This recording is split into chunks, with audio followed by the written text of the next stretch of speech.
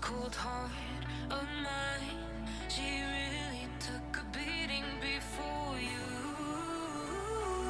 You stuck through blizzards, winter nights with you. Now I'm blue.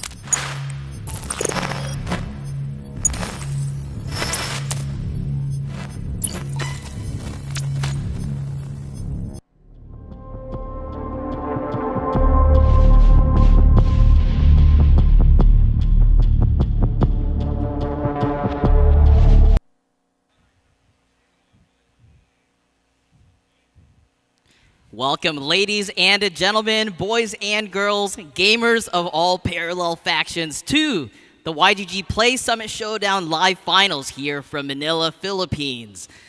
256 players here, battling it out through two different qualifiers, East and West. Two 16 players being able to play live here in Manila.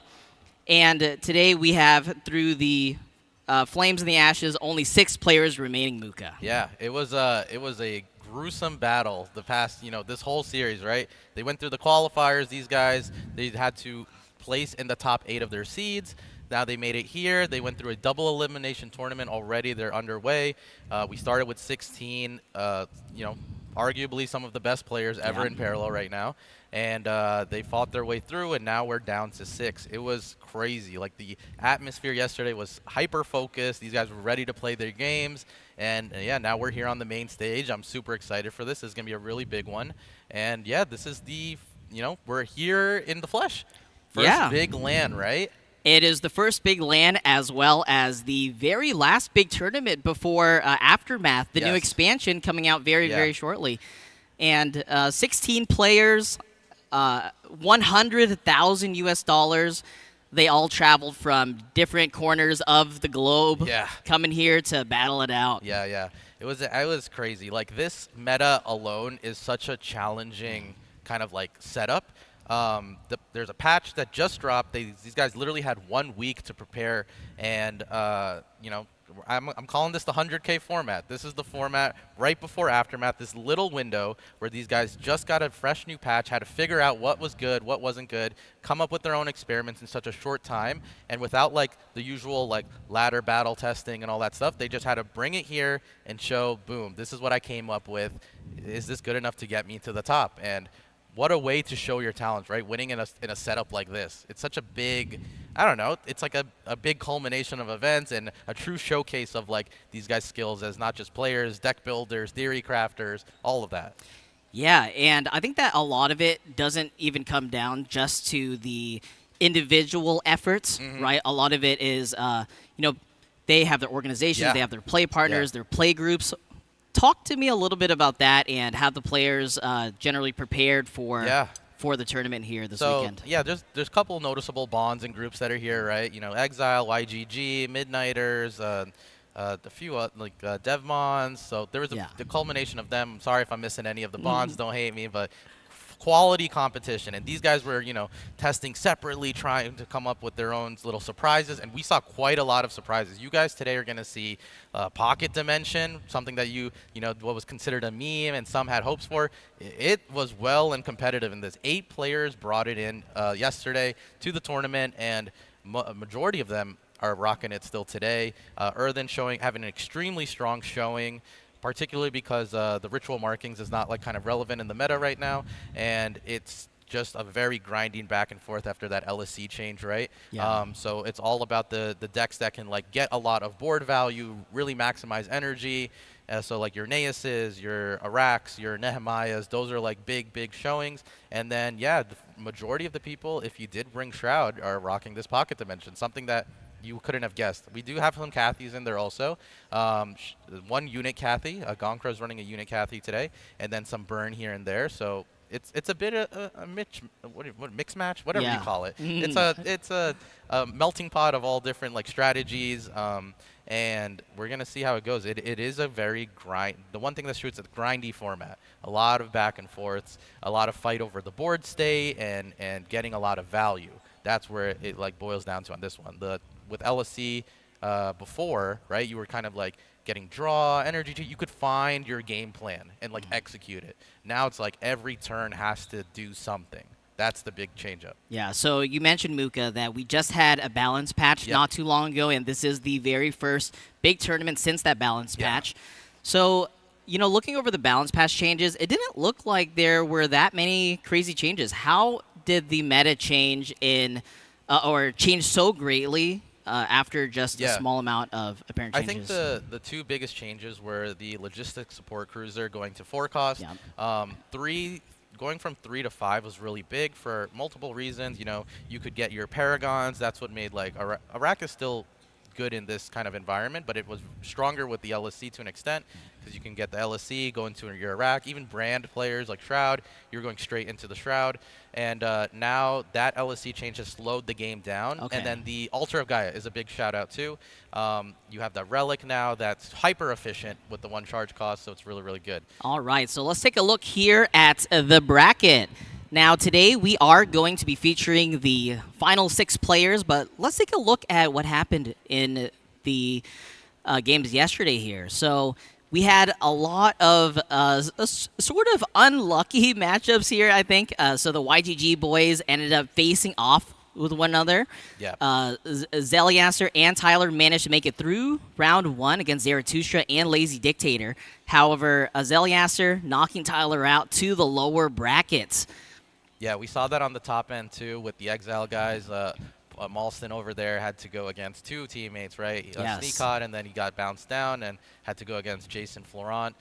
So, I mean, it's the name of the game, right? The brackets were paired based on how well they did in the tournaments, their seeds, right? And if your organization or your practice group is doing really well, it's kind of inevitable that you're going to have to verse each other. That's like true. we even saw Jarla and Moyen, who are 2 very, very well-renowned TCG players that practiced together for this tournament. They versed each other too. It's kind of the name of the game. So friendly fires. It's kind of an inside joke between every group, like Yes. that you're knocking each other out. But it's a pretty good setup. YGG still in this top 6 with Tyler, right, and Zeliaser. The Exile guys, they have Manos and Sneakot. Bullbents is rocking. I don't think he's actually affiliated with a Bond. And then Gonkra running as well. Bullbents might be Midnighters. Actually, I don't know. Midnighters is in here with multiple players. Okay. But I don't know particularly. But these guys have grinded their way through. And once you get, Detsy, I want to talk about like the tournament kind of like for the player perspective. Yeah. When you get knocked into that lower bracket, it feels like a real grind to get your way to the top, right? Yeah, it really does. I mean, on the one hand, you have 2 lives, right? So it is double elimination. But yeah, once you get knocked down to lower bracket, it's just that much harder to claw your way up through the very dredges of the tournament bracket.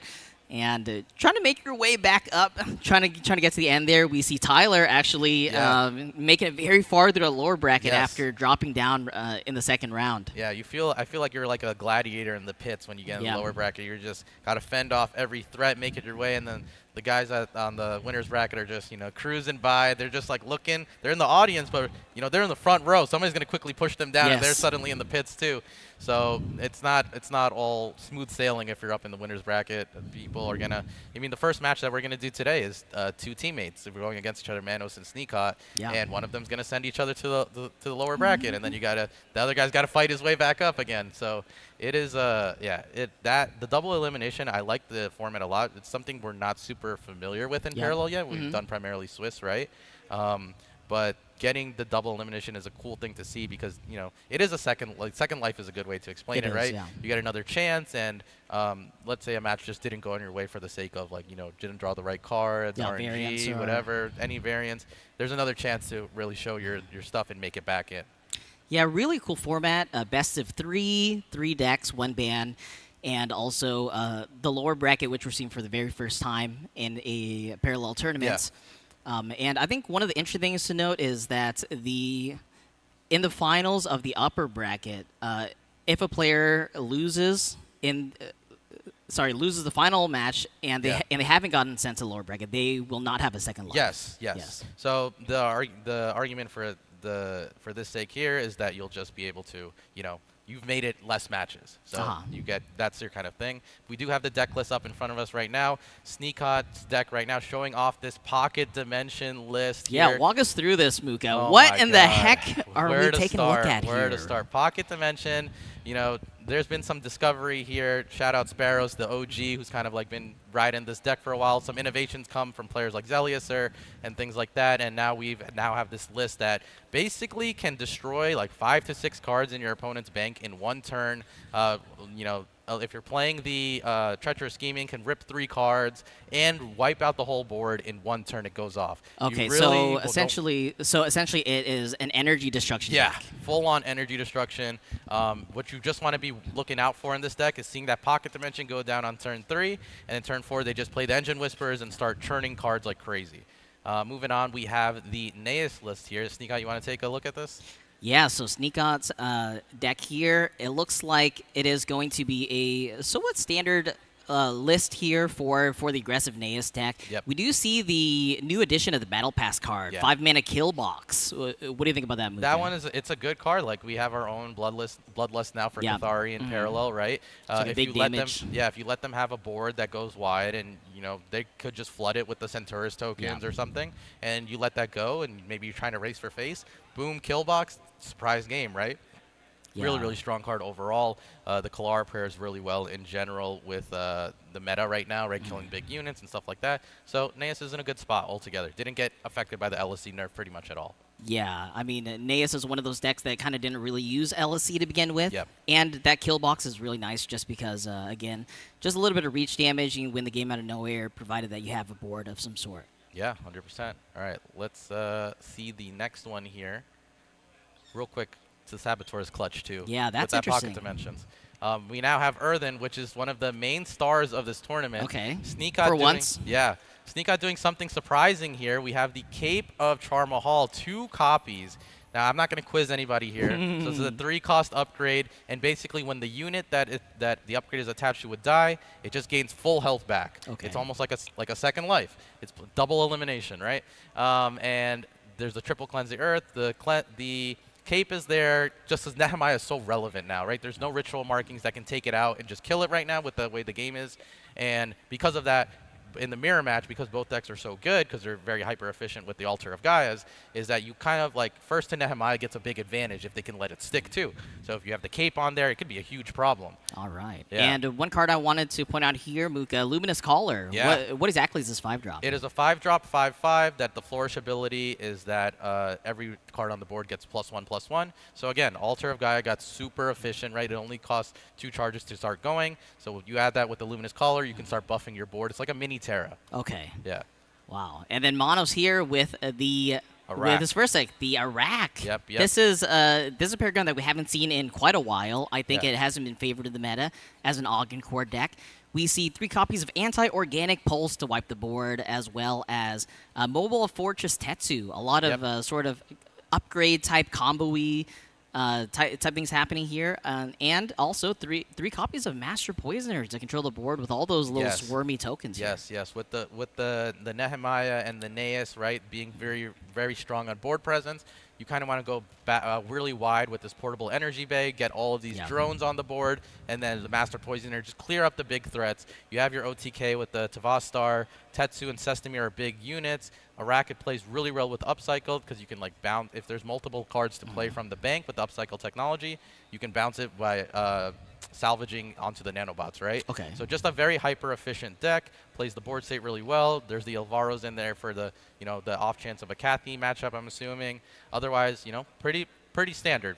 Try to maximize the energies. No LSCs anymore, right? So there's a little more board space for like the Reclamators and things like that to just get your game plan going a little more efficiently. And then, we are here again with the Earthen list from Manos.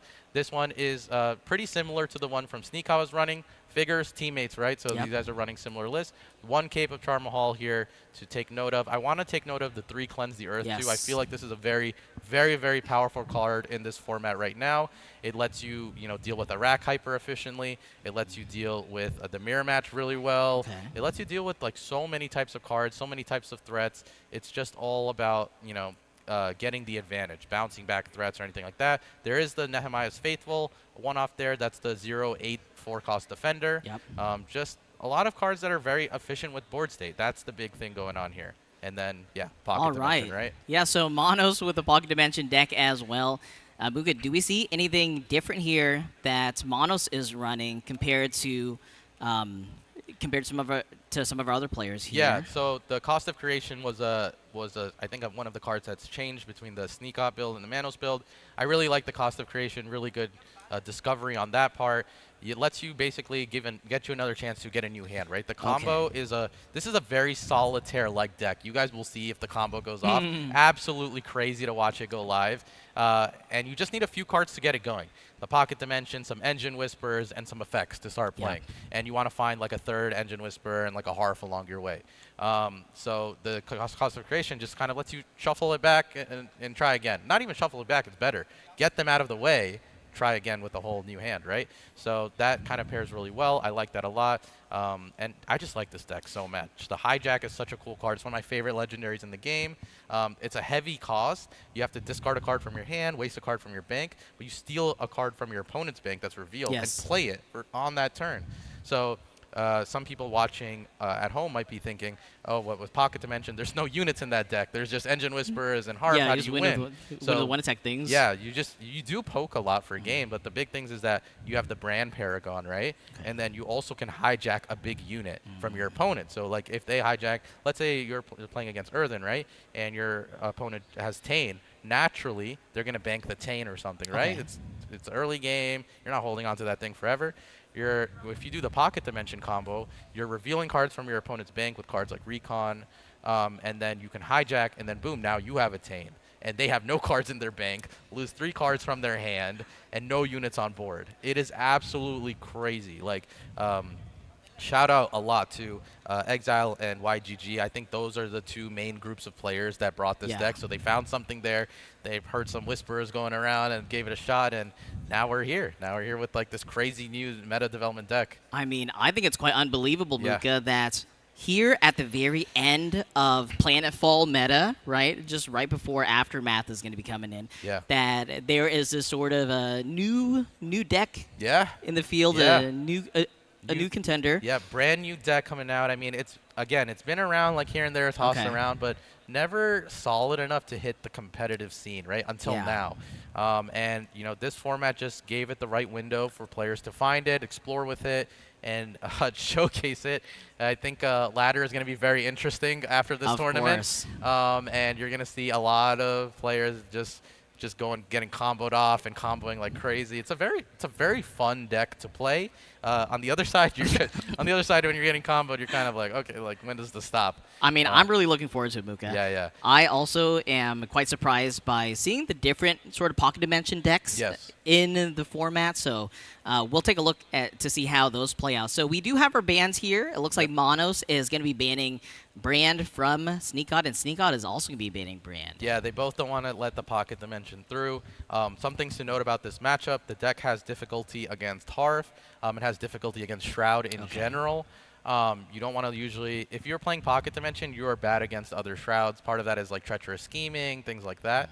And you don't want them to rip part of your game plan away from you, things like that. So you ban it. And if both the players are playing it, you just don't want to let the other one go through. It's really good against Iraq. It's really good against Nehemiah. It's okay against Naeus. It depends if they can get the Alvaros and Harfs out. If they can't, then it's really easy against them too.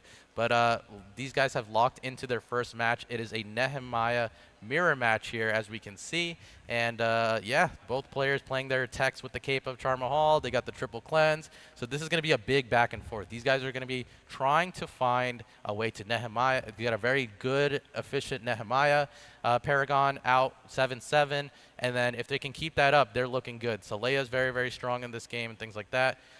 We can look at the mulligans now and see what we get here. SneakOut is finishing his. All right, boom. Now we can see both these guys starting with the Steward of the Garden, right? That's what you want to hit. That's a big card. Manos having the Moonlit, Star of Alicia to follow with it.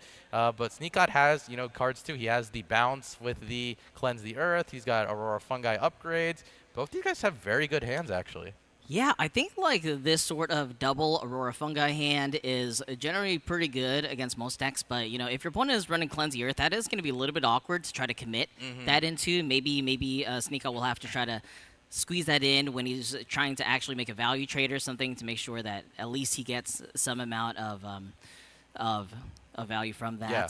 What's nice is that the Cleanse could come in handy here, right? So if he goes Steward himself, right, Manos is looking at that 3-cost Moonlit. He can drop that down, start setting up his Nehemiah maybe, and then SneakOut could follow up with a Cleanse of his own, right?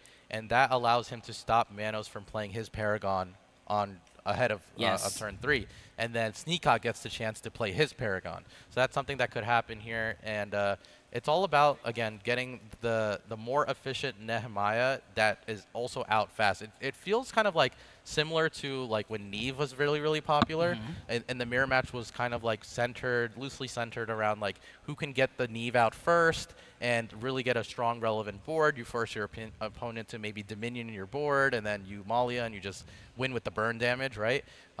It's kind of like reminiscent of that. And the Steward of the Garden here is such a key card. You can see it on your left here being highlighted. You know, gaining that 1 energy, that ramp is super, super relevant. It lets you get to your Paragon faster, which pairs well with all the defenders in your deck. You can start cycling the defenders and really, really just take over a game.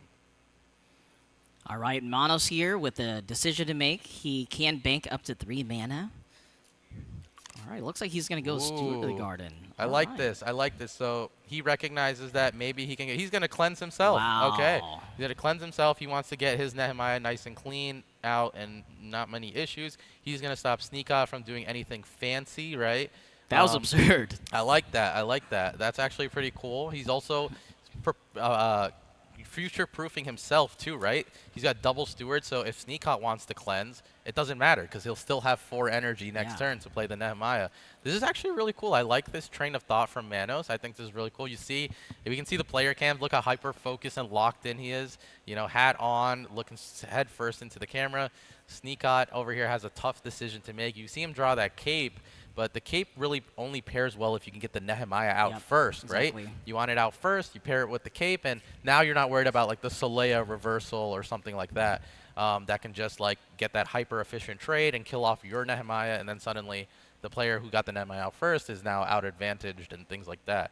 So Sneakot is a little bit behind. He has to figure out how to play this turn right, which is tough in its own right. And I don't know. I mean, cleanse doesn't seem too good here. Maybe he just starts filling up the board with some units, right? And just plays the Nehemiah and tries to follow up with the Nehemiah next and try to get Manos to trade some of the value. Because Manos, though he can get to the Nehemiah faster, it's not like he has many defenders that also are pairing with it, right? There's just 2 stewards. So it's not like there's going to be an addition of more stats later. So it all just kind of like, it's going to be grindy, like, and these guys are just trying to figure out where do they get the window to play that Paragon, have it be safe, and then just take over the game from there. I mean, I'm still shocked, Muka, by the Cleanse the Earth on that Steward of the Garden, just because, like, well, it felt so aggressive. Yeah. But then it left Sneakot in such an awkward spot that his play was like just, I don't know, it didn't look good, right? So, yeah, I mean, Manos here has a decision basically between just playing out Nehemiah, as you mentioned, Muka, or starting with the Cunning Scipion, drawing a card here. Yeah, for sure. And we see the Terra in Manos' hand. I just want to take note, this is like the new All-Star. Okay. I mean, it already was an All-Star, but with the Altar of Gaia change, like a lot of players don't even ever want to bank this. Like normally you when you're top parallel, you're kind of told, hey, play like efficient, like don't bank the really high cost card. You're not going to need it for a long time. Play your strategy. But Terra is like the exception to the rule in a lot of players' minds. It's like, no, get a Gaia out, get charges on this, max spam like Terra. I mean, it's just the best card in the deck. Yeah, it's so good. You really play to the RNG of the game and have it be beneficial. Or you can just go max stats and just create a huge, huge threatening board. I think it's just troublesome in general. I like that card a lot. Manos did play his Nehemiah here, so he's kind of like, threatening Sneakot. Like, what are you going to do? Are you going to play your own? Over the Cunning Diplomats. So. And, so, all right. Well, Sneakot's pretty far behind here. Manos creating a really, really strong board here. And as you said, this wide board is going to be super good going into Terra when that gets to come down. Yeah. Just for the people watching at home, too, there are some offline matches going on at the same time. So when you do get a bracket again, it will be updated with some of those other matches. We're going to be showcasing a few select rounds, and then when we get a more solidified group, it'll be all the matches moving forward from there. So there are some loser bracket matches going on right now. Sneakot brings his Nehemiah out. He banked one of the capes. And this is actually kind of an interesting situation because Manos, there is no Saleya here, right? Yeah. And maybe we see one. There's not any. No, There's enough energy. Maybe we see one get drawn. Does Saleya 5 cost? Yeah, Yeah, so Saleya's not 5 enough cost, energy. yeah. Yeah, not enough energy, so he can't get to the Nehemiah, right, from Yeah. Sneakot.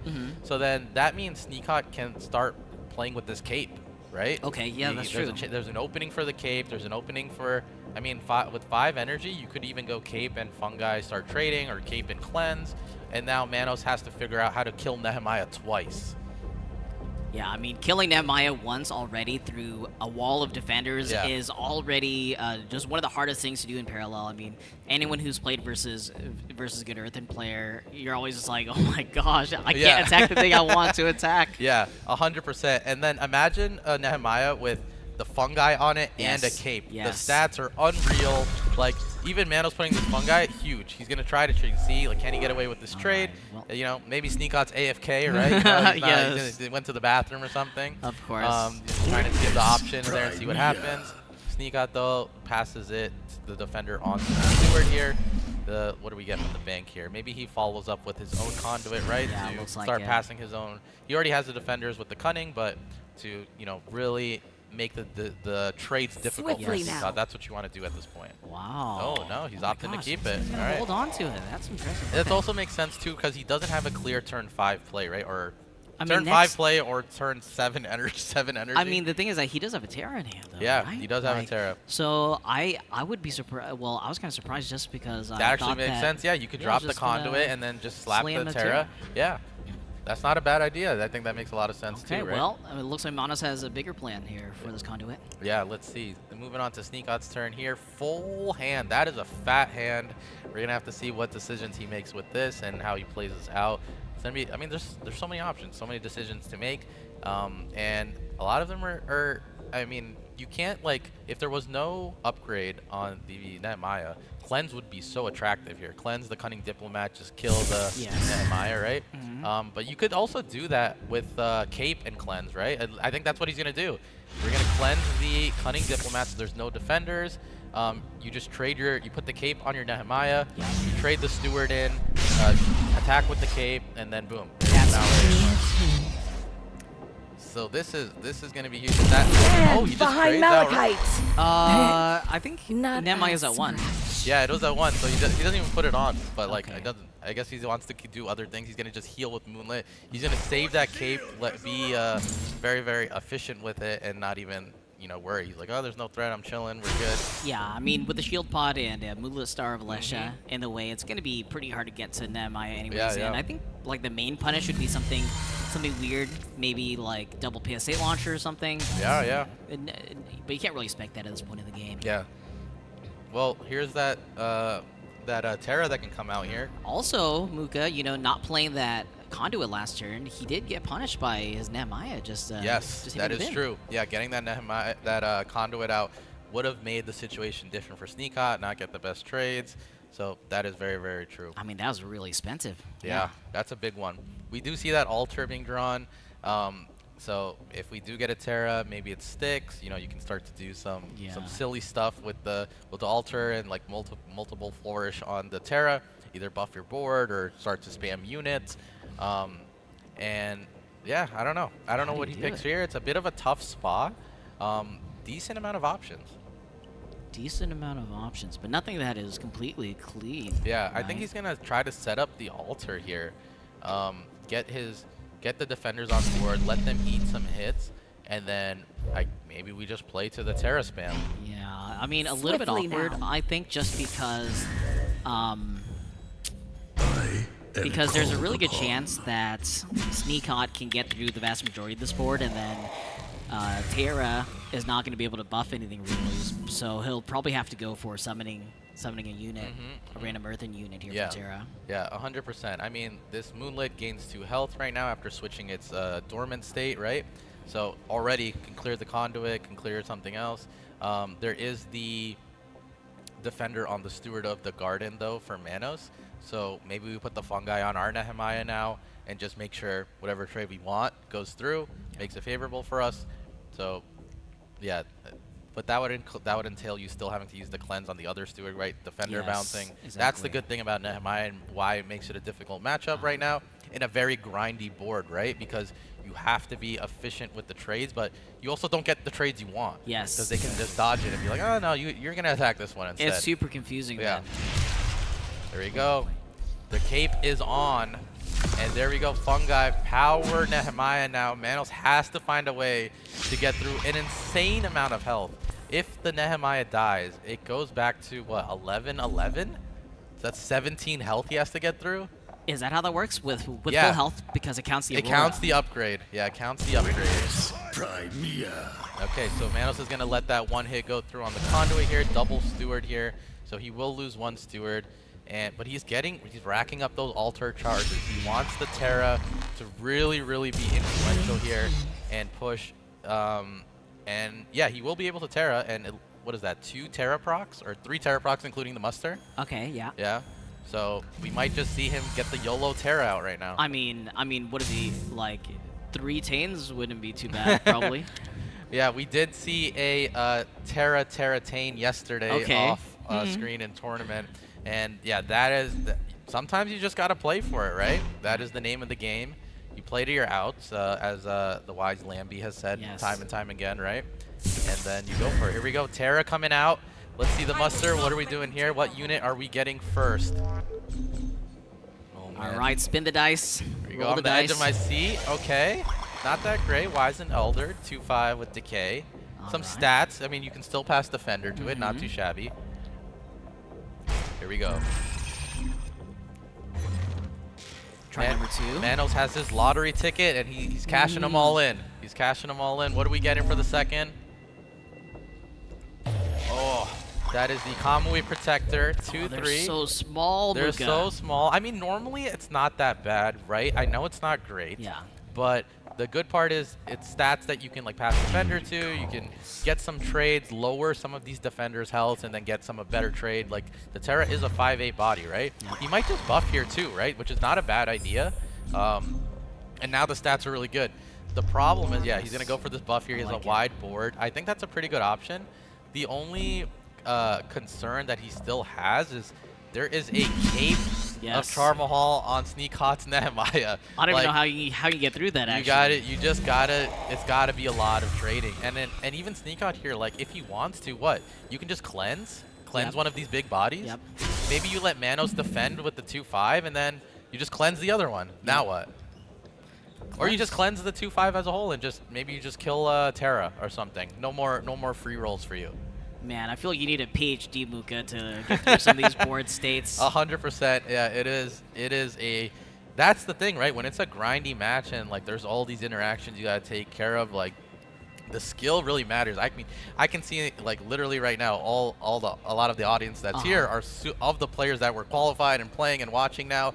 You know, all the discussions happening. Like there are a lot of decisions to be made, a lot of scenarios to run through, and it's all about like this efficiency right now in this meta that we have, this short window, this tournament meta we have for the YGG Play Summit. Every decision matters. And you see here the Cleanse the Earth on the Defender, Steward of the Garden, killing out the Terra. We're gonna put the Merciless Bulwark out here, so you can pass Defender to that and just start buffing. Yeah. Oh my God, Manos needs to find good ways to trade. This Kamui Protector effect actually procs. So for those that don't know, if a unit next to it takes decay damage, you can summon another one from your deck. Yes. That's probably the first attempt we've seen in the league or in any tournament with Parallel, where the effect has tried to proc. Yes. It's a really cool card. Yeah. I wish that card saw some more play. Yeah. A lot of these decay interactions are pretty cool to play with. It's like it's so interesting because it's all out there. You want to find a build that works and can play off this such a interesting concept of like self damage and like maximizing that. I wouldn't doubt that one day we get there. One day we get there, and We saw Pocket Dimension make it. I'm sure we'll see Decay make it one day. I mean, also today we are seeing, well, this weekend we are seeing almost every player bring Earthen, which is already, you know, a really good first step since Earthen has been unloved for quite a while now. It's gone through its struggles, but now it's making its strong footing right now, and I have no doubt once we get Aftermath soon in the next weeks or so, and people start experimenting with that, you're gonna see Earthen again. Some of those cards look absolutely crazy. Yeah, I mean, not only those cards, like again, this Nehemiah. What is Mana supposed to do about the Nehemiah? Like, you can't cleanse the earth it. Yeah. You can't virulent spores it. Yeah, it's not that great. Yeah, you gotta. I don't know. I mean, he has his own cape in his hand, so I wonder, is he looking to try to find some trade out there that maybe this works or something? I don't know. But he's gonna try to proc. He's gonna try to proc the first one right now. I don't know if Sneakot's gonna give it to him. Nope. He's gonna put the defender. He's gonna block with the Moonlit and pass the defender through the Paragon abilities to his bulwark. That's now a 6/6. And boom. Oh, are we seeing the spores? There's double spores in his hand. Maybe we see the cape for stats. All right, it looks like the very first match here. Sneakot getting the first win. He's got one more left to get right now. He just has to get a win on that Naeus, which isn't too bad right now. It's definitely doable. Manos has the option to switch to that Iraq if he wants to. Iraq has been known to do decently well into Naeus. That's why it got popular. Is that it is like really good at trading the board, and it's like pretty hyper efficient. And if you're Iraq, you don't normally want to go into an Earthen matchup, especially if that Earthen is playing 3 Cleanse the Earth. Just because it's really bad against upgrades stuff, right? It's bad against the upgrades. You can't like anti-organic pulse or anything. And then on top of that, the Cleanse the Earth stops like any upgrades sitting on a unit. It clears the Iraq token, the Paragon token. It's really tough. Like, it's not a good trade. So Manos, I'm gonna guess Manos switches to Iraq here, goes against Aeneas, tries to get the win, and then tries to get the win with his Nehemiah. I do like the Nehemiah list from both players. I like the inclusion of that cape and stuff like that. It's very, very like efficient. They recognize the power where the deck hits its like kind of power spike. That Nehemiah, keep that Nehemiah alive, keep it on board. Everything is looking good. And if they can do that, that's fine. He just needs to get back there, and I don't think he wants to go well, he doesn't have to worry against going against an Earthen from Sneakot, but he wants to get that Iraq again, because it does pair well. I mean, he could lock in the Earthen again too. It does pair well too. But both his matches aren't too bad. But we've seen Naeus on both sides, right? We've seen Naeus absolutely stomp, and we've seen Naeus be like, just lose gas. Yeah, just lose gas. A lot of it comes down to the mulligan, right? They need the cards or whatever. And yeah, we're gonna have to see what happens. How important is it in that matchup for the Naeus deck to go first? It's very important. Is it still like the most important thing? Probably. It's very, very important. I mean, there's a meme regarding like everyone that plays very, very competitive parallel that half the battle with Naeus is just going first. If you're going first, then a lot of decisions are made for you. We see some crowd members here with the Let's Go Manos banner. That'd be, oh my god, we gotta get that on stream if possible. All right. Manos has 2 left, while Sneakot is on his very last deck. So. There we go. Sneakot needs to just win with this Naeus, and he'll continue through the winner's bracket. Manos whipping out the Iraq here. Again, this deck was brought to the scene because of how good it was in like the Naeus matchups and like a lot of decks that revolved around board trades. That's where Iraq shines, because it keeps getting nanobots, it keeps getting stats, it keeps going wide. The first few turns look so weird and sometimes awkward or not even that powerful. Then once you start hitting like 3 onwards, it gets insanely powerful. Like the boards get super wide. You can hyper trade. If there's a memento on there, it gets even worse. Like it's for Naeus, like it is something to be concerned about. All right, let's jump into the mulligan here. What sort of cards are we looking together. at? So it looks like Naeus is going to have Axis of Valorisi Striker. Yep, that's a good one. Yep. Manos was considering keeping that Mobile Fortress Tetsu, that middle card there, because it is a card you can bring out with the upcycled, and it's really, really good stats. It helps a lot. It has evasive. It's really good into the Naeus. But he's going to mulligan everything. He's looking for, you know, the Hardlink Parlay combos, the AZ12 Target Painter, those kind of cards to pair really well. He does actually have a pretty good curve. You see him highlighting that Sesame going straight to the bank. The goal of this game is to just get the Sesame out. Hopefully it doesn't get Collard, and if it does get Collard, hopefully it hits something really good. and you're chilling.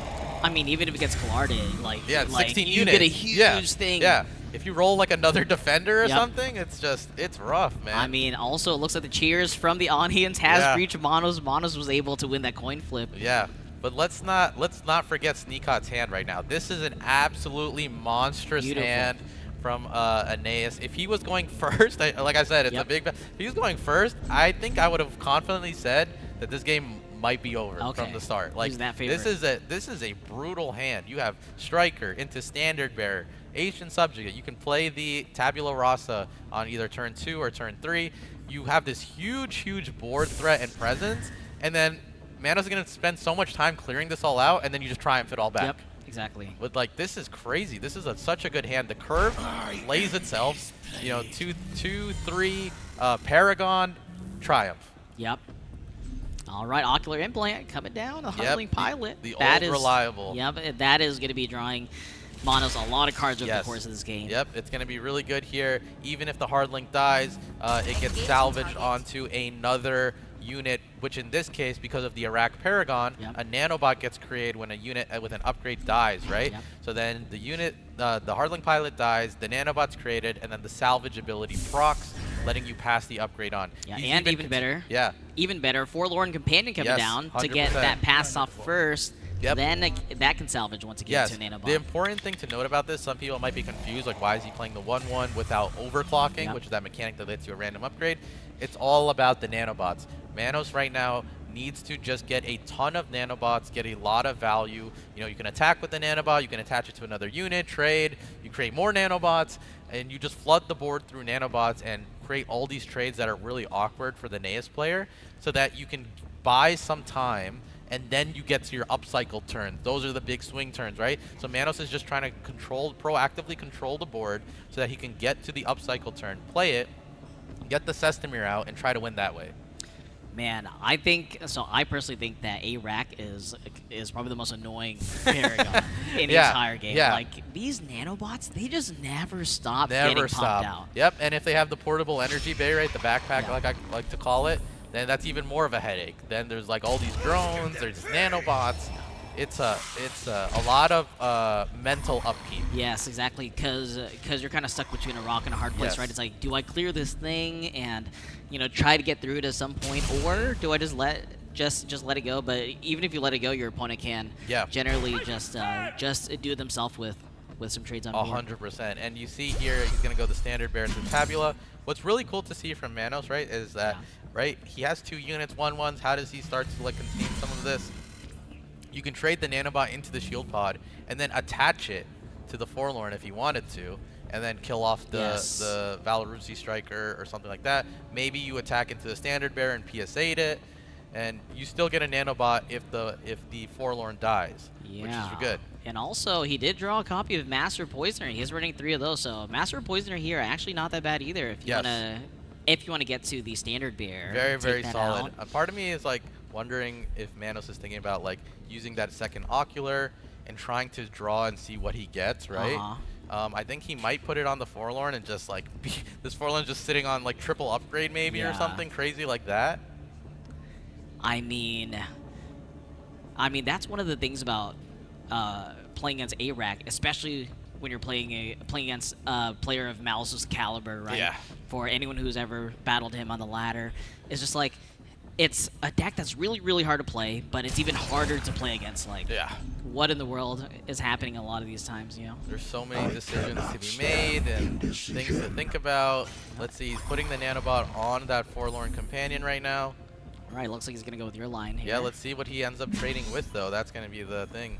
He's just going to kill off this Tabula here. A value trade. Draw, and hits the Gunslinger. That's a really good one. Gunslinger into the PSA. That's something you want to see. Oh my gosh. That's a nice one. Okay, a little bit mana inefficient, but I think that's as good of a turn as before. Yeah, I mean, you don't want to bank the Poisoner, you don't want to bank the Upcycled, so if you were going to be efficient, you can play the Ocular on and you get more nanobots. That's what he's going to do. He's going to bank the Master Poisoner. We're putting the Ocular Implant on here because we're making more nanobots. More bots. More bots all day, every day. More bots, more better. The game plan is full on this Sestamir. Just control the board with the nanobots until you get the upcycle technology on there, and then you get the Sestamir from your bank, and you win off that. Sneakot does have the Kalar, so there is a way out for him, right? Yeah. Kalar can technically get 3 pings if you get the max value of it, right? You play it the first time, it dies, it pings. You play Triumph of Europa, it comes back, it pings. And then it dies again, it pings again. Okay. So, I mean, there is a way out for Sneakot, right? Even if he gets Sestamired. Even if the Sestamir high rolls. Yeah.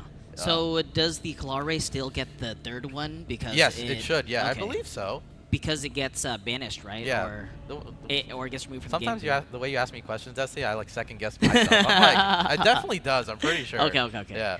I mean, that's crazy. But the thing about Kalare is that it has to be coming down now, actually. I think. Or not necessarily, because you I guess he's are going holding into it 4 mana. off for the Yeah, Sestamir, right?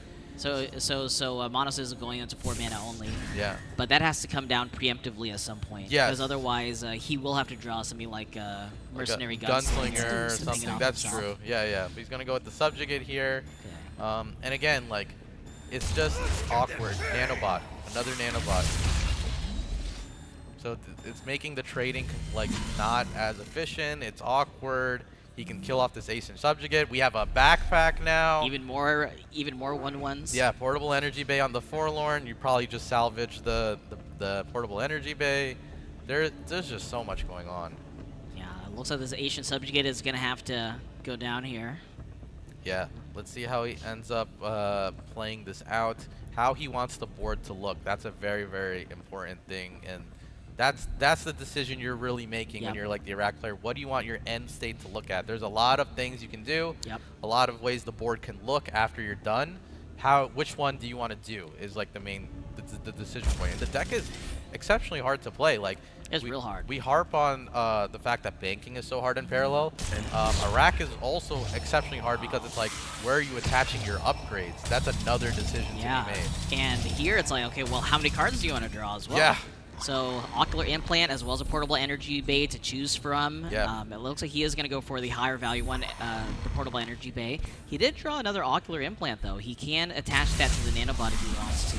Yeah, he's just going full wide here. Yep, Naeus, one of the weaknesses of the deck is that it's just impossible to clear a wide board. Oh, he's going for the upcycled right now. These energy drones, when they die, they decrease the cost of upgrades by 1 in your hand. So he's going to make this upcycle technology a 1 cost, or 0 if he wants, to play the Ocular also. Okay. And he's just going to suicide his Nanobot into this Ancient Subjugate and get his Sestamir out right now.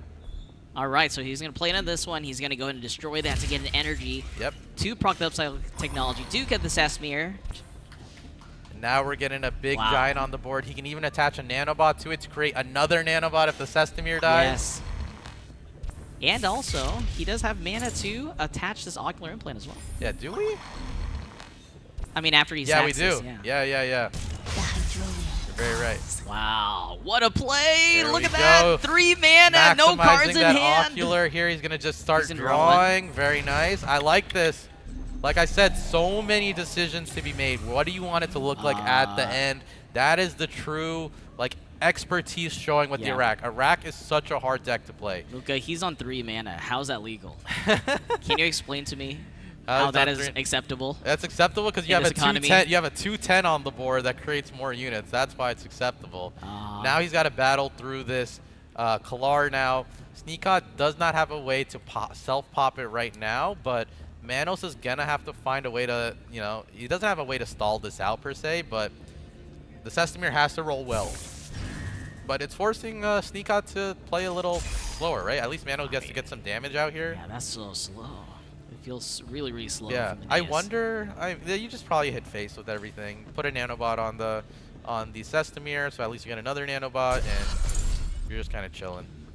Yeah, I'm trying to think here. I mean... Yeah, he plays that Tabula, though, with nothing on it. Maybe he misunderstood what he had on board. I wonder... I think... Oh, he gets it in... He just wants it in the waist. Yeah, he just wants it in the waist because I think he's in such a bad spot now. Yeah. He just needs every last thing on the board. Yeah. All right, we're going to draw first with Ocular. Good order of operations. A thumbs up approval. Always draw first for everybody watching at home. All right, what are we looking for? I don't even know. He draws the Master Poisoner. Okay. Not necessarily what you need at this point. He's looking. He's looking. He recognizes that a Triumph is there. Can he set up for the Triumph in some way? There is also just the salvage, the overclock here from the Forlorn Companion. Maybe he can find something that blocks the. I mean, I guess blocking the hit with Defender isn't even going to work to protect your Sesamir. He also does have the Mercenary Gunslinger. I think the Gunslinger can ping the Sesamir as well. Yeah. Right? Oh, kill switch. That's a cool one. That's a cool one to hit. It does let you get rid of anything on board. I wonder if the Keth is cool in any situations, but he opts for the kill switch here. I mean, Kethrexamine together with these nanobots on the board can deal some amount of damage. But yeah, probably not good enough. It's a fearsome board, but like it's not like super intimidating in the sense of like how much damage you're putting to face this turn. But Manos just has to play to hit face, right? There's not too even hitting the like Tabula here does nothing. Like let Sneakot do that himself. What was that about, by the way? What, putting the nanobot? Yeah, so he ended up eating the nanobot. I felt like the Sesamir's going to die anyways, right? No, but you get another nanobot when the Sesamir dies. I see. Yeah, and you get an extra damage worth of face damage. Yes, you hit with the nanobot, attach it, buffs it for 1, so it's an extra 1 damage. Yes. And then you create another nanobot. Are we going to gunslinger our Sesamir here? Maybe. That's not a bad idea. Nope, he's just racing for face. It seems kind of good to ping the Sesamir, right? Because you get like just like a 1 toughness thing. Yeah. I think thing. that could have been cool too. Like maybe he you ended get, like, up a banking a PSA. What if we just start PSAting our Sesamir also? Yeah, and just try to build a wide board. That's not a bad idea. I actually really like that. Yeah, because the thing is that even though the thing that spawned from Sesamir will have a low amount of health, it can have a pretty decent attack to close out the game just a little bit faster. No, that's very true. Ooh, that's a good one. Yeah, the Memento of the Fallen is a big pickup from Manos. That is his way out of this grind fest, right? Just like getting a wide board, putting the Memento on like these portable energy bay drones, and then going from there. Sneakot is preparing this Triumph right now. He's locking it in. Yeah, the weird thing about the Kalar Ray hitting in is that you are going to be giving... Oh, that's a big one! Commandeered Warship. That's a good one to get if you're going to see it. But we are going to see multiple pings, right? So you can kill it out. But what is this At least next he thing has a PS8 launcher. Ooh, Defender, 316 Defender. It's huge. That is a good one. The unstable drone, that is a good hit. Oh, man. But, again, there are 3 pings from this Kalar. Yes. So you can get out of this. Does he have mana for the PSA launcher as well here? No. I think he just banked. It should be his. This is a wide board coming back. It's actually, no, it's a... Okay, actually, wait, the Kalari hits the unstable... Yes. Which also just clears the rest of the board, right? Yes, so he's going to play it now. He hits the drone, probably. Drone hits the Kalar again. And then Kalar procs again. We have kills the warship. Press the advantage. Equals attack to target enemy unit. Okay. Yeah. He can't just put it anywhere. It has to kill the Kalar. He's looking for that pass button. He's like, where can I find the pass button? All right. I mean, that was about as good as it gets. Yeah, that's as good as it gets. The Kalar goes off. That'll kill off probably the warship. Maybe you hit something else. Maybe you, I don't know if you hit the Forlorn or something. Or maybe one of these other draws. Sneakot's thinking. Yep, he just kills the warship. Yep, so full advantage there. And then we played the standard bearer, double tabula rasa. Wow, not bad. That's not a bad board. You're back in trading position again. But Manos does have this Memento, so the trades are going to be very, very efficient. He'll be able to deal with this board while creating a threat. And then Sneakot has to deal with it. We do know that there's a black market fix. No, that was his waste. Okay, I was just wanting to make sure. So he's going to have to find his way to deal with this. There is a kill box, though, so if Manos ignores, which he won't, probably won't. But if he did ignore, that's a lot of damage. All right, we're thinking. A lot of brain power. Yeah, infinite decisions to make here. Especially with the Memento of the Fallen now, you're like, okay, well, how many PhD students do you need in order to figure out what the most optimal play is here? Exactly. There's an ocular also on that one nanobot, right? So he's probably thinking about, do I need that nanobot for trading, or can I hit face and drop first and then make my decision? Exactly. Here we go. Okay, he's gonna hit face. He's ran the numbers. He cranked the numbers, crunched the numbers.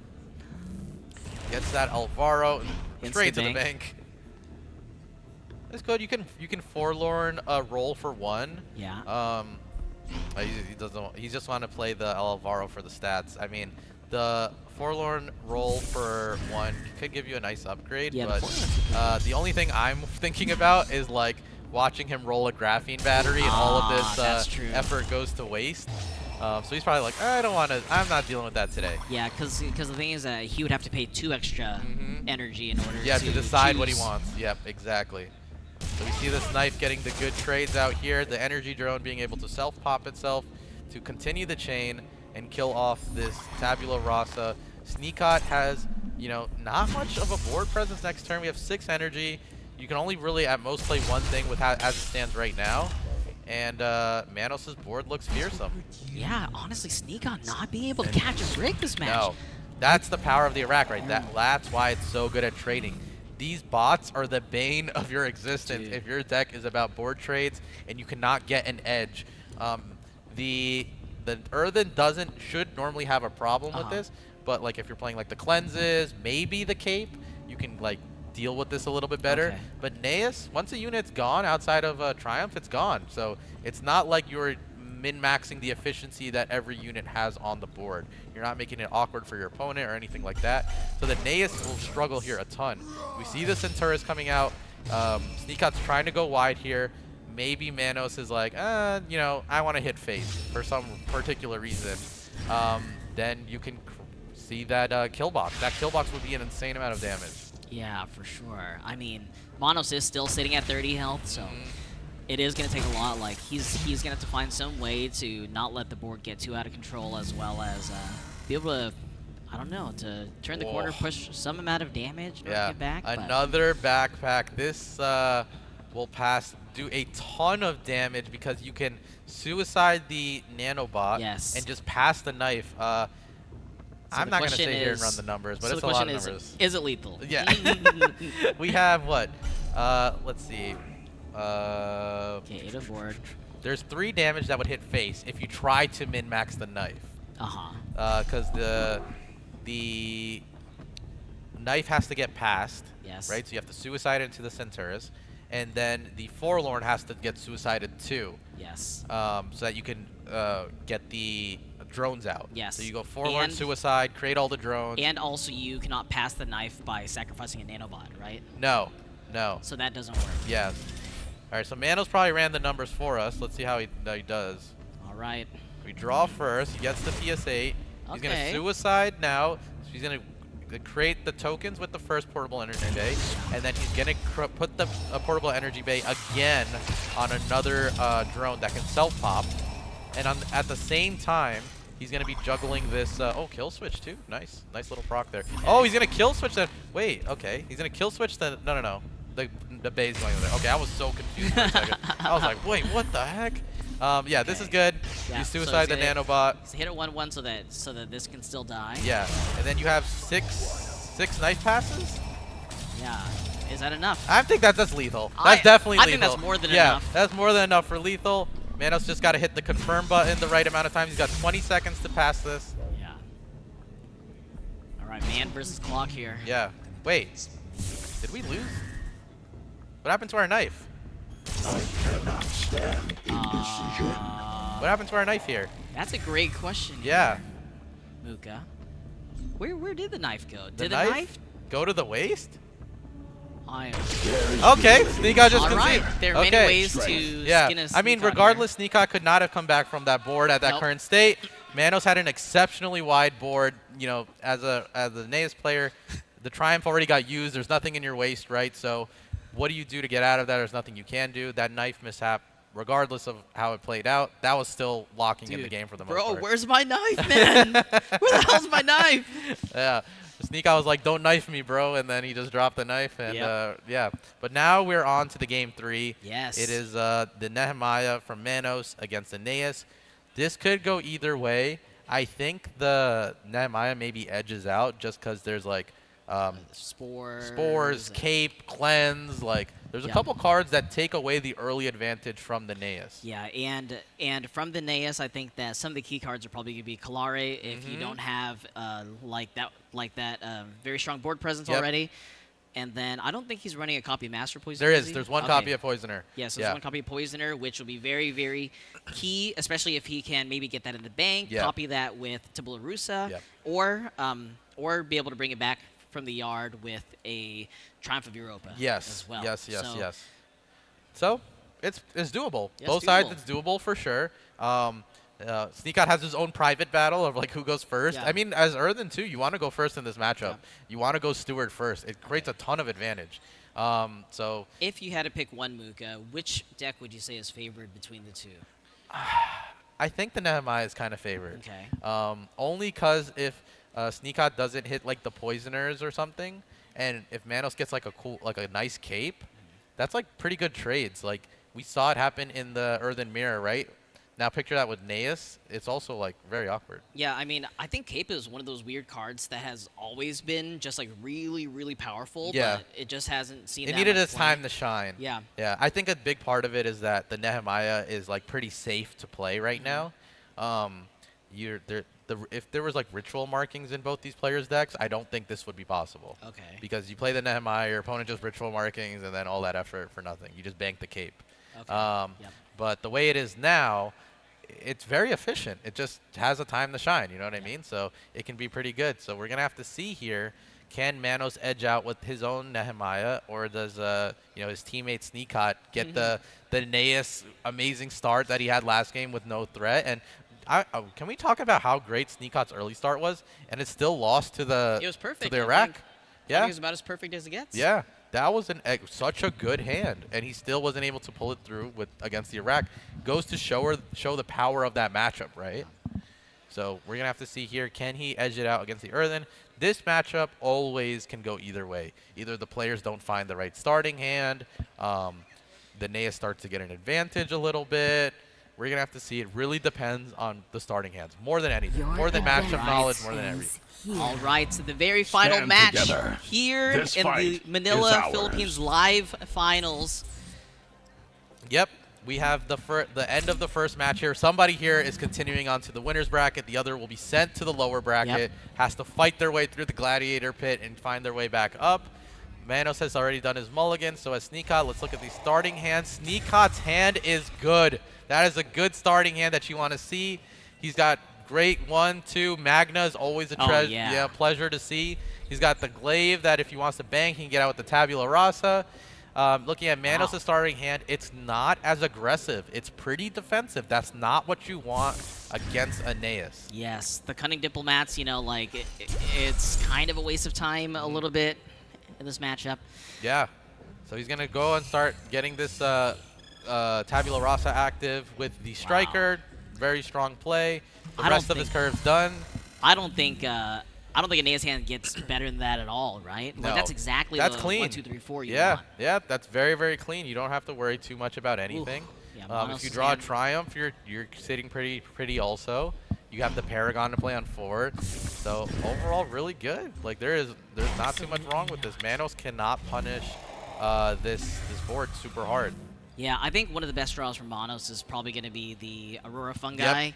just so that he can do a little bit of damage control on the board on the draw.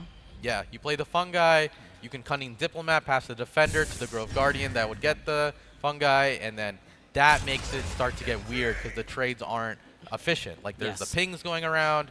That dude has like 1,000,000 health, so it's tough to deal with. But for now, Sneakout just pushes along, executes his game plan. He's just chilling. Manos really needs to find something here. Yeah, we got to get some good picks. We hit the altar. That's not quite it. Not too bad. I mean, at least you can set it up now, right? You could go Cunning, but Cunning doesn't do too much for you either, right? So Yeah. I think maybe you alter here. I mean, you also could technically cleanse the Earth, which is like not the greatest I thing don't know if ever. you want to do it yet. Like it's a little early, no? I don't know. I mean, it is early, but man. Yeah, these decisions, I think we can both say we're very lucky to not have to be in that situation. We're just kind of hanging out here and get to watch and enjoy and be a part of this amazing tournament. Oh, And yeah. It's great being a caster. Yeah. And, shout out to YGG. This event overall has been absolutely amazing. Yeah. I can't stop talking about how good it feels to be like at a LAN. For sure. meeting players. Everybody's seeing each other face to face, but it feels like we already know each other because we've been talking like online. People are going into other streams, talking to each other all the time. It's like this is an experience that it's just the beginning, right? The next big land will be Worlds, and then I'm sure there's going to be more in the future. Like, what an amazing start! Yeah, 100%. And I mean, I think one of the things that surprised me the most meeting players here at this live event is that I expected most people to look kind of like their profile pictures, you know, online. Were you surprised? Do you feel like you were catfished a little? Yeah, or, I think so. Yeah. In a good way, though. Everybody here is extremely handsome and good looking. Yes, and yes. Very good players, very clean. Yeah. So we see Manos. He did go for the altar. He tried to swing into this token here and didn't get the right ping that he wanted, but he was able to just, you know, that altar guy gets the heal out the bat, and he just puts it on. He can heal again. He just put it so that it requires Sneakot to trade into it. So more chances for more pings. Yeah. Just so it's not clean. A little late here in the Aurora Fungi, that would have been way better than anything else last turn. Or even Virulent Spores, right? Or Spores. Yeah, Spores would have been very good to see here, too. Yeah. He's going to just swing for face, maybe, and play the subject? No, he's going to kill this. Ooh, this is interesting. Yeah, he just doesn't want to take the risk. Oh, double ping on the Cunning Scipion. That's a good one. That's a good one you want to hit. A very, very slight ray of hope here for Manos. Yeah. I wonder if Sneakot should have just played the Asian subject to eat something also. Yeah, I think so. Yeah. Because picking the Asian gets like whatever. Yes. Manos now, no units on board, turn 3. I mean, the Cunning probably has to come out here. Maybe you PSA'd something to try to stem the bleeding, or do we just cleanse right now? I like it. Yep, we're going to cleanse the Striker probably right now. Yes, and then probably just go ahead and PSA it off the 2-2 here. Just do a little bit of damage control, hopefully. Ooh, we're cleansing the Subjugate. Yep, it has to. Yep. Yeah, I'm actually surprised that it's not the Striker. I mean, the Striker just keeps gaining stats, right? So what do you do? I mean, the awkward thing about Striker is that you're bouncing a 1-mana card as well, and then just like Subjugate. It's 1 mana 2/2. Yeah, it's 1 mana 2/2, but then the Subjugate just sticking and then anything coming down. Yeah, and then keeps buffing itself. Yeah, it's gonna be. Yeah, it's a difficult decision all around. I think maybe the setup is for Glaive to like at least get a. I don't know. Nehemiah probably comes out next turn. He probably has to either Glaive. I don't think he Glaives, but. Because Nehemiah might be just what's needed, but it just gets cleared by the Subjugate. His Ray of Hope is like the Nehemiah somehow getting cape in like a fungi. That would be amazing. Yeah. But Sneakot is not giving it to him. He's not giving him any inch. It looks like he's just going to go wide here maybe instead of the Subjugate. He's hovering over some of these cards. Nope, the Striker is actually just going to the bank. So he's going to play the Glaive here. Just get the value. Tons of value. Big units, big stats, just trade. It has shielded too, right? You can't even cleanse it easily. Yep. Oh man, if you're in Manos' position, what can you do? I mean, I think Manos' hand has been so trolled. Double Rory Fungi coming off the top, right when it is no longer It's like, hey, useful. You wanted this, right? Yeah. Here's another one. It's like fashionably late, right? Yeah. Here's an altar. Yeah, it's not looking too good for him. Sneakot does have a ton of pressure. I mean, even that hand, right? Miasmancer could stop a whole defender setup.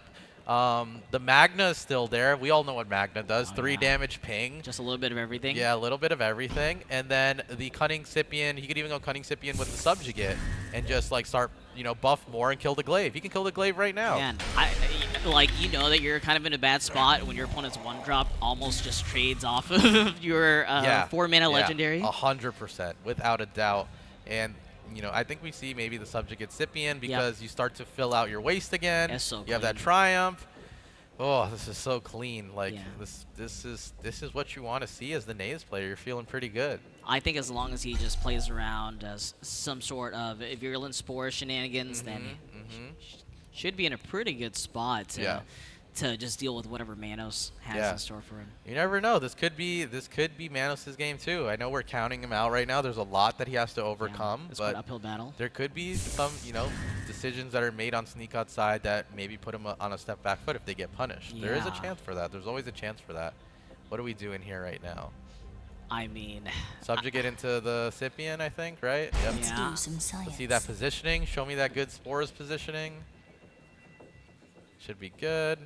Yeah, where do you position this? You can just put it on the side because it creates a new token on the right anyways. Yeah, exactly. Yeah, so this is good. And you just clear out the glaive. That's pretty good one drop here, Yeah, Mika. yeah. Especially now that you don't have to worry about like the way glaive used to be, Yes, where it was just auto cleave. Yes, the retaliate cleave. Yeah, the retaliate cleave. That's a good way to term it. And yeah, now you're just buffing, hanging out, enjoying. Chilling, Yeah, life's good. Yeah, you can buff this striker.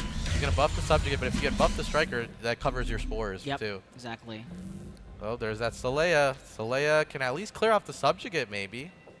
Yeah. But yeah, it's not good. He has to get to. I think we have to like somehow get to 7 by somehow also picking away some of this board, and then putting a cape on Nehemiah it. cape, and then try to throw a fungi on it if it lives a turn. Yeah, but I think the way the Sneak Out's board is shaping up here, it's not gonna get easy. sliced I mean, through like butter. There's a kill box. There's a kill box in Sneak That's Out's true. hand. That's true. I'm pretty sure that's game. I think that's with just how legal. much damage that is. So will you. Yep, you see him doing the trades here. He's gonna kill the subjugate. How much damage is this with the killbot here? Oh god, 11, 12, 13. 13, all units get 4 damage. Yeah, that's definitely game. Here we go. 13 to Kill box 16. in action, in tournament, on screen. Let's go. Look at all that damage. That is a ton of damage. Sneak Out will be advancing in the winner's bracket. Manos getting sent to the lower bracket now. He'll have to fight his way back to the top. Congrats to Sneak Out on this one. Yeah, Strong let's showing go. on the Naeus. That Nehemiah, both the players showing how good the Nehemiah was. The Iraq was good also. You can start to see the resemblance of what we were talking about with the meta, right? Very grindy, has to be very efficient with the trades. Look for those edges with like effects, upgrades, anything that keeps your board state healthy. Yeah, and the game looks like it's getting harder and harder. Yeah. You buy the patch. Without a doubt, without a doubt. It's the patch, this 1 week patch, the 100K patch. Yes. This is, it's tough. Like, it is not an advance to late game strategy. It is fight here and now. Show me what you got. I got a bat. What do you got? Like, what are you bringing to this knife fight? And, yeah, you just go for it. You can see the crowd. Look at that Yeah. energy. Crowd's Cheering going on- wild here, cheering for both players. Yeah, yep. Both of them going. There's some pictures being taken on screen while they set up for the next match.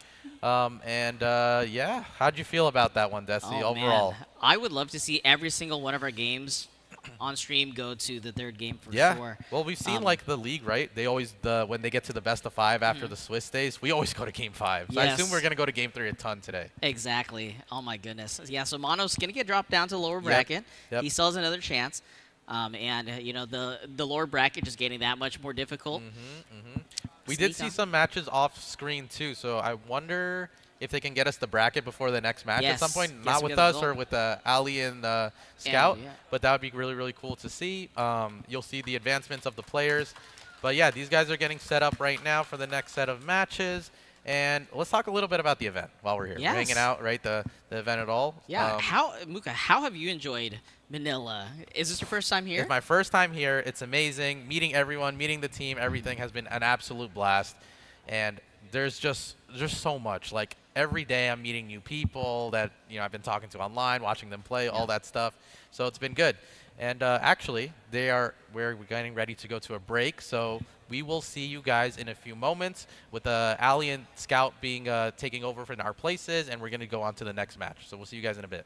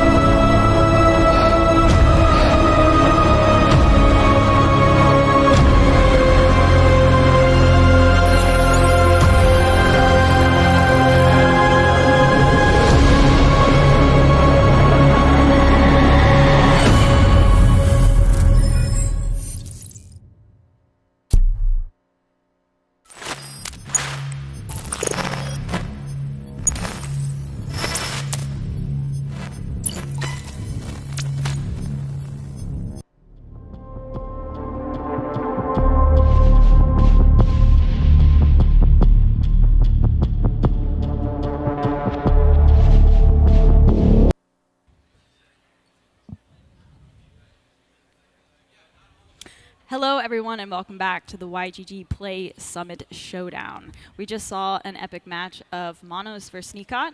I'm Ali. This is Free Tip Scout. Hello, I'm Free Tip Scout, yeah. How'd you think of the last match there? You know what, Ali? I thought it was great. I think the whole tournament so far has been fantastic from what we've seen. Great competitors, really grindy matches as well, especially the Nehemiah one. But fantastic players so far, and, you know, it's just a start, isn't it? So I can't wait. It is. More to come. It's been very exciting. We've got our next match coming up pretty soon here. We've got Bullbents facing off against Sneakot. Yep. So we'll get stuck into that pretty soon here. Definitely want to give a big thank you to the sponsors of the event. Obviously, we got YGG putting on the entire tournament, Echelon, AIRev, and OpenSea. So a big thank you to our sponsors for sponsoring this entire massive $100,000 tournament. Huge, absolutely huge. And like the event itself, even though we've been knowing about this event for a while, to be here is something special, right? The atmosphere, it really is. Like everyone's behind it. You've got the players, you're getting to meet them in real life. It's great. I mean, it's just fantastic. And yeah, big shout out to the sponsors there. I think I'm really keen to see some of the next decks that we will see the players play with, because I really want to see some Shroud. You know, I know. Well, I want to see some Shroud. We're the Shroudies over here, as Scout likes to call us. Yes, I would love to see some Shroud gameplay. And one of the coolest things about this tournament is the new Pocket Dimension. Like, it's kind of been perceived as a meme deck, right? But it's made its way into this tournament. So I'm quite excited to see it in action. I'm hoping that it doesn't get banned.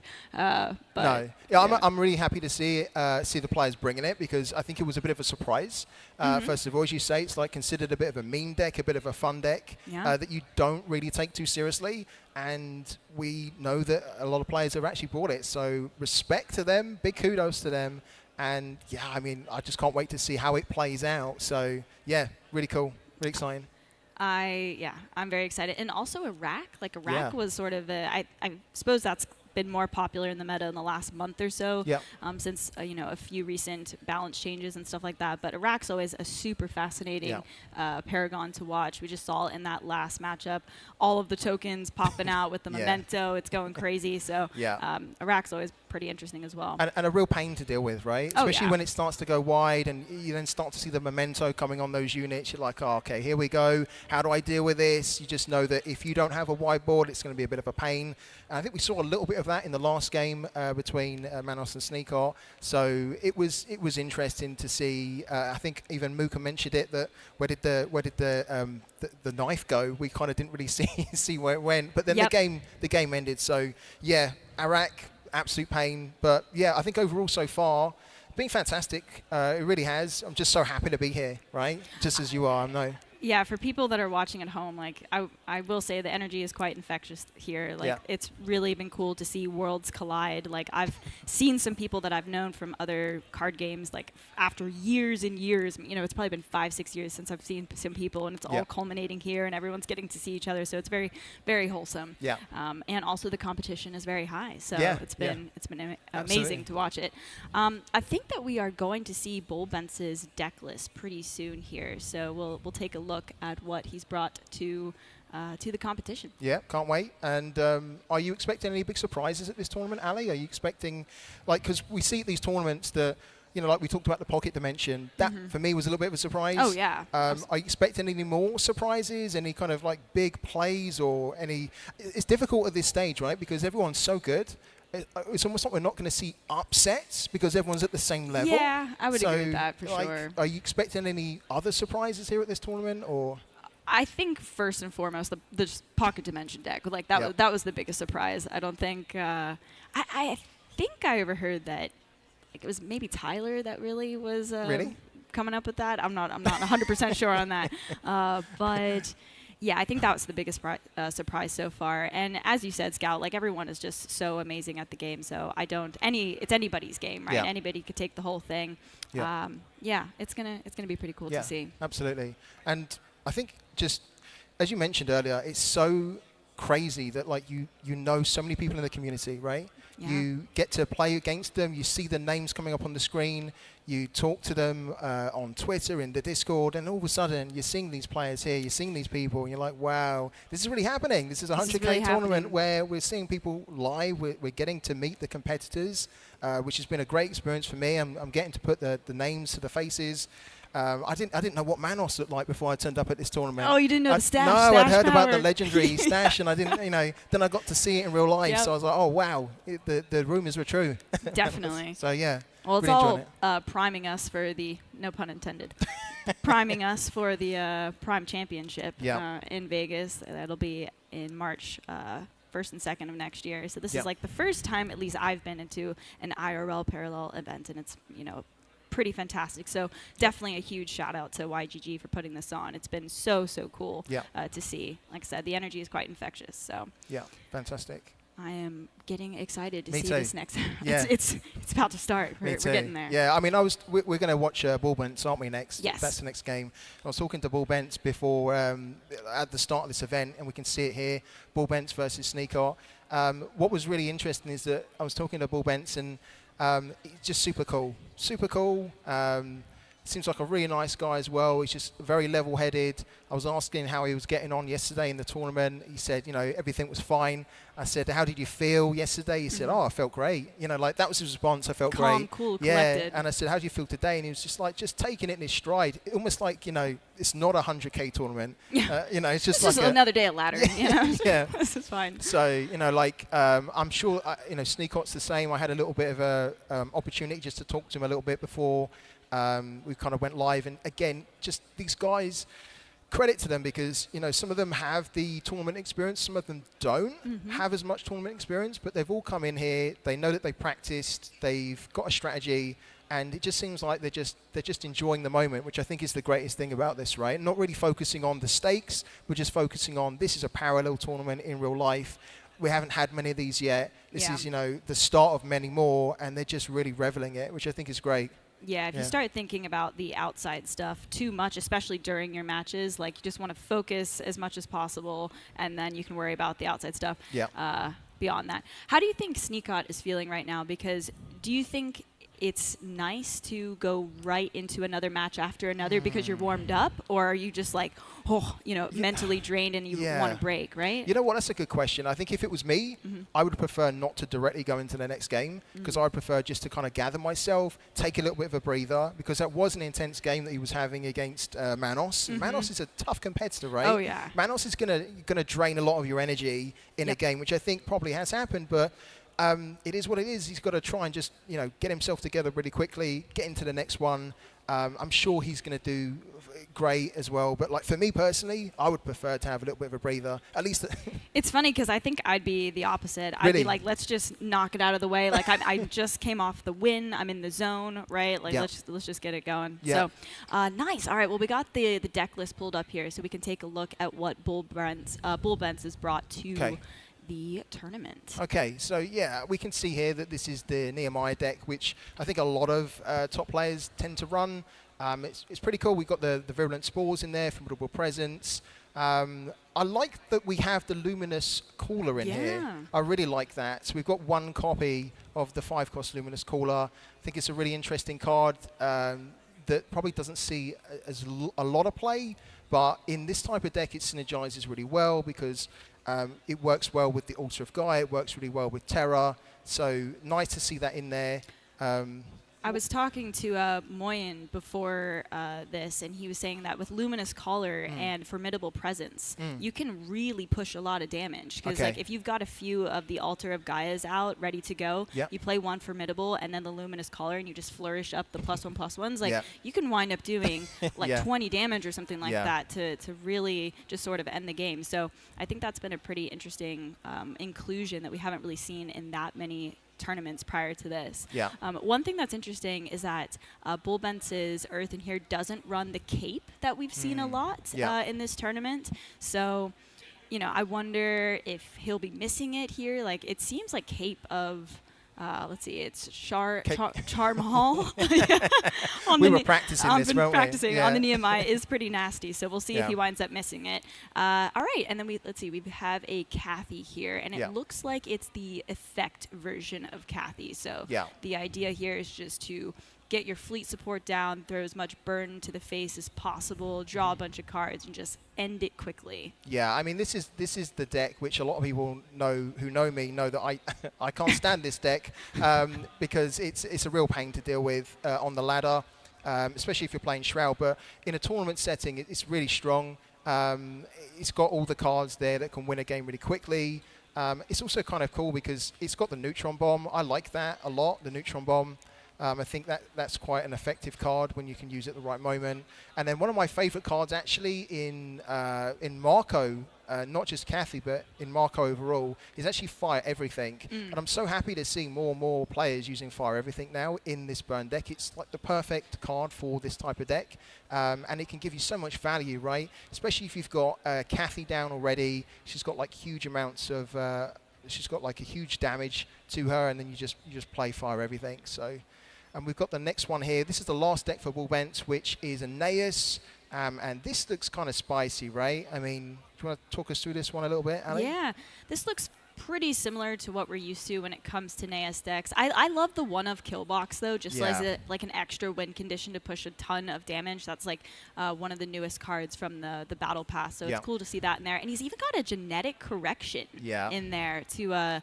maybe just deal with something like particularly difficult. Like, I don't think we see that all that often, so that's intriguing. Yeah, we don't see that very often, do we? But it's actually probably one of the few cards that Cathari have to try and remove something. Now, it's not a direct removal, of course, because you're transforming something, but it's actually quite an effective card. As you say, if you're up against something that's really horrible and you just don't have enough units or you don't want to sacrifice the units to be trading into it, you can always just genetic correction it. And with this type of deck that's running lots of cards which can create tokens as well, you can just really turn it into something that's not great, really, and help you out a lot. So, good deck. I like it. It's just a deck that can be a pain because when it gets wide and when it gets going, it's really difficult to stop. So yeah, really solid deck. And we've got one Master Poisoner in there as well, which is always nasty because then in this type of deck where you've got lots of tokens or lots of low cost, low damage type units, they can become a serious threat when the Master Poisoner is then thrown on. So, solid deck, yeah. Yeah, what do you think of the one of Miasmancer there, too? That was interesting. Yeah, I'm kind of curious I about see that. a lot of decks just running one Miasmancer, almost like a bailout card, right? Yeah. I like it. I think with the nerf as well, just having one is great now, every now and then. So, Ali, look at what we've got. All right, we talked about it. Here is the deck of the tournament, basically. Sneakot has decided to bring the Pocket Dimension. I guess it's not a meme at this point because, we're taking it seriously now. But, yeah, I mean, the goal here is to draw through your deck as much as possible after playing Pocket Dimension. You're going to wind up destroying your opponent's energy, just absolutely locking them out of the game as you're just, like, fiesta drawing all the cards. I mean, it's a pretty fantastic deck to watch the player pilot. It's not easy to do, but it's definitely been the talk of the town here at this tournament for sure. It has. This is actually one of those decks where you don't necessarily want to come up against it, but then when you are up against it and you start to see it in full flow, it's one of those decks where you just sort of stand back and you're like, wow, okay, I'm going to give this a lot of respect because this is pretty amazing. When they get into the full flow of rinsing through their deck, basically preventing you from doing anything, you're like, what is going on here? Am I going to play or what? It's really, really good deck when it can get going, and I'm keen to see how it does at this tournament. So we've got another Naeus here. This is, of course, for Sneakart. Again, very solid deck. Slightly different build. There's a few different units in here. We can see that we've got the Scanner Probe in here. I like that. Again, one Miasmancer, as you just mentioned, Ali. Always nice to kind of have that. Sometimes you're not going to need it, but it's just a nice if you do need to use it. Again, Killbox is in here. Fantastic card.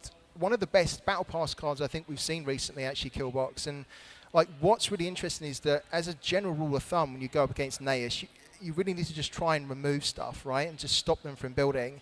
And then the Killbox, when this came into the game, that just put that even more into perspective, that like if you can see what they're trying to do, just to kind of have a bit of a wide board, try and get rid of it. Otherwise, you're going to get kill boxed to death, and that's never great. Absolutely. Yeah. And it always surprises me how it's not that hard for Naeus to just rebuild a somewhat threatening board. Like you really only need 4 tokens, 4 or 5 or so, to like represent a lethal blow with that kill box. It's actually a nightmare, isn't it? It's a nightmare because you think you do all that work to kind of remove the board. You think, right, I've got a bit of breathing room, and then bam, straight away, it's another big board that you've got to deal with. So absolutely, like when we're playing Shroud, I feel like against a Naeus, I need to like demo into demo into demo, you know, to like actually like finish their wave of threats. Yeah, for sure.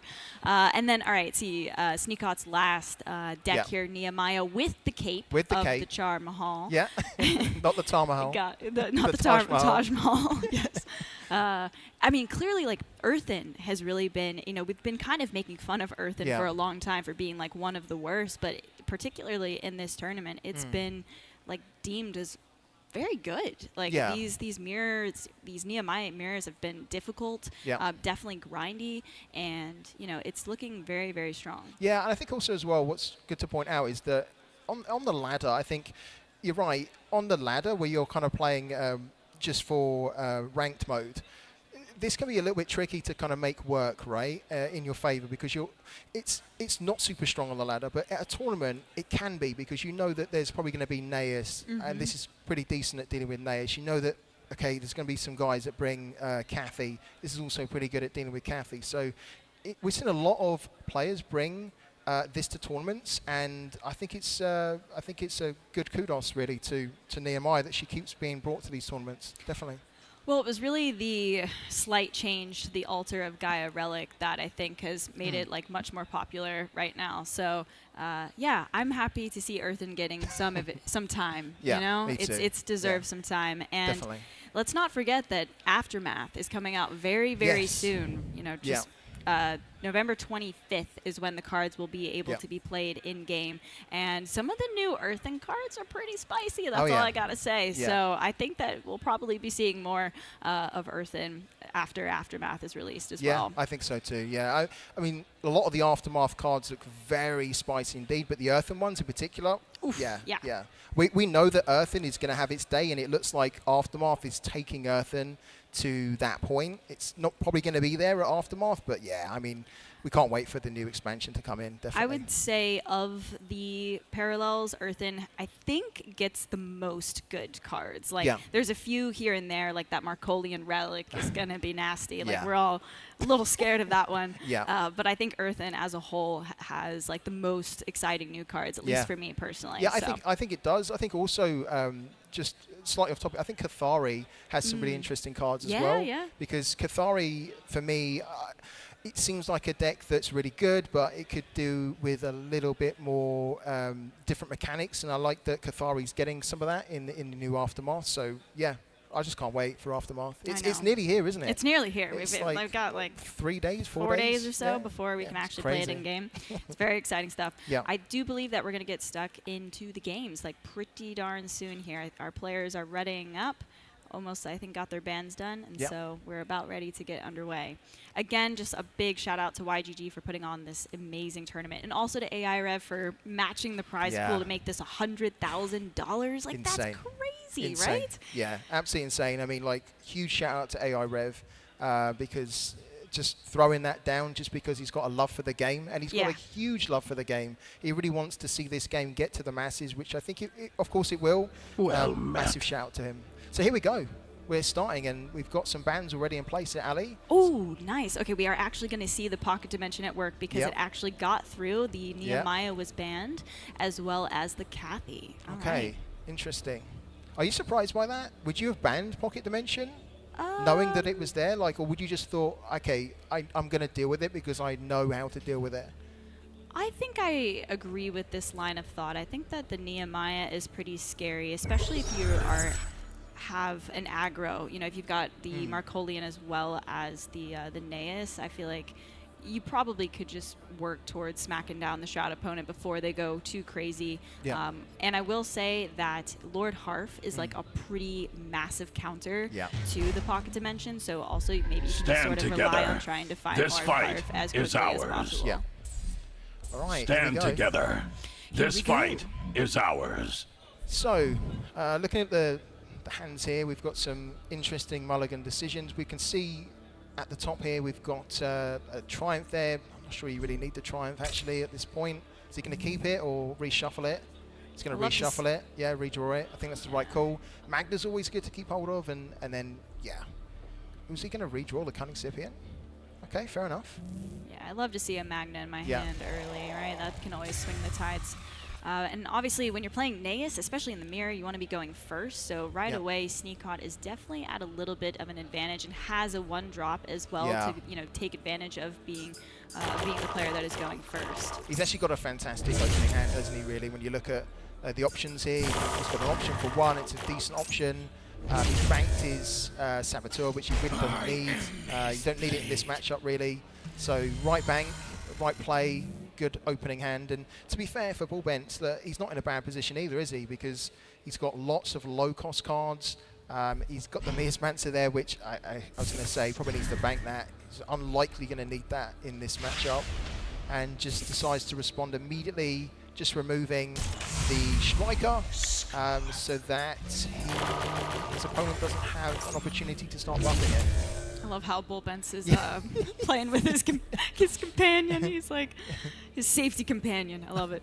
Yeah, Sneakot did have the strong, 1-drop opener, but Bullbent, of course, had the PS8 to follow it up. So, we're pretty even as of right now. Yeah.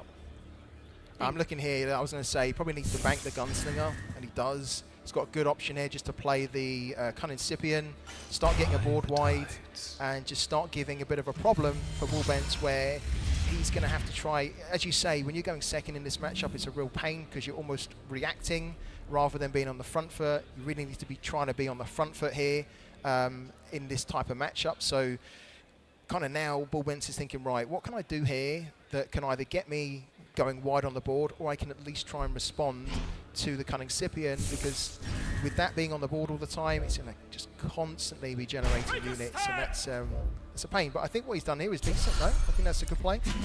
Yeah, you have to go for this. It sucks to know that, at least we can see in the hand here, that Sneakot's got the follow-up Magna for the Valerusi standard bearer. So it's just looking really clean. Like, he's applying the pressure. He's going first. He's having the answers. And we see in the hand there that he just picked up the Triumph of the Europa. So the pressure is strong right now. I think also as well, Ali, like, when your opponent plays a Cunning Scipio, you're like, okay, that is going to keep spawning units out of control, right? Mm-hmm. I don't have a Cunning Scipio myself, so how can I try and respond so that I'm in a potential position to start dealing with that? Well, getting a standard bearer going is actually not too bad, because then your further units will start to get buffed. You might have one awkward, really kind of uncomfortable turn, the turn after, but if your standard bearer could survive, then you can at least start to get units coming in buffed that can start to contend with that. And the unfortunate thing for Bullbent is that standard bearer didn't last at all, because the Magna comes in and clears it, which was great play there from Sneakot. So Bullbent right now is in a bit of a tough spot, but he's not out of it for sure. This is definitely a tough spot. I mean, the fact that all of those units are getting buffed at the end of the turn, like, it's definitely a bit tricky here. I do think that miracles can happen, and like you can kind of come back with like a Triumph of Europa, but it sort of requires your opponent not to also have it, And we can see here in Sneakot's hand that he's just got amazing plays, for the next few turns. I think Bullbent's best bet is try to fight back with this Kalar here and hope that can kind of clean up some stuff. But we see that Sneakot is able to keep going wide. So, there's only so much that one Kalar he can draws do. Another Triumph Oh as my well. gosh, yeah. Wow. He's blessed here with these Triumphs at the moment, isn't he? He's blessed. Absolute sport for choice with those. I mean, it's almost what Bullbent needs, a Triumph, actually. But, yeah, he's not got one. Looking at Bullbent here, you can see he's actually having a little figure out, just trying to see whether there's anything in his opponent's deck that he maybe needs to be aware of more. Do you like dropping Naeus here, or do you think you'd get the Centurus going? I would probably, for Sneakot? Yeah. I would actually drop the Centurus here, yeah. I just feel like he's in a great commanding position. He's got a great opportunity just to kind of extend that position by getting the board super wide, getting it really scary. And then, of course, when those units die, he can just bring them back with the Triumph. So I would personally do the Centaurus here. What would you do, Ali? Would you be looking at... Yeah, I think that your advantage as Sneak God here is just like, you just keep going wide. Yeah. You know, you've got way more options. Yeah, that's a fast There is evil humanity in knows. surrender. Better not to like Strength, waste the mental a lesson to energy, learn. right? It's sometimes hard though, because like especially in a high stakes tournament, you're like, do I keep drawing this out for, you know, just in the event that something amazing can happen? But in that situation there, nothing was really going to happen. No. And it's a shame actually for Wolbens, because I think that he was really up for that. And he was probably thinking, right, I know I'm on the draw here, but I need to hopefully get cards which can allow me to at least start to ramp and contend the board. He just didn't really get it, did he? No. Not really. So I get that early concede. I think it was really going to be really difficult for him to come back on that one. Yeah. Yeah. Sometimes that's just the way the Naeus mirrors go. You get like hopeful when you have that PS8 as like the answer to the 2-2, but like as we saw, he just had the follow-up pressure with like the Magna, and then I said he didn't even need to reveal that he had two Triumphs in the hand. He had it. He had it in the bag. We didn't even see them get played, did we? Yeah, you know, like we were thinking the Triumph play is going to be massive. We didn't even see them get played. So really tough start for Wolbens. But I like that he conceded early, because I think sometimes when you're in that situation, as you say, you can just try to play it out and then just get frustrated, knowing that like you're playing a losing battle. Whereas he just thought, you know what, let's just say that that's yours. I'll throw the towel in, forget about it. Let's move on to the next game, and I'm going to get you on the next game, which is probably what he's thinking right now. Yeah, the sign of a good competitor is being able to, like, even if you make a misplay or something like that in a tournament, if you can just not harbor on it, right? Like if you get bad RNG or just, you know, a bad hand or whatever it may be, or you yourself make a misstep, you know, being able to just shut that off and just move forward and not harbor on it is like so clutch for your mental when you're competing in these high stakes tournaments. Yeah, I think actually anyone that is watching can probably learn from that, especially taking that into tournaments, but also into ranked play, because it's really easy to play ranked games on the ladder and to kind of just be festering on what has not gone right for you. Whereas actually just the best way is just like forget about it, move on to the next thing. And the best players do that. They don't get hung up on these games which are RNG'd out of. They just think, okay, that's fine, that's yours. Let's go to the next one. Yeah. One of my favorite mentalities that I've heard from Tyler, who's still in the tournament, he's fighting his way through the losers bracket right now, is he says that he always like clocks his like gut reaction, his like first play that he sees, and then he spends the rest of the turn kind of going over the other, you know, potential different scenarios. But he almost always like returns to that gut reaction, and like, you know, when in doubt, you can make that first first play that you see. But anyway, I think that's a pretty good like process, order of operations when you need to be playing in these tournaments. Yeah, I agree. I actually remember when Tyler said that, and I thought that's a really spot on approach, and it's nice to get that insight from someone who's a top player that just looks at things in that way of like, okay, what's my gut? Can I prove it right? Great. And in those situations as well, even if you can prove your gut's right, sometimes just say, okay, that's the end of the game. Let's move on to the next one. And we are going to see the Pocket Dimension now. Ali, here I'm we excited. go. Let's go. Pocket Dimension against Naeus. What are you backing here, Ali? What am I? Sorry. What are you backing here? Like, would you be backing Pocket Dimension in this scenario, or? I think that Naeus could easily take down the Pocket Dimension if it gets a strong start. I mean, I mean, a lot of the Pocket Dimension relies on having to draw those three engine Stand together. as well, right? This fight is ours. So let's see whether we can get any of those in his opening hand. If he can, then he could be off to a good start. Now, I think the other thing with Pocket Dimension is that often you don't see a lot of early plays because they're just trying to set everything up, right? So we can see that Sneakot here is going second. That probably suits him, actually, in this matchup, because I don't think he's in a rush really to try and win. It's not like the type of deck where you race to get your opponent down to 0 really quickly and really aggressively. You just try to be as disruptive as you can, and you just bide your time until you can kind of get all the pieces in place to get your sequence of like almost deck rinsing going. I will say though, like I truly haven't seen Pocket Dimension enough to know how this is supposed to play out here. But I feel like oftentimes in card games, when you do have like a combo wombo deck, when you are against something that is really aggressive, you sometimes need to forego the combo just to sort of like win in another way and like, try and stay alive. So this might be one of those situations where you sort of need to use things suboptimally or not in the way that you want, just so that you aren't dying. We'll see if that winds up panning out. But so much of this Pocket Dimension deck is just like a bunch of draw, you know? And I suppose the thing is, though, is that like once you get it, you get it. So it's like maybe a matter of just surviving as long as you possibly can, and then you finally get your big, you know, Exodia turn, and you can like spot removal with all your banishes, and you know if their board is too wide, and then eventually you know murder their energy. So they can't fight back. Murder their energy. No, but you're right. You're absolutely right.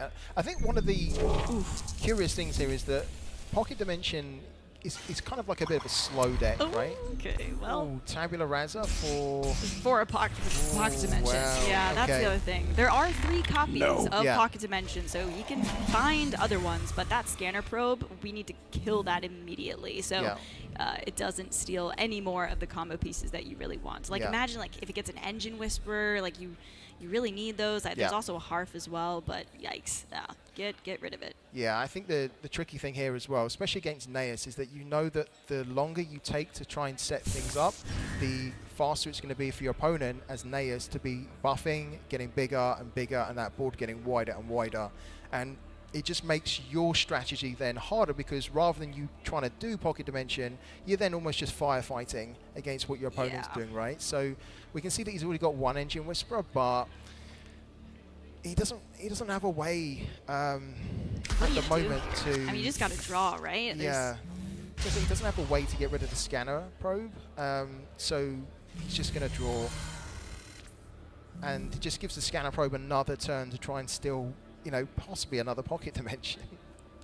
Look, I need to. I don't know if Sneak Out can win this. I'm gonna. He's got a lot of cards in his hand. That's all I'm saying. Yeah. This is definitely. I mean, the next turn we know that, like, okay, wow, yeah, that's not what Sneak Out really wants. Bullbent's maybe what does he do here? Does he swap the PS8 for the Whisperer? I think he probably does need to, because the Whisperer is way more important. So he does do that. I think that's actually pretty good play, because he's actually doing what probably Sneak Out is trying to do. Sneak Out really wants to be disrupting what Bullbent is doing, but Bullbent with that Scanner Probe is disrupting everything that Sneak Out needs to get his Pocket Dimension strategy going, and he needs to start. This board's going to get out of control really quickly. Yeah, I mean, and he hit like amazing targets. He hit the Pocket Dimension and an Engine Whisperer. Like what you want him to be hitting is just like Life Siphons or other draw cards that aren't as significant. But yeah, I mean that Erasure is coming down as soon as possible to answer the Scanner Probe. Yeah, before it does any more damage. I mean, it's already done a lot of damage, as you say, because a lot of this strategy does rely on getting those 3 Engine Whisperers.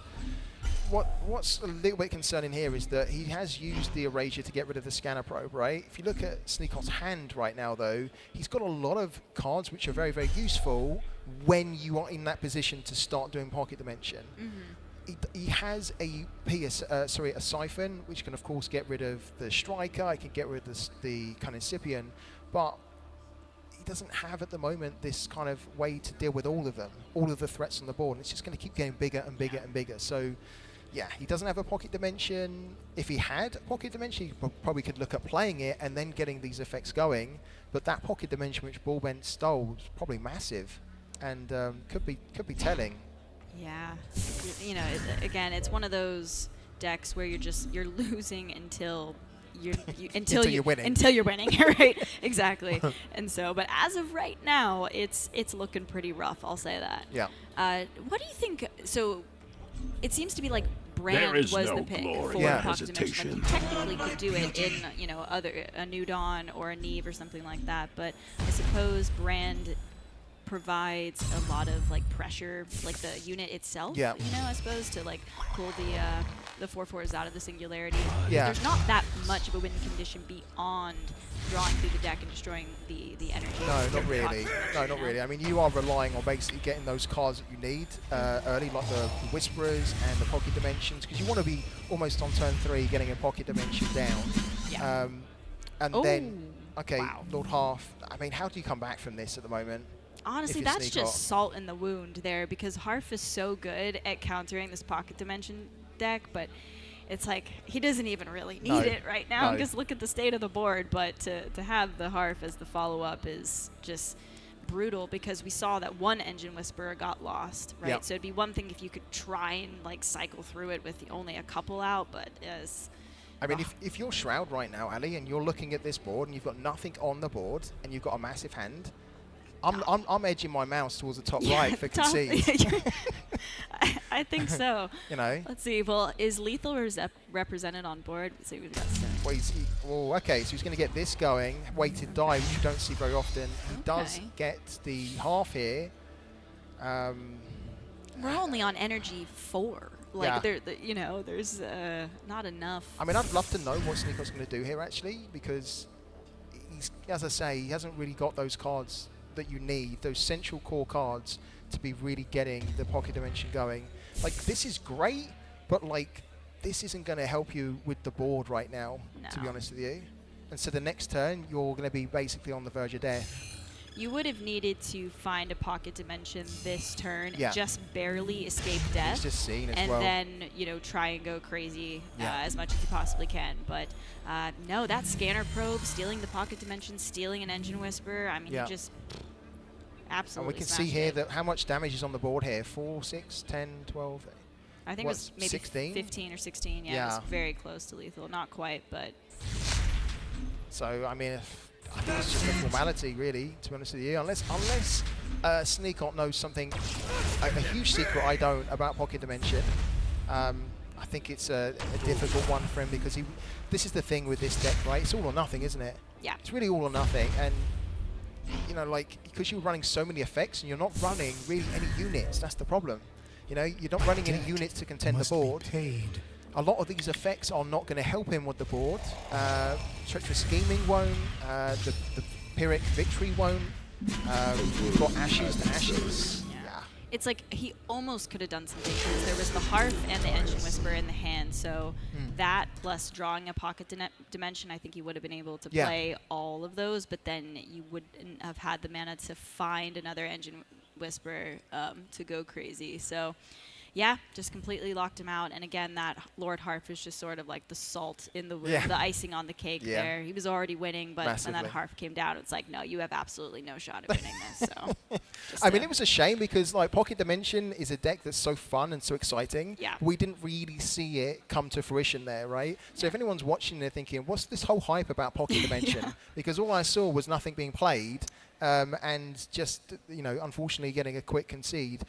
It is one of those decks where you need to have the right pieces in place early on, and if you don't get them, you're almost not playing anything until you can get them. Yeah. And against Naeus, that's like the worst thing you can do, right? Because if you're just not playing anything, you're just saying, okay, keep playing your stuff, and it's going to get bigger, and then I just have to concede. So, and that's what happened, unfortunately. I do think Pocket Dimension can do some pretty crazy stuff, but Naeus is just perhaps a little too fast. Yeah. Like, it depends on the situation, but particularly in that game there was just too much pressure. And so anything that's like remotely slow, Pocket Dimension is probably going to have enough time to find all of their pieces that they need and then go crazy. But Naeus just popped off a little too soon. Naeus was almost like the worst matchup there for Pocket Dimension, because Pocket Dimension is so slow, but it's great. You want it to be slow and drawn out, but against Naeus, they will beat you within turn 5, and that's pretty much what happened, wasn't it? Yeah, their game plan alone could probably just get them there, but also having Lord Harf and Scanner Probe, those are probably the two kind of counters in addition to probably being advantaged, just winning off of like stats from the units and stuff like that. So everything just went right for Bullbents, but that means that we get a game 3. Yeah, so, we do. We get to see it again. Mad. Yeah. And Scanner Pro, by the way, was the absolute MVP in that last game, wasn't it? It just wrecked it. I mean, the value that Scanner Pro got from those 2 turns was phenomenal. So, yeah, great card to include in a lot of decks if you can. We're going to see here, though, that we're going to get Pocket Dimension versus Nehemiah. This is slightly different. because even though Earthen can ramp really quickly, you know that it's not going to ramp necessarily massively out of control. You're still going to have a little window to try and get it going, right? Because you're not having to contend with a Nae's passive, which is going to be buffing those units. But he also needs to make sure he doesn't wait as long this time as he did previously. Because if you just wait until 4-5 to get going, Nehemiah will still beat you, right? Well, yes, especially if you're going first with a Steward of the Garden in your hand. Yeah. You know? Yeah. Like, I think that Earthen would theoretically give the Pocket Dimension enough time to, like, set up the combo, as you were saying. But yeah, this is looking like a pretty strong start here from Bullbent. So we'll see if Sneakhawk can, you know, find the pieces, really, that he needs. And this is the crucial game as well, isn't it? Yes. 1-1, so this is the deciding game. Yeah, again, this is a conquest format, so the players have to win with all of their decks. They ban 1, they bring 3, and that's where we're at right now. See, so we see the Pocket Dimension in the hand, so that's nice. Yeah. Start setting that up. Not a lot of draw in the hand, though, for Sneakhawk. He's definitely going to want to find some way to cycle through the deck after getting that Pocket Dimension developed. It's actually a horrible hand, isn't Yeah. it? All cards are 3. Yeah, I mean, that's rough. Look, and he gets another 3. He gets another scheming. I mean, honestly, I feel bad for him here because, like, these are the cards you do want to be drawing when you have Whisperers and you've got the Pocket Dimension. Yeah, he needs a low cost. He needs an Engine Whisperer. Gets an Engine Whisperer, he can maybe start to get some things going. I think the key here, though, is that even if he's trying to focus on getting the Pocket Dimension going, because he's got a lot of removal here, he's not in a bad position. But yeah, the flat circle. The flat circle comes in. Every single, there are 7 cards in Sneakhawk's hand, and they all cost 3. Yeah, it's mental. It's mental. That's pretty. And you can see it in his face as well. Look, you can see it in his face. He's like, oh gosh, that's hard to see. The worst RNG draw he could possibly hope for here. He needed a 1 cost, a 2 cost, something to put on the board. Yeah, Bank Pass feels pretty bad. What are the odds of that as well, Ali, right? In your deck of just having all cards in your hand which are 3 cost, it's really rough. It's really rough. Look, so at least there is a Pocket Dimension in the hand, so if by some stretch of the imagination he can just top deck like a god, find the Engine Whispers, and like just barely have enough time to, you know, set up the combo wombo. Maybe Bullbent doesn't go too wide, so you can use all those erasures and just, you know, live at like 2 or something, and then kill him. Yeah, I don't know. There's a chance. I love the way you call it combo wombo. Combo wombo. Oh yeah, it's the only way to say it. Okay, so he gets recon here. I mean, we can see as well right now that let's look at Bullbent's hand here. He's got the Cunning Diplomat. He's got another Stewie. He's got the Fungi as well, and he's got a Wong. So pretty good. Yeah, I'd be looking to do Cunning Diplomat, see what other card he can get.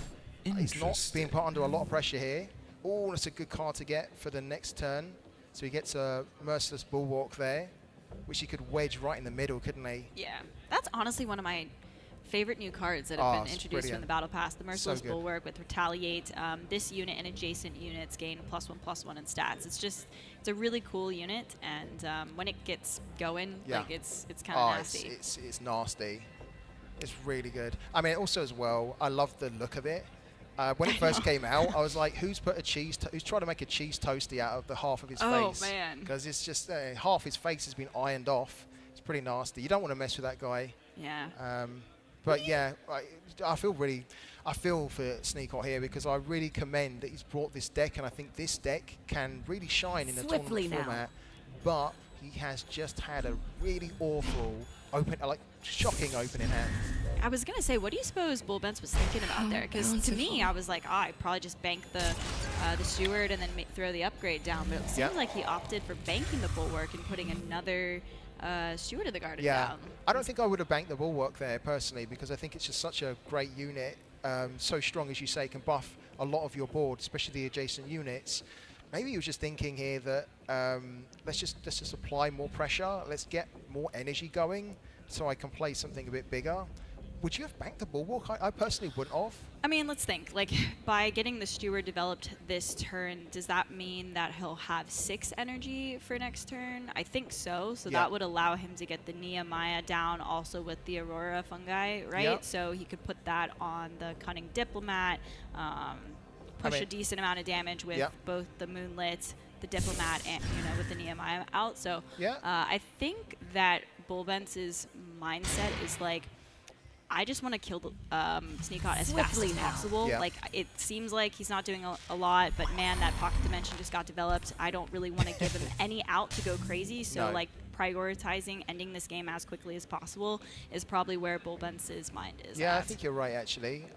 And maybe we'll see it now, but you're right. I mean, the Pocket Dimension's now down, so we can start to get some crazy effects going, but if Bulbentz just wants to push here and just try and end the game as quick as possible, his Moonlit at a 6 is going to, if with Nehemiah on the board, could then hit for 6. He's also got the opportunity to play the fungi as well, as you mentioned, so he could do a lot of damage here, actually. He could, it's just, I'm wondering, okay. What would you bank this? Yeah, I mean, I probably would bank another Moonlit. He is going for it, isn't he? He's doing exactly what you mentioned. So good call, Ali. Good call. Getting that extra Steward down. Yeah.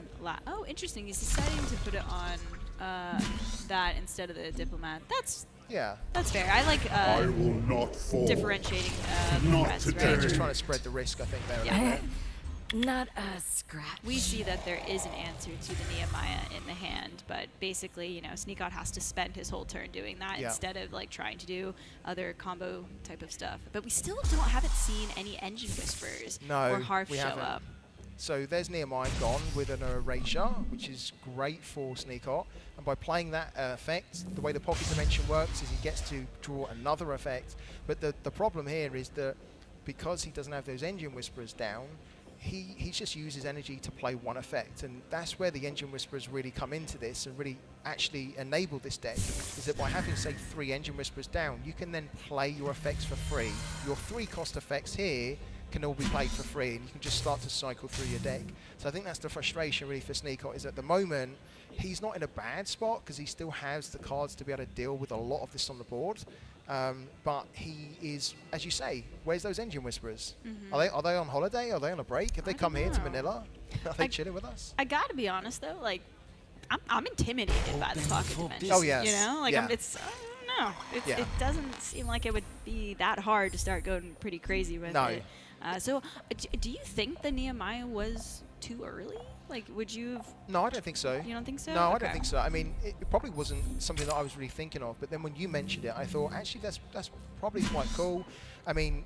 Like, it was clean with the 4 and the 2, right? I mean, I think when you're going up against Pocket Dimension, you know that they're going to be running removal, erasures, and so I think the thinking was right. He doesn't have anything on the board. He didn't, at the time, really have...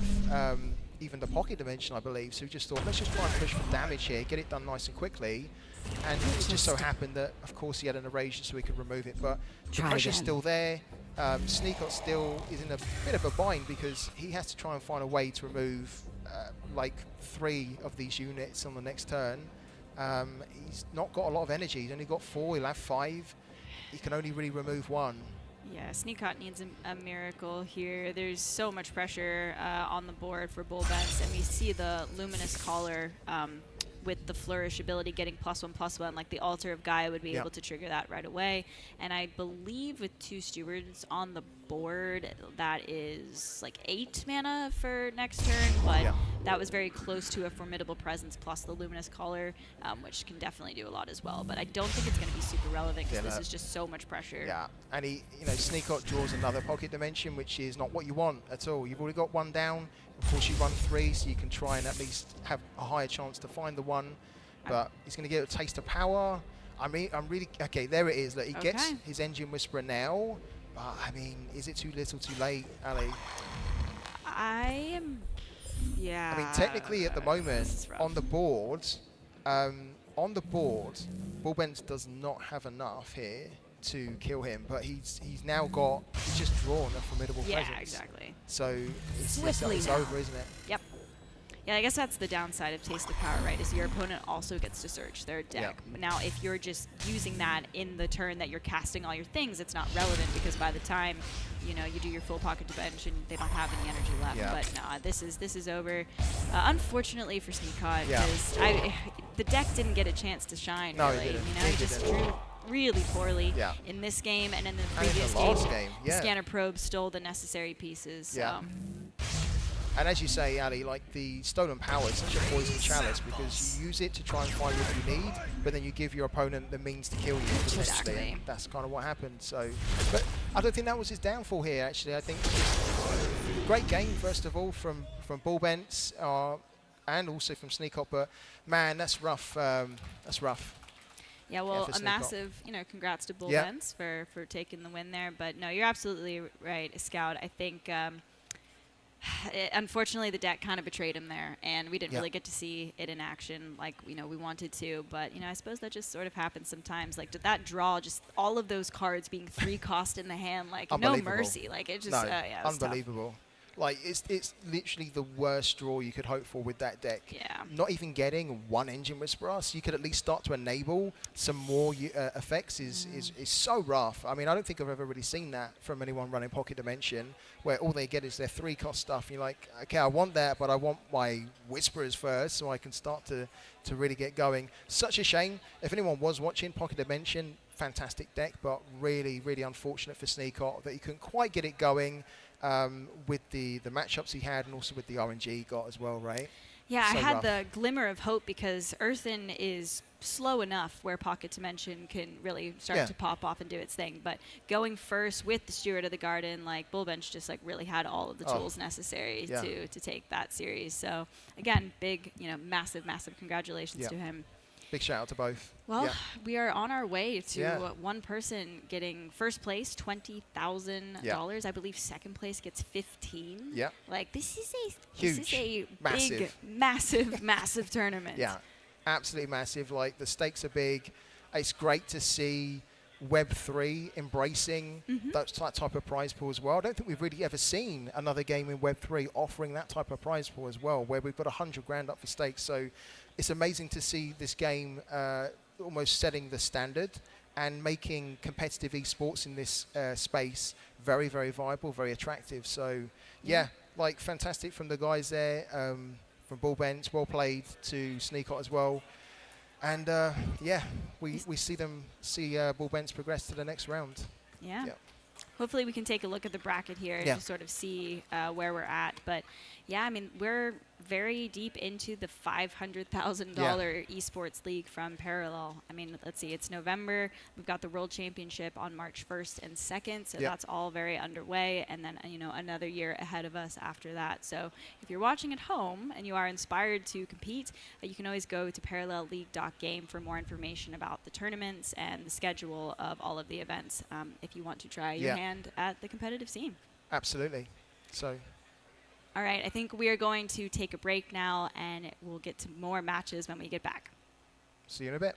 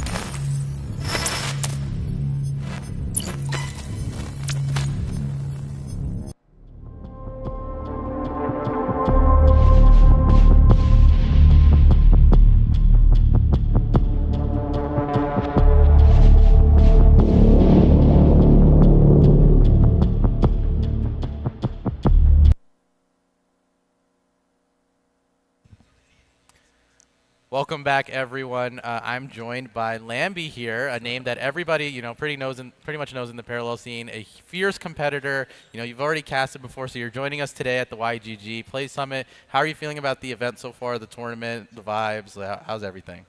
Yeah, I think firstly, I'm just super excited to be casting again, and this time it's live, right? And also with you, Muka. The last time I did casting for Parallel was also with Muka, and we kind of did a really good job, I would say. Yeah, it was a lot of fun, a lot of riffing, and just enjoying the game. The best cast, I feel like, or when you're just talking, it feels like you're in a Discord server. Someone's got the screen sharing, and you're just talking, hanging out. Sometimes there's crazy moments and stuff like that. So outside of that, if you can get that in a cast, that's the best feeling. Yeah, honestly, to me, most of my best casts also will be when we just banter, we just nerd hanging out out. Decks and stuff. And I think this tournament in particular, there is one deck, right? There is just that one deck that you have never seen anywhere else on ladder and whatsoever. But it just kind of sprouted out of nowhere. Yeah. So it just was right place, right time. Certain decks weren't working. People started exploring. One experiment led to another, and we're referencing the Pocket Dimension deck, which did not get the win right now. We just saw in that Sneak-On match. Very close. I mean, it's a deck that relies a lot on the player that's playing it, in the sense that the first few decision setups are very crucial.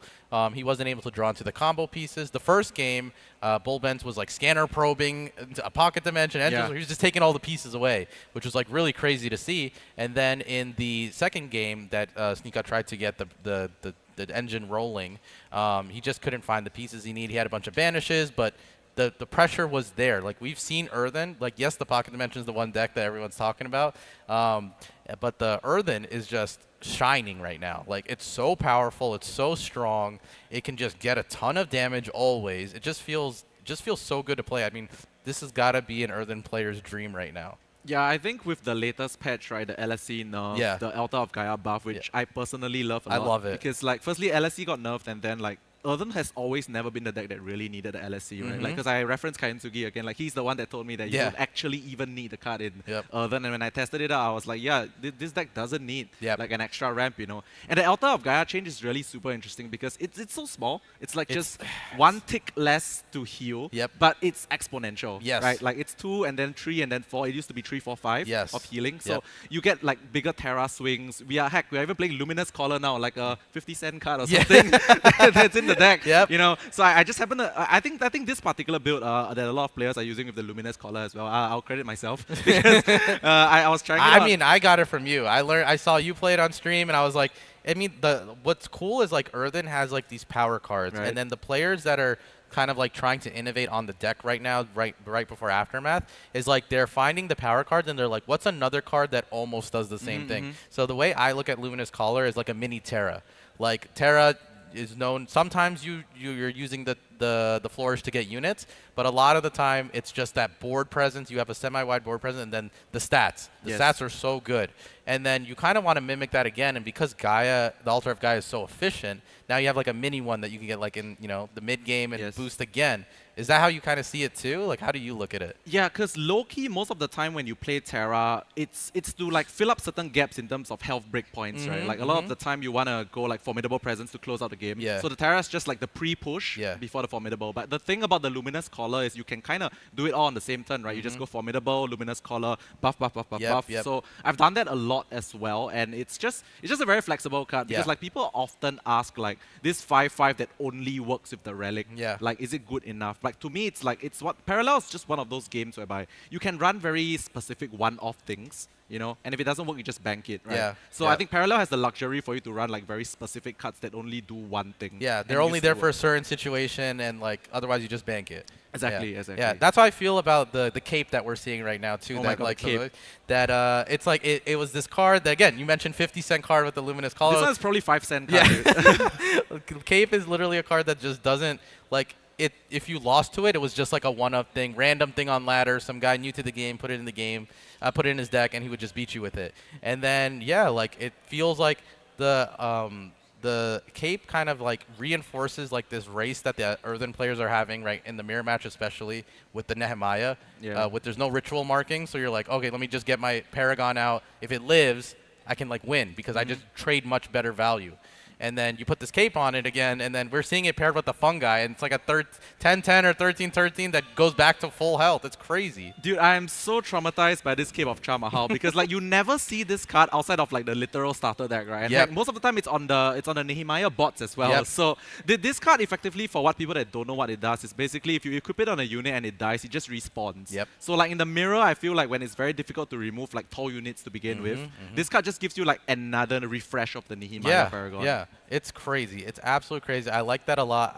I mean, even seeing what are your thoughts on like the third deck? Like we talked about Pock, we talked about Nehemiah. Maybe those are like the outliers that are like really interesting to look at right now in terms of like they're so strong. But the third deck is like we've seen Naeus, we've seen Catherine, we've seen Iraq. Like how are you feeling on that kind of like realm? Yeah, so I feel like for this tournament, there's like a few viable third decks, right? Like for the first one, I think Naeus was one thing that I thought would be very popular as a third deck. It's just a good deck. It's just simple to play as well. And I think everyone not hit by LSC. Not hit by LSC at all. Yes. Yeah. Iraq was a bit more iffy because I feel like that was actually hit by LSC quite a bit, right? With LSC being like sort of nerfed. You can't go like LSC on turn 3 into Paragon on turn 5. But I guess there are still ways around it, right? We've seen some players, they've gone for like the security officer. And then I know that like some of the players, they run Elvaro as well just to shore up the curve a little bit. So I think it's a playable deck. And like I think one thing that Iraq has going for it, like it's just the best upcycled AOP deck. Like it does it way better than Organ Workshop, you know. So that's really good with into Naeus specifically. So I think it's definitely a deck that has some staying power, and of course Poisoners, right? Poisoners into Nehemiah makes a lot of sense. So I think Iraq and Naeus specifically are like the two other decks that you would really consider. I guess Cathy Burn for Zelieser because he brought a anti-Shroud lineup per se. That was a bit more out of left field for me because I felt like Cathy Burn was a lot slower after the I think a lot of people ended that way. Like the LSC kind of like closed the gaps on like the deck high rolls, but it was high rolling more consistently because you got a free draw, you got to ramp, and all that stuff together. But then without it, you go back to the old way of Cathy Burn, which was still really good, but it's like it's maybe not as reliable, right, to bring into a tournament setting. So I was surprised to see some here. I mean, even Gonkra, who just got taken out, like running unit Catherine, that was like pretty interesting to see too. I think the thing about Catherine, like the old builds of Burn Catherine, it doesn't work as well as it used to do because in the past, Rallying Cry could pull trees, right? So I think a lot of the recursion and the power of Rallying Cry back then was also pulling out Quartermasters. Quartermasters gave you a little bit of sustain, a bit of like backup burn potential. That's very true. Yeah. Like now you don't have backup burn potential already. So what LSC did pre-nerf for this deck was to like give you more mana to do everything at once. So that's why people always complain on like Discord or on like Twitter. They complain like I got 25-0, you know, because your opponent just has so much mana to burn you to death in one turn. In the past, it was because Quartermaster let you do extra burn from the waist. So it's about the same thing, just that you're doing it. That's a very good insight. I think that totally makes sense. All right, I got one for you. You have always been the Neve old reliable. You've said it, you know, on stream time and time again. You're always on Discord being like, I brought Neve to tournaments, only lost like 2 games across all tournaments or something like that. So right now, how are you feeling about it? Okay, so to be completely frank, I respect Pocket Dimension. I think it's a disgustingly strong deck. But I touched my heart. If I were playing this myself, and I almost did, if I was playing this tournament myself, I would still bring the Neve. Because I feel like when it comes to Shroud, like based on the landscape that we have right now, Shroud is either played to be countered or banned, right? So if they're gonna let you play the deck, they're just going to be able to like counter it. So I think Neve is the deck that has more staying power versus the counters, right? Because it has AoE, it doesn't straight up cave to Hearth, doesn't straight up cave to Alvaro. Whereas like for the Pocket Dimension deck, firstly you can lose to your own bricking. Plus it's like it kind of just gets countered by a Hearth at the right time. So I do think that when it comes to like allowing a Shroud to be played, Neve is the deck that you like kind of want to bring if they allow you to play Shroud. That makes sense. So I get that. And I think I can agree with that. Looking at this real quick, we have an updated bracket for you guys that have been watching at home. So the losers bracket, some of those matches have not been streamed, right? So just to catch you up, Tyler has made it through the gauntlet. He took out Manos. He is there going against Zelieser, who was able to take out Gonkra. Zelieser, we know Bulbens has made it into one of the final slots now. He's our winner, our top upper bracket, you know, finalist that's going to make it. Now what's left is there's 3 guys left. Tyler, Zelieser, and Sneakot. These guys are going to fight through and try to make it. How are you feeling looking at this? Like these players, the decks they're bringing. In terms of the Pocket Dimension, there's 2 players with those Pocket Dimension lineups, and then Zelieser and Bulbens kind of doing their own thing a little bit different. Yeah, so Zelias's lineup is sort of like soft counter to Shroud, right? He brought like Alvaros, he brought like even relic removal for the pocket dimension as well. Yes. Yeah, but like personally, I kind of just want to talk a bit about like oh yeah, so we're jumping into the we're going straight into the Iraq. Tyler's Iraq. This one is very interesting because this is not the one with Alvaros. I believe that Manos was the one that brought Alvaros in the Iraq, which was a bit concerning, right? Yeah. Yeah, but like for this one, it's just Security Officer, which is, I guess, more staying power on the board, but a little bit weaker into like Shroud. Yeah. I mean, it's pretty good because it's like a nanobot makes it a 4/4 because it buffs itself, and then the nanobot buffs it. It's got the scanner arrays, the 3 reclamators, so it's like very focused on like this like high roll. Like it's fully embracing the Iraq high roll, juggling the upgrades. There's even the scrap heap salvager to try to get the portable energies base back. Maybe you do something with upcycled. Like it's there to just try to abuse the high roll. Full lean into it. Can I just say that when looking at this list, I really like this list in particular because, like, for me personally, I think like leaning into Iraq's ability to stay on the board with a token is super important. That's why I love Scanner Array. Yeah. But yeah, jumping into the Nehemiah a little bit, this one is this super tacked out, man. Like, look at the double photon Vanguard. Yep. I would say Tin can be considered attack as well, right, for the mirror. Yeah, I think it's really good in general. I mean, you mentioned the Vanguards. Those are so good against Iraq. Like, if you can force open the portable energy base and play the Vanguard, that does a ton of damage, and it synergizes with the Bulwark. We have Gaia's Call, Stabilized Shard. So this is like... Dude, there's a random mercenary gunslinger in there, man. Yeah, Talk about one-off. Just get the pings. Just get the ping in there. Get a unit that you can put your fungi on, maybe. The one cleanse is very interesting. Like, I'm leaning right now in this meta that Cleanse is like one of the MVPs. Agreed. It's so good against Iraq. It helps in the earthen matchups too. You can bounce some of the defenders that are causing you issues. I like it a lot. So we'll see how Tyler's Nehemiah pairs against the other ones. And then boom, classic pocket dimension. I do want to touch on something that I've seen Tyler and other of the YGG players playing in their version of the Paradox deck. Is that, not Paradox, sorry, Pocket Dimension, is the cost of creation. This card is such a good ad from them. I like the Gambler's Coin too, but cost of creation is very good because you can full mulligan essentially for your hand. Yes, you go -1 card because you play the cost of creation, but you also don't draw those cards again. They're all out of the deck. So you can essentially properly shuffle or cycle cards you don't want to see again and cards you may see.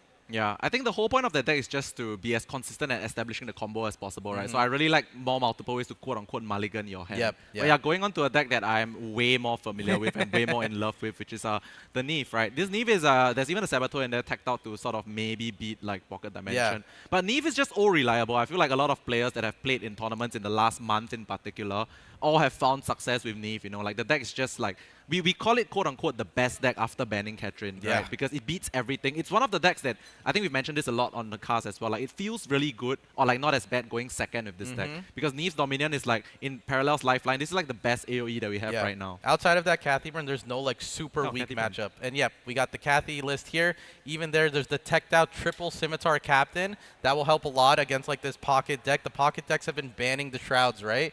Because you have the Treacherous, some of the other stuff to deal with it. So Cathy has its own Treacherous that you can play too to kind of like tech out and do well against this. Harf is really strong. Aside from that, this is, you know, what burned Cathy, the core deck in a nutshell. It's always been this.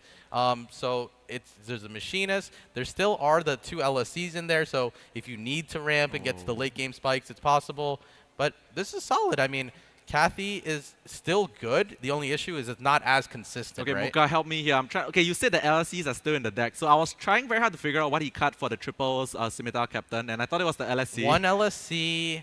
Where are the other 2 ones? Oh my god, they're going to switch screen before we figure it out. No, it's fine. We're not going to figure it out. We're just going to cast, man. It's fine. We're going to figure it out. But we got the Naeus here. Naeus has the Saboteur, the 3 Alvaros, the 3 Harf. I'm sorry, the 1 Harf. So, like, again, countering, like, the spell-centric thing that's going on right now. Killbox tech with the Synchronicity attack. Synchronicity used to be, like, maybe a 2 of, you could argue. But now the Killbox has come in. People are doing the 1-in-1, which is getting pretty popular right now.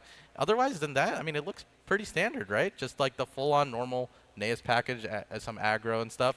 You have the Invictus, which is the new standard, right? Yeah, I'm kind of surprised we don't see Poisoner in this list though, because definitely most of the time you are leaving Earthen up as Zelius. Yeah. So I feel like having a Poisoner in there would be a really great like one-off tech, you know, because I feel like in Neos is so interesting because Neos now is a bit doing like what Sippy used to do, which is like the toolbox deck, right? Because Tabulas let you sort of like play one-offs of multiple things, and you kind of then have 3 copies of that thing if you really need to with the Tabula, you know. So that's why we've been playing one Idaean Hammer, sometimes one Poisoner, one and that kind of thing. So like I feel like the lack of Poisoner is really, really interesting for me. That's interesting, and it makes me lean towards seeing an Earthen ban more often than not. That's possible. Yeah, because yes, the Iraq has the Poisoners and stuff, but like that's also because like it just synergizes exceptionally well, right? Like you go very wide, and if your opponent doesn't trade super much, you can deal with it. But you can see here the bans. Zeliuser actually took out the Iraq, and Tyler has taken out the Neve. Wow. Okay, so I think this makes a lot of sense, right? Like, you don't want to play against Shroud when you bring Pocket. Right? And then Zelius is also sort of like... I mean, I think Tyler kind of knows at this point that his Pocket is, like, being targeted. Yes. Right? So he kind of knows, and at the same time, he feels like he still has to try and win a bit, right? He doesn't have a choice. You play the Earthen. The Earthen is good in general. And then from there, you just... you roll the dice with the Pocket. Does the Pocket work or it doesn't work? He just needs the combo off. Yes, Zeliuser has counter pieces, but you don't draw the counter pieces, you know, you still win. And Neas goes second. Yeah, Neas goes second. That's half the battle, right? And looking with no one drop. Looking at Tyler's hand though, that's really good. That's kind of a lot of what you want to see. There, he just needs to find the Pocket, and there's already 2 like energy discounts, right? So if he can get onto the Pocket and start looping, I mean, it's there. Maybe you want to see 1 more Engine Whisper in Pocket, right? In an ideal world, but this is not bad. This is a good setup. Zeliuser has no turn 1. Wait for it. Classic Zeliuser in the house, everybody. Like I told you guys, this is just classic Zeliuser from ladder. You guys all know this already. He always draws the 1 drop. 100%. That is a good one you want to see. Card highlight that I didn't think of until we saw Bullbens do it the last game, Scanner Probe. It is so good into this Pocket deck. It is almost like another counter to the deck because you control the draw. You can look for the combo pieces also, and they have a 50-50. They have to draw it at the end of their turn. So you can kind of like, you know, stalk it out and just make sure they don't get it. Yeah, I kind of didn't see. Did Zeliuser keep the Scanner Probe in the mulligan? I don't know actually. Yeah, I didn't actually notice that. Yeah, but it's MVP here for sure. It's so good. It's so good. Huge. He's just gonna pass pieces that are like drawing cards, searching cards. Yeah. He will give you his units because you're playing no units. There's no synergy that you will have there. Yeah, it's kind of interesting. Like the more I think about it, I feel like you can literally steal anything with Scanner Probe and it will hurt them. Yeah. It's very good here. I mean, what are we going to do here? Is that the flat circle? Is that a PL flat circle? That is a PL Who flat has circle. a PL flat circle, That's man? a nice one. It's a nice flex. Nice flex. Look at Tyler. Tyler's like, I got 1. I'm going to stop it. He's he's looking for, he wants 1 banish. He just wants 1 banish. Sending back that Scanner Probe just to waste Zeliuser's energy curve, slow down the clock a little bit.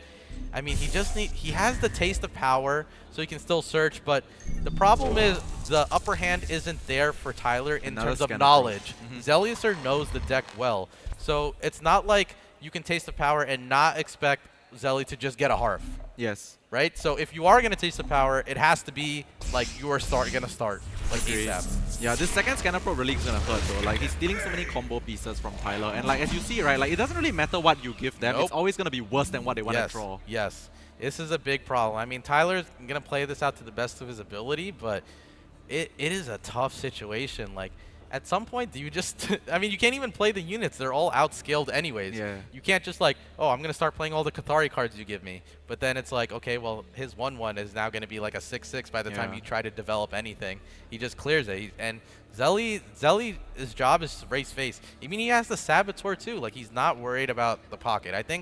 I mean, I'm going to be bold enough to say that this one feels like it's kind of over and Zeli's going to take the game 1. But this is how some of these games are going to feel. Like, Tyler is just, you know, kind of coin flipping. Does he have the combo? And does Zeli not have the counters?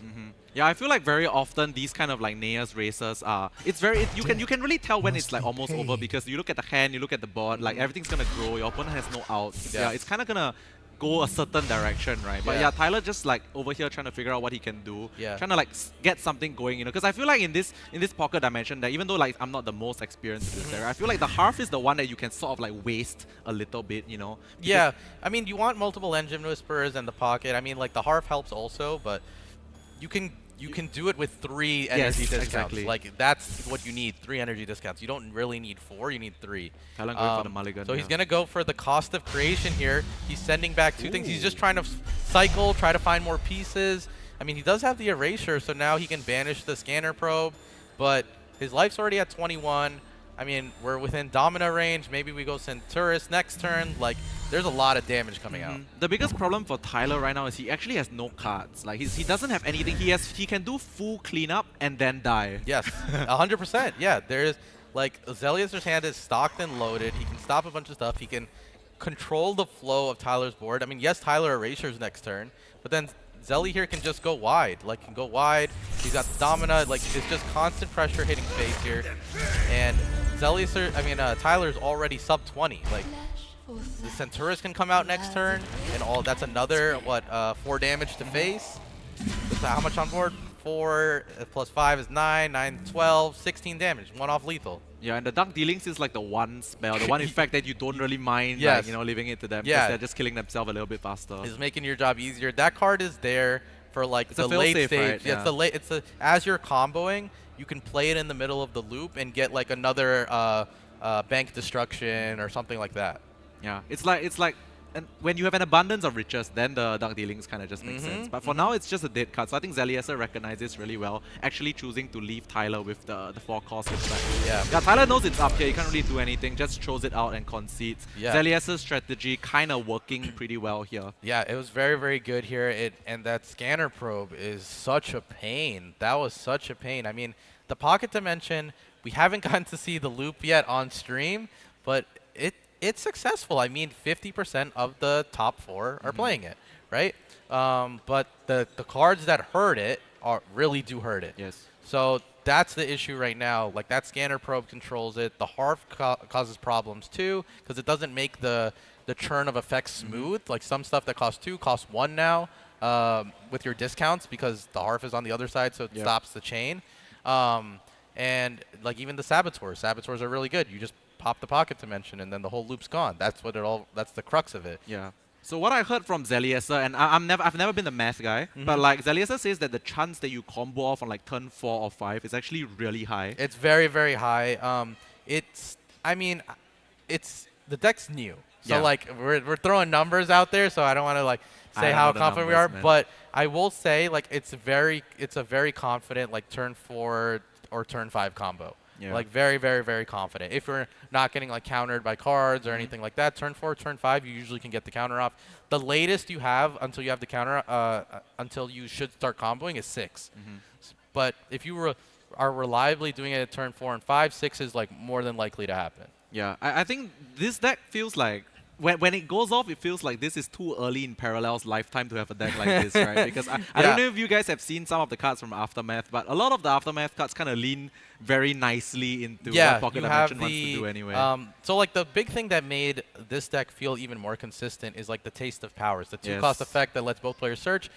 When there's no understanding of like what's the win condition entirely, you don't care what your opponent searches. Exactly. But if the opponent plays like the counters, then they can just search it, so that causes a problem. But it makes the deck consistent. It makes it easier to find your Engine Whisperers, your Pockets, and your Hearth. Yeah. So that makes it really consistent. But with the Aftermath cards, like you're saying, right, we have the Take It or Leave It, the 0 energy, like kind of like coin. It's a draw 3 as well. Yeah, Brand's Expertise is a huge one. There's a kickback, but you don't care if your opponent draws 1 if you're drawing 3. And if you have Pocket out, you draw 4.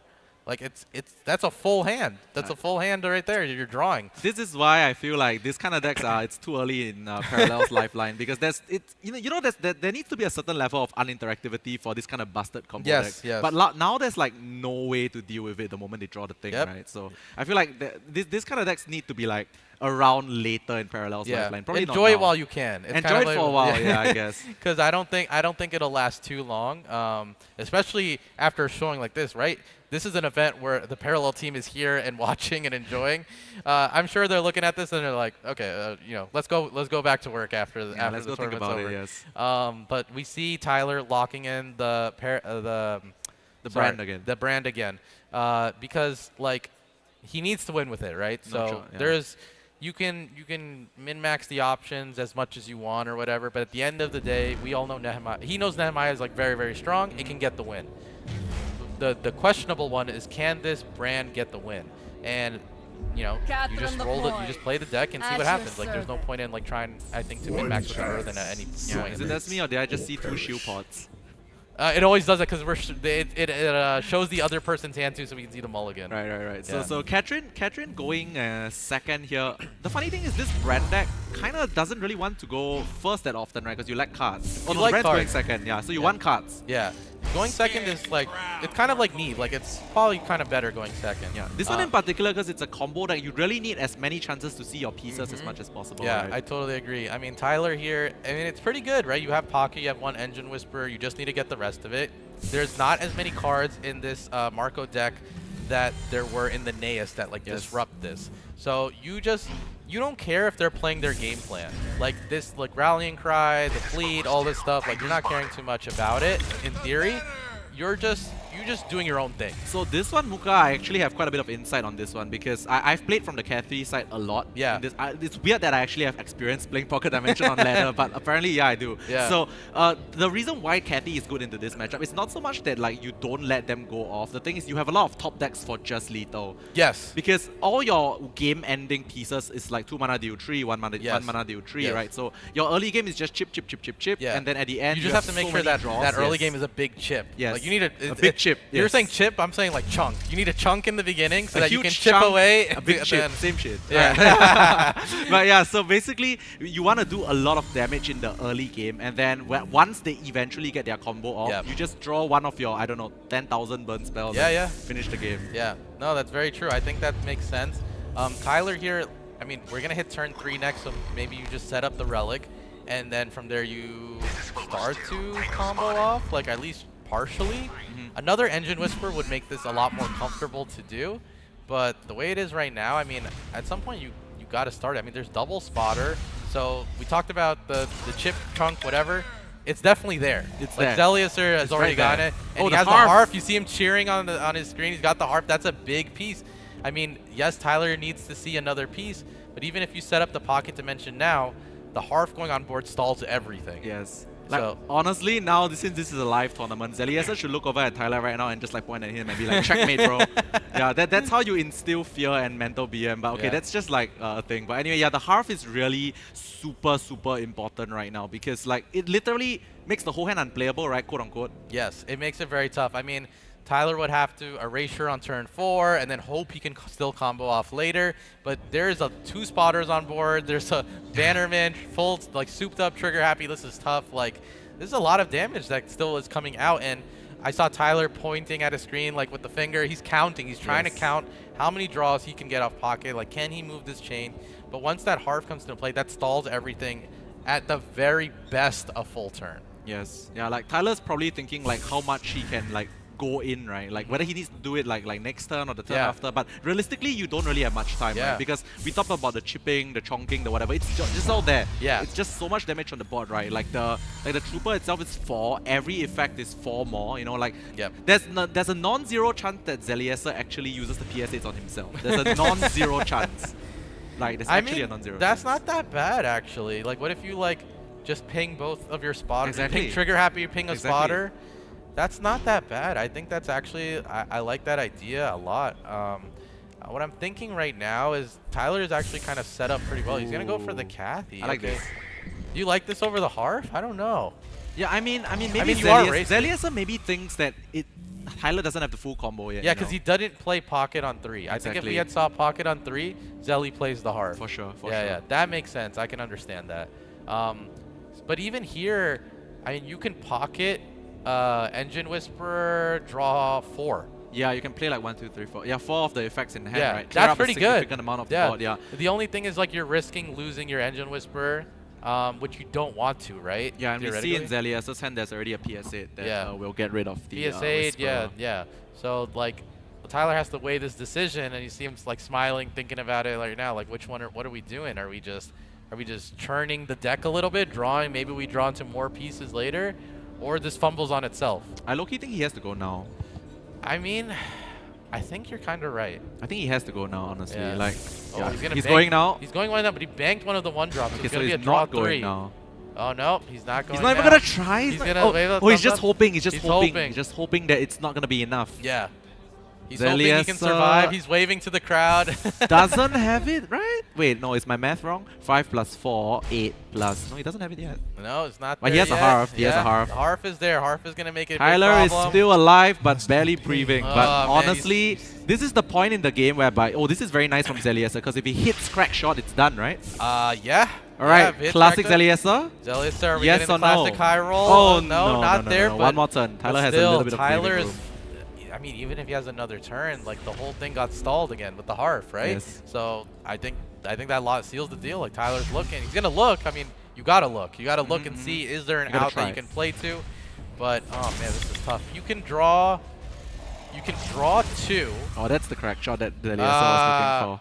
You can draw 2. No, he's just gonna go with the concede. Tyler repping the YGG, nice and proud. Here we go. Oh, what are we doing? We're getting This is Tyler thing, man. This is for sure a Tyler thing. The last time Tyler did this as well, for the other game that we were playing, he did backflips or spinning on the floor when he won or something. I remember this very clearly, guys. He spun on the floor the previous time. Yep. So, yep, GG's to Tyler. Yep. Congratulations, Zelius, for beating his fellow teammate. Congratulations. Yep. Very convincing fashion, by the way. It shows how powerful, like, if you, the edge that you get in tournaments with some of these decks is the edge of like knowledge. Yes. Like your opponent doesn't know what you lose to and stuff like that. This is a closed kind of like circle tournament. Like everyone that's competing here are the people that you're usually talking to. A lot of ideas transfer. The knowledge transfers super fast, right? So that makes it. I mean, Zelius also was like one of the guys who made the deck popular, right? So all that knowledge helps. You know all the outs. You know what cards you need.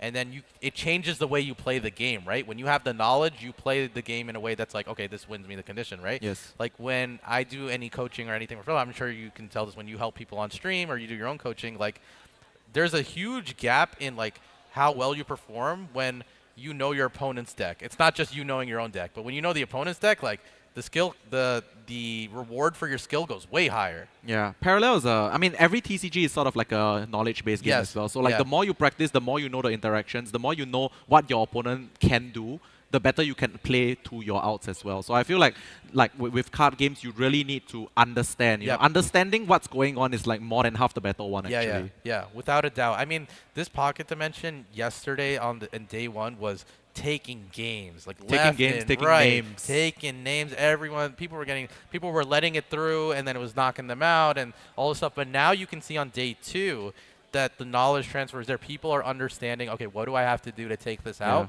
I'm gonna leave it there, right? It's a fast adaptation. It's different than on ladder because there's a ban. You can alter your strategy a little bit, force them into like, okay, if this Pocket Dimension deck's so good and I know how to beat it now, I'm gonna let you play it. Versus like on a ladder, maybe your build doesn't have the right cards and things like that. So it's a different setting, I guess. And I want to say that because like I still think the Pocket Dimension deck is very, very good, and I think it'll get even better.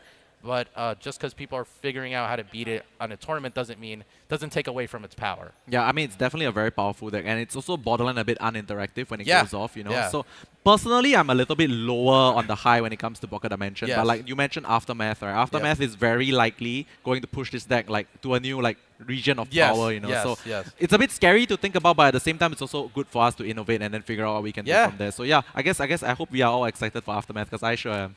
Yeah, I mean, oh my God, some of these Aftermath cards. So we're like what, a week away? Less than a week away now. Like, I mean, Earthen already looks good now. Earthen's gonna look even better. I think Earthen is my hot pick. Like, I think that is gonna be the parallel that gets the biggest glow up. Agree. Yeah, Earthen got the most like power, power cards, right? But personally, I think Shroud actually might be the winner. Shroud is also really good. That's really good. I mean, you might not be wrong. I mean, Shroud has always found its way one way or another, right? I don't think we've ever seen a format. Maybe this one would be the closest to like people not running any Shroud. Some people aren't running it, but for the most part, it's a thing that's always there, almost across like 90% plus of like the people playing in the tournament.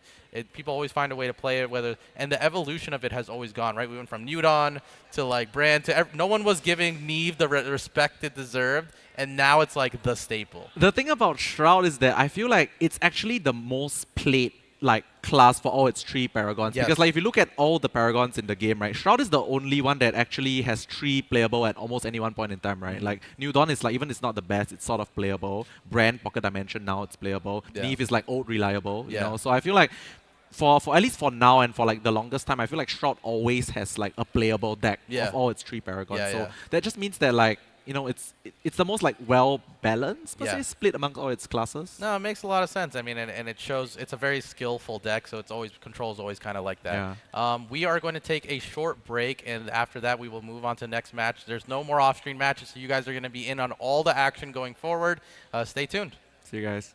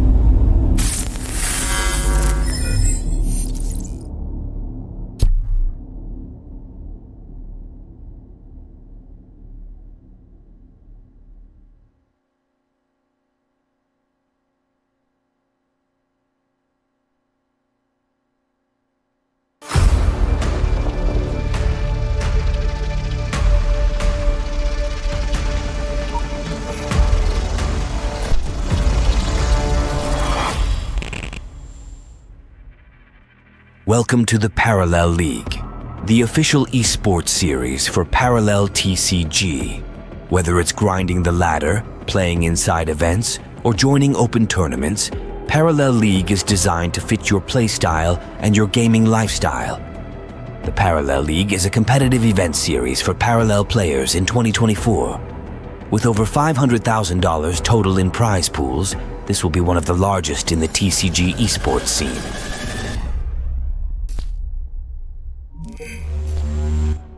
Beginning in July, your rank in the ladder at the end of the season will begin awarding points. Points will be required to gain entry to the Prime World Championship Tournament. Within the Parallel League, there are 4 ways to acquire league points: Season Ranked Ladder Finish, Parallel Major Tournament, Parallel Minor Tournament, and in-game tournament events. Each category awards you points towards your overall league ranking, paving the roadmap of your achievements on your way to being a Parallel Prime Champion. Let's start with the first major event and the first steps on your journey to the Parallel Prime Championship. The Planetfall Kickoff Tournament will be a 128-player invitational. This tournament will bear a $50,000 prize pool. The 128 players for the event will be pulled from the ranked ladder at the end of July, and the first phase of the tournament will begin in August. Then, starting in July, players will start earning points towards their Parallel League ranking from their season ladder finishes. Parallel seasons are monthly rankings from the in-game MMR ladder system. At the end of each season, players are awarded points for finishing in the top 100. From there, players who finished in the top 64 from that season are invited to compete in a Parallel Majors qualifier event. 64 participants in a qualifier are awarded points for their participation. The winner of a qualifier will be granted an automatic spot at the next available Parallel Major. There are even more ways to earn points outside of the ladder. Another way is in-game tournaments where players can earn 1 point for every win, with a max out of 3 points per month. Parallel Minors are officially licensed events that take place every month. These tournaments are not based on any pre-qualified criteria and are completely grassroots community-driven and open to all. Anyone can enter, anyone can win. Points will be awarded to the top 8 finishers of any minor. Parallel Majors are the premier main event for Parallel League. 124 players are invited to take part in a major. These players are from first-place qualifier events, with the remainder being filled by players who are in the top 122 from the overall Parallel League rankings. The top 32 from a major will be awarded points, with the overall winner being granted a seat at the World Championship. At the end of the Parallel League season, we will hold the Parallel Prime World Championship. The Prime Champions Final Tournament is a 32-player event. The 21 top point earners over the course of the league will be granted automatic entry to the tournament. First place finisher.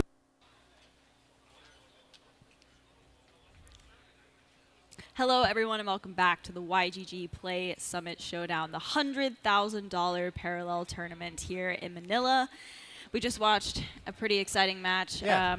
I will say, Scout and I from the audience though have been a little sad that we haven't gotten to see Pocket Dimension really shine, unfortunately for Tyler in that last series. We saw him lose, but perhaps there's still time. There's still time. I think there is still time for Pocket Dimension to have its moment, but at the moment we haven't seen it. So yeah, it's been good though. The games have been great.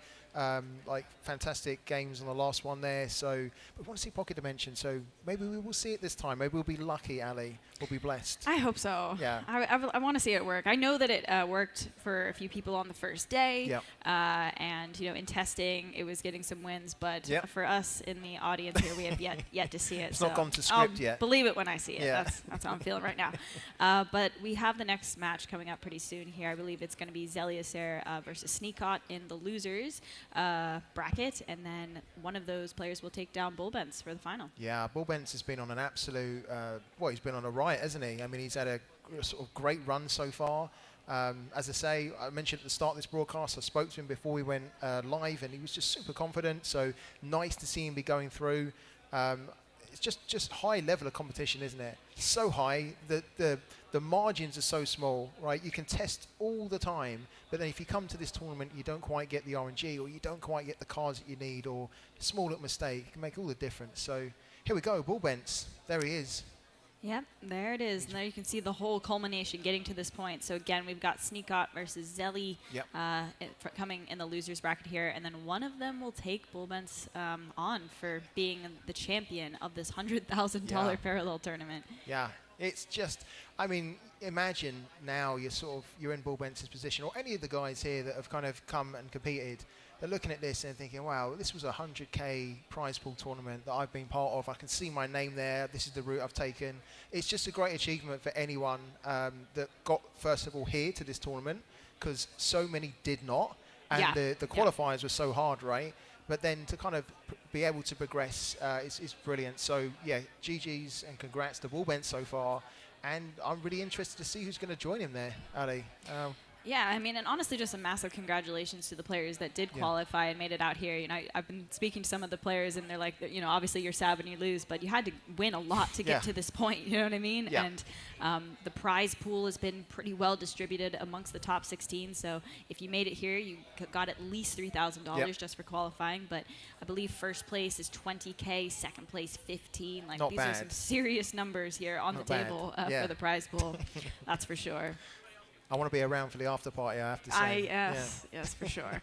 But no, I think this event has really opened up kind of the showcase of what it can be in the future to have these parallel tournaments in person. And, just being in the TCG scene for a while, so often of the time when I've spoken to players, their most favorite memories from, being a part of card game communities are the in-person events where you get to make friends, lifelong friends, and share in the memory together. So it's been a really, amazing event so far. And, we definitely want to thank YGG, OpenSea, Echelon, of course, and also AiRev for matching that 50K for the tournament. And so big thank you to all of the sponsors for putting on this event for everyone. Yeah, big shout out to them. And I just want to pick up on that point you just raised, Ali, because from me talking to the competitors as well, that's the thing that I'm picking up the most, is that they are so happy to be part of this, which is the first time that we've really seen like a huge tournament like this for Parallel, and they're happy to be meeting their competitors in real life, the people that they see regularly at tournaments, the people that they come up against, they battle up against in the league, you know, on the ladder. They're just happy to be meeting and having this experience in real life, and it's just great. So as you say, I think it's the start of like this really escalating in a good way. We've got the World Championships coming up in next year in March, and hopefully we can get more experiences like this, right? It's not just meeting the other players too. Like you've got the Parallel team, the Echelon team here. You've got Kalos and Koji. You know, you're getting to actually like see a lot of these people that created the game that you know we're all loving. So I think that's also extra special. You get to meet the makers. You get to meet the makers. Yeah. And you don't often want to meet your maker, but you want to meet you want to meet these makers. So. You want to meet these makers exactly. But yeah, Sneakot Zelly, a match coming up really soon here. I think we're gonna hopefully take a look at the deck list, even though y'all have probably seen their decks at this point. But what do you think, Scout? Like best moments so far, or just like anything in particular that you want to shout out? I think that when Manos, funny enough, was playing, and he done really well with his Arak.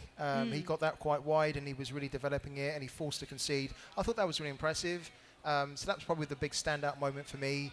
And then probably in a bad way, the other standout moments have been the fact that we haven't seen the pocket dimensions quite, you know, kick off yet. But what I like about this here from Zelly is that Zelly has not brought pocket dimension. He's brought Neve, and he's brought pretty much like the tried and true and tested Neve that we've all seen can work very effectively on the ladder.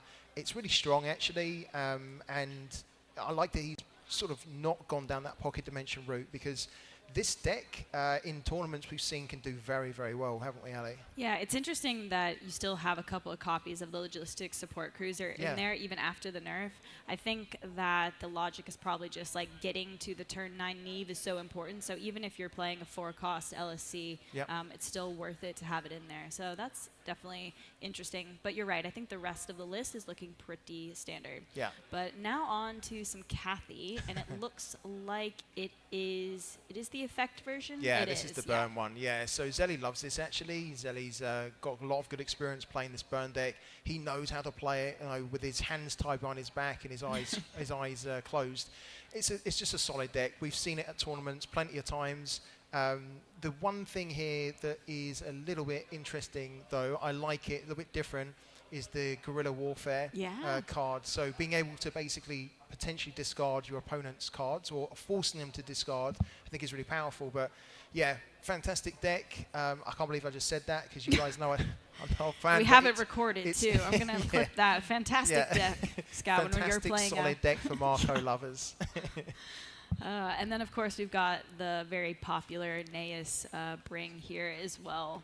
Also looking pretty standard to lists that we've seen in the past.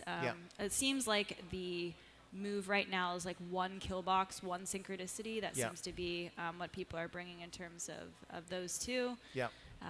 Also has the hammer for some extra push. The one of Inductus seems to be also like the popularity pick right now. I think one of the problems with this Naeus deck is that it's quite difficult to fit everything in, because you want to be trying to make it unit heavy, which is what this one is, and there are so many units that you need to fit in there, but then you need to try and squeeze in the really powerful effects like the synchronicity and the kill box. You know your Triumph Europas are always going to be 3 in there, and you know your PS8s are going to be 3, so it's just about just trying to find those really important powerful effects that just fill the gaps in. And so that's often the reason why we only see 1 kill box. We've seen in this case there's only room for 1 synchronicity. It's a very great deck, actually. It's one of those decks where, as we've seen at this tournament, when it gets out of control, it's good night. It, you know, it really is. It's so difficult to try and regain the board against Aeneas that's really, you know, ramping quickly. So yeah, very good deck. And again, Zelly knows how to play this deck, so I'm expecting some big things here.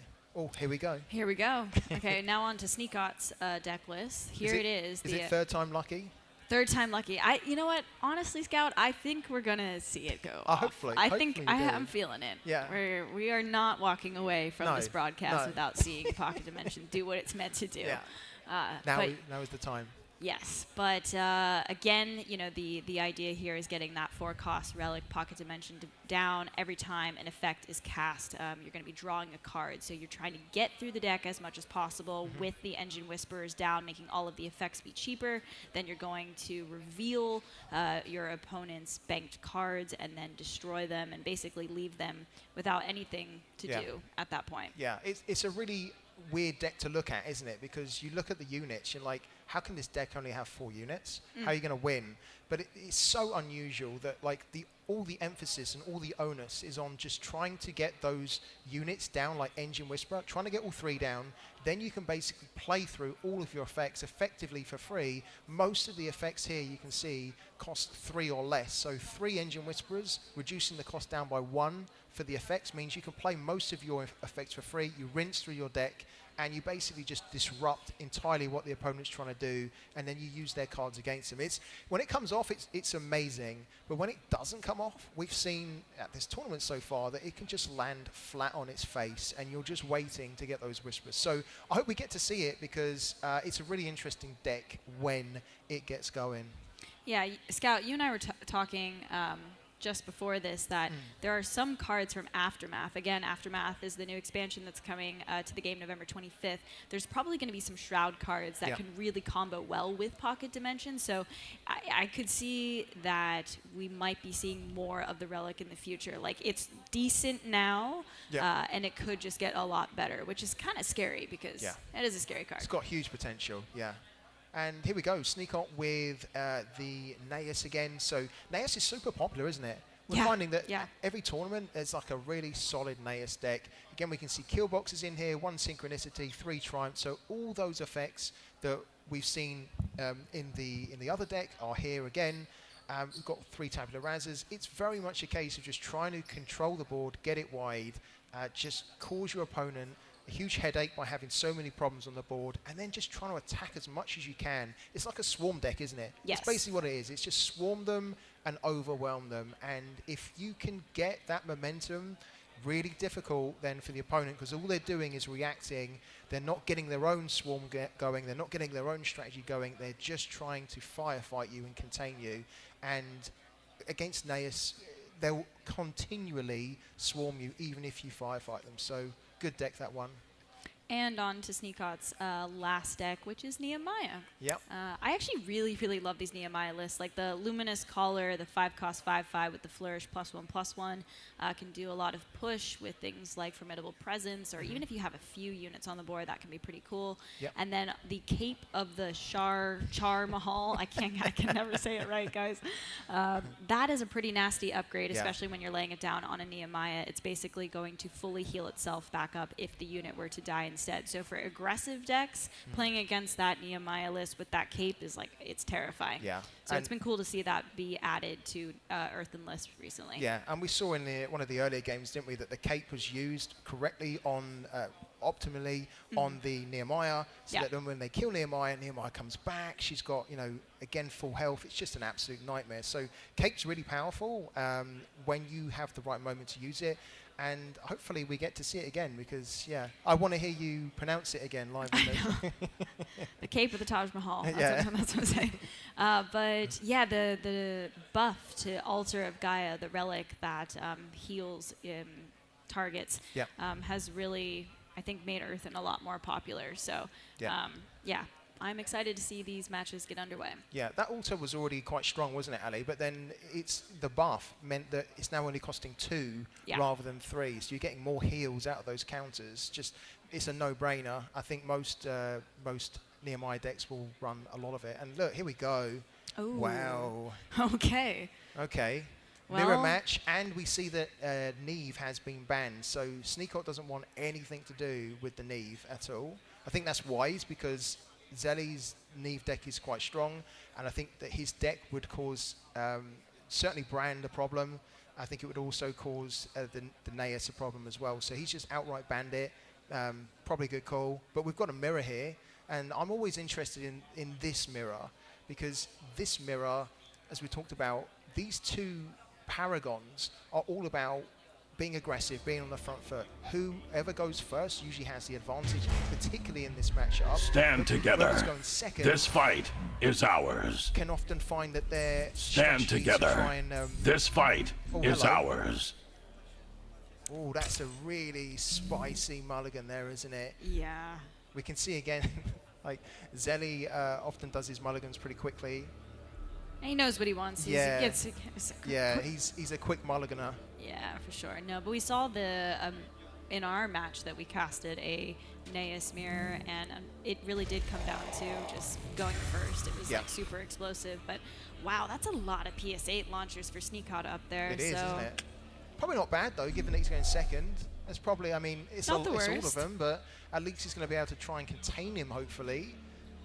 We can see in Zelly's hand, look, he's got the Alvaro, he's got the Saboteur. Saboteur's not going to be that useful here, really, so he can probably look to bank that. He's got Tabula Rasa, but he doesn't really have anything to bank to get the use out of it yet. So I wonder what he gets now. There you go, look at that. Yep. So there you go, Saboteur gets banked as we expected. You see Zelly make the motion at the camera there, that was great. I didn't see it. He was like, I top deck like a king. What's up? He really needed that, actually, didn't he? Because he didn't really have a turn one there. So it worked out perfectly. He's got the hammer there. What do you do, Ali? Like in this situation? Man, you really want to be developing the cunning Scipion there, but the thing is like if you don't take out the 2/2 now, it just is going to get bigger, and also it gets, well, I suppose it would get a value trade too, so it probably doesn't make a ton of sense to play the Scipion just for the 1 token. I mean, you see what I mean? Like it would get to trade, but I suppose you could follow it up with a PS8 launcher the next turn from Sneakot, but I mean, he's going for it. He's going to go for it. Scipion. He's going to get it developed. Not bad. The dream would have been top decking the 1 drop that he just got there. That way he could have, PS8'd and then also developed a unit, but unfortunately it didn't Playing work the out double for 1 him. drop. Yeah. So Man. that gets traded. Whiffing a 1 drop going first feels pretty bad. Yeah. Right. I mean, I would have been a little bit tempted there. I've got to be honest with you. I would have been a little bit tempted to have used one of the PS8s there to get rid of the striker, and then on the 3rd turn, you've then got 3 energy. You can then potentially play your Scipion and then PS8. Yeah. Right. So I agree. I mean, to be fair, like if he'd have done it that way, the Alvaro potentially could have then been in a position to kill the Scipion anyway, but. I think it's so difficult, isn't it? Because when you go second in this matchup, you know that if you don't deal with those threats, as you say, they're going to get bigger. But at the same time, you can't just be reacting to them. You have to be trying to get on the board yourself, right? So it's always a fine balance between when do I find that window where I feel like, okay, I need to start presenting a threat for him to answer.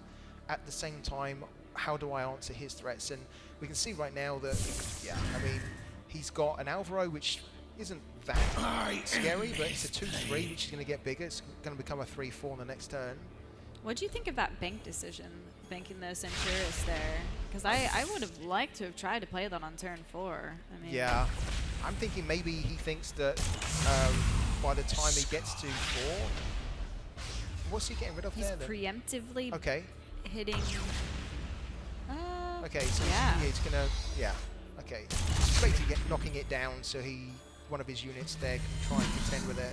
I mean, I get what you're saying. I think the Centurus is so good, but I'm almost thinking that like he doesn't feel like he's in a position to start getting that developed. Okay. This is a good spot though, in a way, for Zelly, right? Because even though like he can get rid of that, what has he banked? Oh, okay, so he could play the Tabula Rasa if he wanted to, but I'm not sure. Is he going to do it? He's going to do it. So then he pulls out the Alvaro. He worked so hard to get rid of the first one. Yeah. So, well, I will say that there are 2 triumphs in Sneakot's hand, so maybe that can carry him. Because as it currently stands, Zelly's looking pretty like in control of this game, and he's got a Centurus to come out the next turn. So he's got nice cards to follow up, hasn't he? Actually, Yep. What are you thinking of banking here, Ali? With that hand. Oh God, I mean, you can't bank a triumph, right? You got to get rid of the kill box. That's the bummer. Like, I swear I wind up banking kill box so much of the time. Like, I want to play the new card for the content. I'm like, it just keeps getting banked. Yeah. It's a bummer. I feel the same about Wong. I'm just constantly banking Wong. Just never gets a look in. All right, so we can see that Zelly's going to try and go wide here just to try and command on the board. So Centurion's going to come on.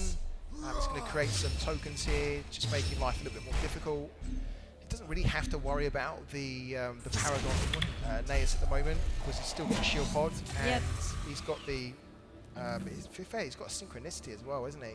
Yeah, the shield pod's actually like pretty annoying right now. It's gonna be able to let Zelly keep this like fairly wide board and then kill box in hand too. Like that's gonna represent a decent amount of damage pretty soon here.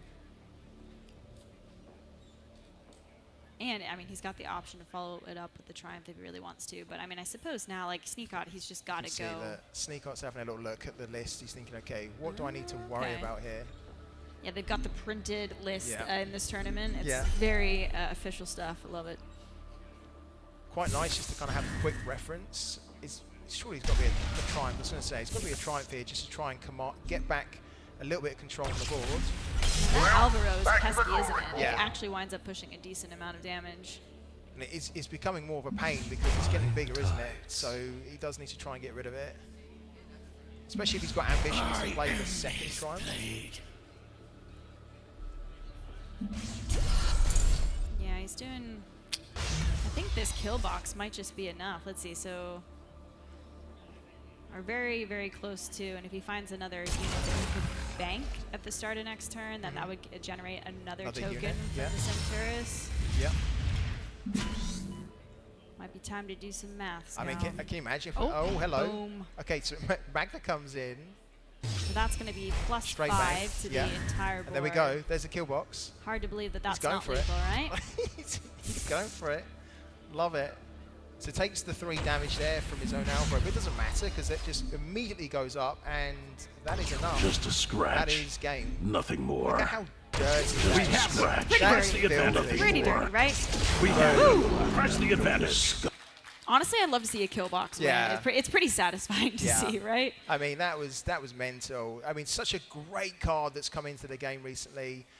It's just turning these really low-cost, low-power units into mammoths where you're like, okay, game for you. Yeah, you kind of need to like respect it too. Yeah. Like you gotta play around it, and I feel like it's worked out nicely that you really only need 1 copy in the list to make it threatening, right? So it worked out pretty nicely there. And to be fair to Zelly, he kind of set everything up, didn't he? He was the aggressor. He got his board slightly wide. It wasn't massive, but he knew that he had the kill box and it was going to be enough to get the job done, and it was. So good. That's the thing with Naeus. You don't even really need that big of a board to do some serious work, right? No, I actually remember when that card came out, and there was just a load of 1/1s on the board in front of me. I think there was like 3 or 4. I just completely ignored them. I never ignore them again after kill box. Like, it's a lesson you learn hard. Yeah, it's a lesson you learn hard. So yeah, good game. Very good game. GG to Zelly there. Draws the first blood. But we're going to go to the second game very soon. So yeah. We're going to get to see Pocket Dimension at work here. Yeah, we want to see it, don't we? We're not leaving Manila We're not leaving Manila. We're not leaving Manila until we see someone perform the full combo. I feel like the audience as well deserves to kind of see a Pocket Dimension come out, because there's probably a lot of viewers here that keep hearing about this Pocket Dimension from us, and like they've seen it now and they think, okay, well, I haven't quite seen what does it do, you know, like how does it work? And it's actually very impressive when it works. And as we were talking about earlier, the potential of that deck with Aftermath cards means that it's probably a deck to start looking at now and at least getting an understanding of, so that you can then start to experiment more when Aftermath does come out soon. I just think it's been incredible that we've seen so much deck diversity in the last couple months of Parallel before Aftermath, you know? I mean, that's just a testament. I know there's been like some balance changes here and there, but still, people have been coming up with new decks, like, you know, very deep into the cycle of right before we're going to get a new expansion. So that's been really cool. Like Far, Iraq, this Pocket Dimension, there's been a lot of variants in the deck. So none of the players are settling, are they, for the meta? They're constantly looking at evolving and innovating it, and it's great. So, all right. On to the next game. Zelly is playing as Kathy. So this is the Kathy burn deck that we went through earlier. And then, of course, Sneakot needs to win with the 2 decks that have not been banned. He's opting to go again for Naeus. So this is a interesting match because how do you see this one going, Kat? I mean, again, I think player that goes first, probably a huge advantage. If Neas can get that. Catherine the point. Oh, actually, hang on a second. Who is going first here? Stand together. You just want to be getting on board This fight quick as you is ours. can. Yeah. Obviously, Kathy can do some pretty crazy stuff, but it does look like Neas is going first, Yeah, and he's got two strikers, and also the PS8. Yeah. Like the 1-1 is always really nice on turn 2. So that's pretty cool to see. And that's actually going to be quite useful for him, isn't it? Because he knows that there's going to be some bannermans he's going to have to contend with, and we can already see there's a bannerman for Zelly. Zelly does have his own removal here. He's got a Determined Assault, which is always quite good, and he's also got the PS8, so if he wanted to, he could effectively do Crimson Fleet Machinist turn 1, and then turn 2 look to play the bannerman and the PS8. Yeah, you want to be putting the Kathy in the position to like wind up using their burn on units, right? Like they want to be sending all their burn face as much as they possibly can. Yep. So if you can put them into a position to force them to use it on the units, then you're stopping their game plan, and then you're in a much better position. I think it was actually a pretty good play from Zelly there. I mean, he responded to that threat immediately. Off the striker, he had the PSA, decided to use it. He's probably going to look to develop potentially his Bannerman on the next turn because he can play double one-drop, right? Crimson Fleet Machinist and Bannerman. I guess it depends on whether Zelly feels like he needs to be removing these with Determined Assault, and then just basically wait for turn 3 to then get his Captain's Rally Cry going. What would you be thinking of here, actually? Yeah, I was Ali? deciding what to bank there, like if I wanted to have the PS8 still in the hand just to have some interaction next turn. Okay. Okay, so it's banking that. Yeah. I like that. I think that's actually pretty good. I mean, it would, in an ideal world, it would have been lovely to have got the Bannerman down and the Crimson Fleet Machinist, but this is why you run Determined Assaults, because it's one of the few effect cards that can hit for 3. Yep. And a standard bearer deserves to be Determined Assaulted. Yes, it does. It does. Especially after it gets buffed in health after it attacks, right? You need to kill that thing on sight. Yeah, it's a kill on sight card. It's a little unfortunate for Sneakod that, we're already going to be in turn 3, but he's had a little bit of a tough time, like sticking stuff on the board, and you really want to be popping off and getting those counters buffed as quickly as possible. But obviously that means that Zelly hasn't been going crazy either. No. He's been playing the, like answer game as well. Yeah, so he doesn't have like the best options here, so he's going for like a slinger. Why not? You can get it down. He opted to bank for the Centurus. I think that's probably right because Centurus is great, but like keeping the glaive here is going to be quite useful for him because the next turn he's probably going to need it to deal with the units which are going to come on the board from the Rally Cry. And I think that's what Sneak Up was thinking, is that he's likely going to Rally Cry. I'm going to need to have a way to just cleanse the board with one unit, and the glaive is going to allow him to do that. Oh, that's brutal. That was such a nice Scanner Probe was such a nice pickup. He gets to steal the kill box. Passing. Okay. Yeah. Okay. I think that's all right. Position, is he? He's happy with his hand. He's not under the threat of too much, clones or anything like that. So I feel like it's probably fine to let him have it. But yeah, that Scanner Probe being the second unit, getting the buff, being able to take out the striker. I mean, oh man, that was rough for him. And it works so well, doesn't it, in this deck, because the passive ability of Kathy then means that like the other unit that you play can also get a buff as well. So yeah, the Scanner Probe coming in, immediately then becoming a 2/3. Now, I will say it's been looking pretty rough for Sneak Up, but maybe this Astel's Glaive can be the saving grace here. Maybe. I mean, I think that's why he kept it, because he's hoping that it can at least allow him to clear the stuff that's coming on the board. Is he going to go for another Rally Cry here? I mean, he could do, like, say, Bannerman and then a Rally Cry, but the problem is that you're playing the Bannerman, it's just likely going to get killed by the Glaive, isn't it? So it's a tricky one here. Honestly, this is pretty awkward. I feel like you do, you want to go wide, but the fact that the Glaive is going to be able to take out 3 units with the Cleave, that feels pretty bad. But there's no way to, cleanly answer it because it's got shielded. So he doesn't have a way to remove the Glaive either, does he? Which is awkward. He can't target it with the Determined Assault with the shield on it. He's looking to throw the scanner probe into it though. Okay, he gets the opportunity here to trade the Asian subject. Lets it go through. Okay. Would you have done that? I don't know if I would have actually. I would have probably just left that. What you mean? Oh, he does. Look, he actually he can answer it. There we go. There you Casting go, yeah. enough effects to get the Bannerman up to 4 No, I attack. didn't see that at all. That's fantastic play. That is really good. Wow. That is definitely I the right play. That. Yeah, I didn't see that. That's amazing. That's why he's here. Yeah, nicely done, Zoe. Yeah, Nicely done. brilliant. That was superb actually, because that glade was a big problem. Yep, I mean, it just doesn't seem like this is going to be good enough. Like, Zelly just has the command of this game. He's running out of cards as well, isn't he? Look, Yeah. Sneakov's running out. Perhaps a Triumph of Europa top deck could do some work, but I still think it's going to be pretty tough at this point. Like, he's really out of cards now, Sneakov, so he's going to need a big top deck. I mean, Zelly's still in a very great position. 2 Bannermen on the board. You've got the Rally Cry, which will buff them even more. Of course, you've also got, for this next turn, you've got the... Oh, wow. That was a nice top deck, though, from Sneakov. Yeah. I would say that there is some hope left here. Fleet support could be pretty scary as well. You kind of got that in your back pocket if things go south, to be able to find the burn. Does he get more? I was going to say, does he get more artillery spotters? Of course he does. Yeah. Yeah. Super strong. Gets another trigger happy down. Puts it in the middle. So these Bannermen are really starting to buff out control, aren't they, Ali? Yeah. 2 Bannermen and 2 spotters on the field.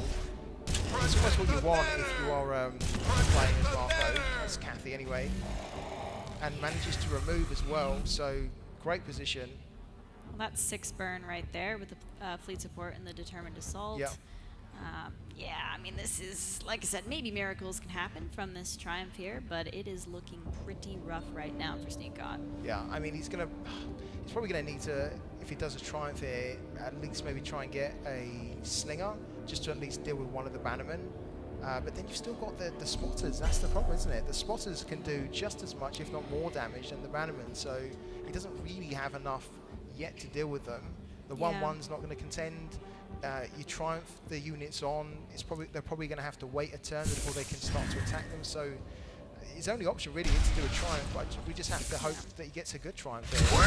I mean, if you got a Slinger and then maybe Kalar, okay. Like, you can take out the 5-1 and the 4-1 with an attack as well as a Gunslinger. Yep. And then if you wanted to get the Kalar down, that could answer a spotter as well. But I think at this point, you probably just want to be working toward, like, building a board pressure and then hopefully finding an answer for the spotters later, because you're never going to win this game unless you also have board pressure yourself, right? Yeah. You can't just answer their threats. I mean, there's that Slinger that we were talking about, so it at least got rid of one of the Bannermen, which he needed to do. There's still a lot of threats on the board, though, but he's got another 2 energy, isn't he, to bring out.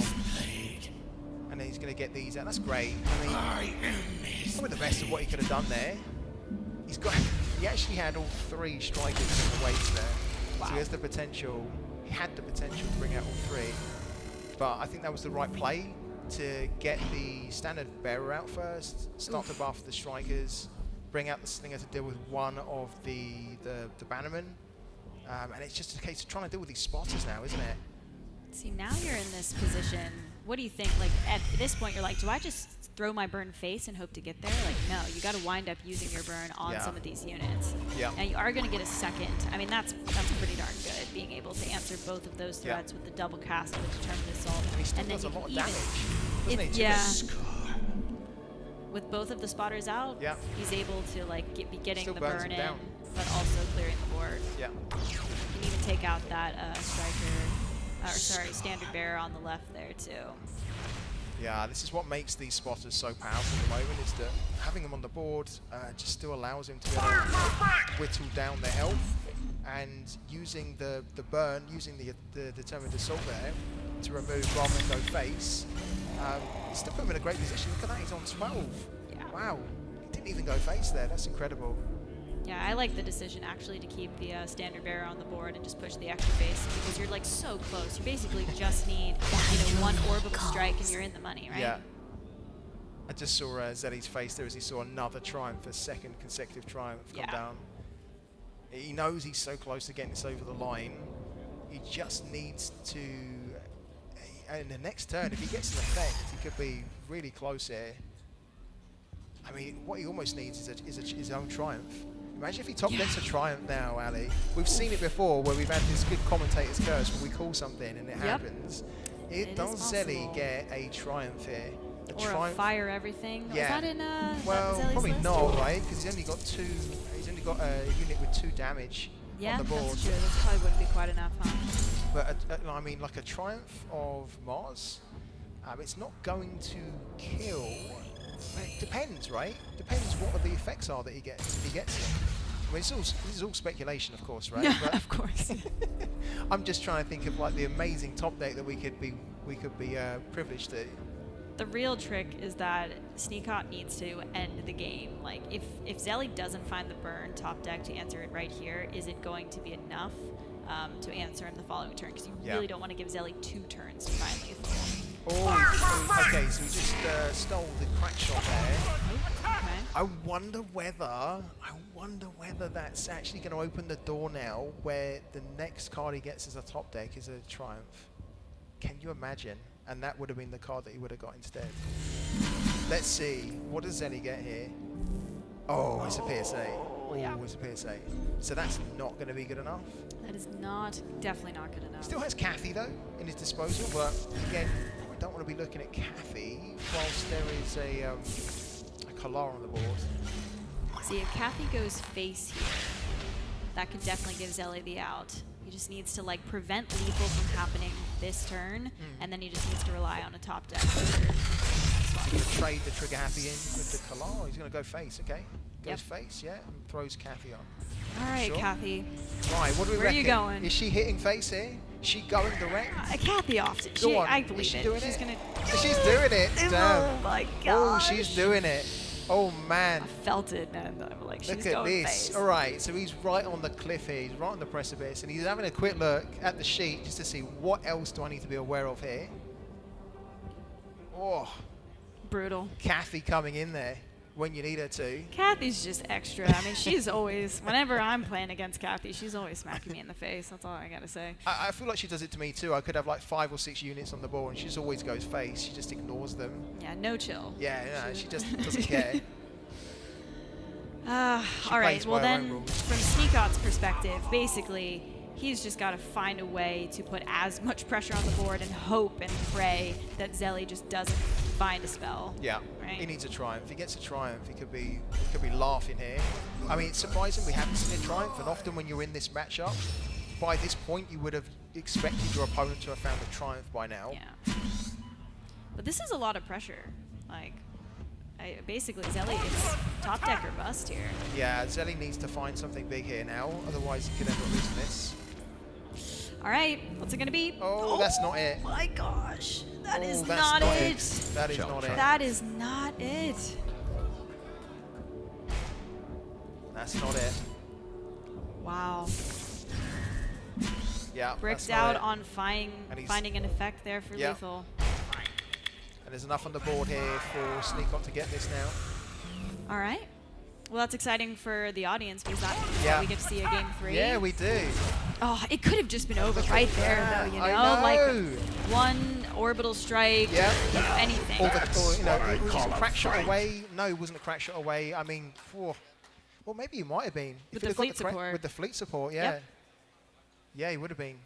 So that steal of the crack shot was vital there. What a great game, Ali. That was a great game. Honestly, it looked like Zelly had it all the way, and then all of a sudden, just almost ran out of steam, ran out those cards that could get him over the line, and boom, Sneakot comes in and sneaks the win, doesn't he? Don't fade the Naeus. Like, I swear, sometimes, especially if you're going triumph into triumph, right? Like, the game cannot be looking great for so much of the time, and then you just cast one triumph, and it gets you back into it, and then, I also think as well, it's a little bit unusual for Zelly not to have drawn a triumph there, right? Because like you would expect him with, there were 3 triumphs in the deck, wasn't there? I believe so, yeah. You would have expected maybe for him to have drawn 1. If he had, it could have been completely different there. He might have been able to have found the effects that would have got him over the line, like an orbital strike, as you mentioned. But what a great game. Fantastic. And as you say, we go to the next game, which Game 3. is going to be huge. They're absolutely huge. Making them work for it. Making them work for the final win. Yeah, exactly. But yeah, that steal of the crack shot, like, wow, that's brutal. Massive. Absolutely massive. And I think, you know, the burn deck is very effective when you're being very aggressive. It's very difficult to be aggressive when you're up against another aggressive deck like Naeus, right? Because then you're having to balance, as I say, like going face or also dealing with the board. And I think a lot of that game, Zelly was having to deal with the board as well as trying to go face. If it wasn't such an aggro deck, let's say that it was like a Shroud deck, you could probably have just ignored a lot of those units and just gone face, right? Yeah. You wouldn't have had to worry about dealing with them because they're going to get bigger. You're like, okay, I have to deal with that before that gets out of control. So. Well, it was nice with the artillery spotters on the board because you were sort of able to play the answer game, take away some of their threats, but also push the 2 damage from the spotters. So it was looking like pretty strong for Zelly there for a while. But unfortunately, just couldn't find that one last effect to top deck for the end. Did you see that happening? I thought Zelly had that. I was really surprised. I was pleasantly surprised though, because I love that Sneakot didn't give up. You know, like it looked like for a long time, like Sneakot was running out of cards, wasn't he? Yep. But then those triumphs really turned it around. The 2 consecutive triumphs gave him that board presence. Without those, that could have been a different game. I'm not going to lie, when the Kathy went face, I was feeling it for Zelly there. Yeah. Like, I think Kathy was trying to give you this win. She was trying her best. Like, I went face, mate, you know? But unfortunately, just didn't get there. So. No, just not enough. But we're about ready to start the last match of this series, and then the winner of this match will go on to face Bull Bents in the final. Wow. And we will find our champion of the $100,000 YGG Play Summit Showdown here in Manila, Parallel. Whew. Yeah, it's all coming to a climax, isn't it? And I think we can see the games that are happening now. We've got a massive game here for both of these players, so this is a spot for the final, isn't it, Ali? And we finally get it. We get another chance to watch the Pocket Dimension at work. I will say, burn Kathy going into the Pocket Dimension, that is definitely a little scary. That's not favored for, Sneakot at all. Harf is really, really key in this. I mean, it's already great if you find Harf as like a burn effect, Kathy, right? Because it's making all of your stuff cheaper. But the fact that you can shut down the game plan of this Pocket Dimension by finding that Lord Harf is like so crucial. So it might come down to that if Kathy doesn't get a crazy explosive start. I mean, I'm going to be honest, I'm just going to say it right now, I do not favour Sneakot in this matchup at all with a Pocket Dimension, because it's, I hope he can prove me wrong. It takes a long time to build up. It takes a lot of pieces to come together, and you're going up against a deck which will burn you to death within 5 or 6 turns. So we can see at the moment Sneakot's not quite got the cards that you would like to have early on in this matchup, and Zelly does. So I'm really interested to see what happens here. But I think that the burn, we're probably going to see the burn just rip through and potentially get a quick win here. Yeah, I will say that it's not like the most insane starting hand for Zelly. I mean, obviously having the Trooper turn 1 is good, but we don't see a Catherine's Rallying Cry or Harf in the hand, so there might be enough time for Sneakot to find the pieces for this combo. I think also your great point there, Ali. I think the other thing as well is that he's got 2 spotters in his hand. You don't want the spotters in your hand, do you? You want to be like getting them from the rally cry. So that is not ideal at all. He doesn't really want to be playing those on turn 2. We can also see that Sneakot has managed to, in his last draw, he managed to get one of the Whisperers. So let's see, is this the time now? Has the game been hearing us? I'm feeling it, Scout. I am. I'm very hopeful right now. We'd like to see another Whisperer turn up very soon. We've Oh, got the Pocket Dimension. Okay. It's happening. Is it going to be quick enough, though? That's the thing, because we can see that Zelly's just drawn another Trigger Happy, which I've got to say was probably the ideal for him there. I don't think he really wanted to be playing a spotter. He's holding it back. I mean, next turn he could potentially play a spotter and then he could be playing the crack shot. That's going to give him a nice amount of, it's going to give him like 5 damage there. Pocket Dimension down. Here we go. It's now or never for Pocket Dimension. I like it. I mean, and both of the life siphons in the hand like can answer both of these troopers. Yep. So like that gives them like a little bit of time here. Yeah, I mean, it really hasn't been the best hand for Zelly. I mean, as you said, both the spotters, 2 crack shots. Like, you don't really want to play your fleet support like for 4 early. So I think there is potentially a chance. Obviously, this is definitely representing a lot of burn from the hand, the crack shots, the other spotter. But I think maybe, just maybe, there might be some time. I mean, the advantage here, slight for Sneakot, is that with the two siphons there, he can play the Whisperer, and then he can play the 2 siphons for free, and that's going to generate card draw. So then it allows him to generate card draw, and he'll still have 2 energy left over, which allows him then to potentially keep cycling through. But he's going to still need to try and contend with the spotter and the bannerman. But he can get it going at least, you know, like he can start it. It's just it's not ideal because you've then got a Whisperer that potentially gets dealt with by the bannerman on the turn after. Do you go for it though? That's the thing. Like, I feel like sometimes when you're playing these combo decks against aggro, like I don't know. Sometimes you just have to use your pieces in like slightly different ways than you would want to because you need to. I don't know. You need to give yourself a chance. Yeah, he's not going for it at the moment. Okay. Okay. Okay. Here we go. So 2 Engine Whisperers then. He's biding his time. Imagine if he draws it. Oh, he doesn't draw another one, but he could. Well, he could look for an effect. He really needs the next Whisperer, and then he can really start to get going. You can find it though. Yeah. You know, like that effect there will be free after both of the Whisperers are put down. So I mean, if he draws a Stone of Power, not Stone of Power, a Touch of Power. If he gets a Touch of Power, he can go and find it and put it straight out. The only thing that I worry about here is that you can see that like he's already sub 20, and then Kathy comes in, hits for 5, so he's about to die. This is the problem with the Pocket Dimension, is that it's a little bit slow against this type of deck. I'm nervous, Scout. I've got jitters. I wanna see Is this at there work. a way out here? If there's a way out here, Pocket Dimension expect it to be on the ladder constantly, non-stop tomorrow. Honestly. Okay. All right.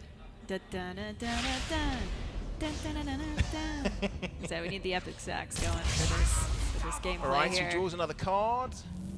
What does he get? Okay, so he gets the Pyrrhic. He has a Pyrrhic Victory and he has a Trade Route Ambush.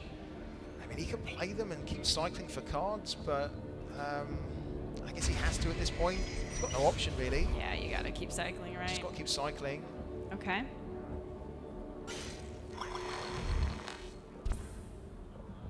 So the nice thing about playing this deck is that it's not just like one timer. You can take, like in Hearthstone or something, you only have a minute and a half, but here you can actually like make decisions as things are getting resolved, like 15 seconds. So you have time to sort of figure things out here when you're doing this. Oh, look at what he's just drawn as well, the flat circle. Yep.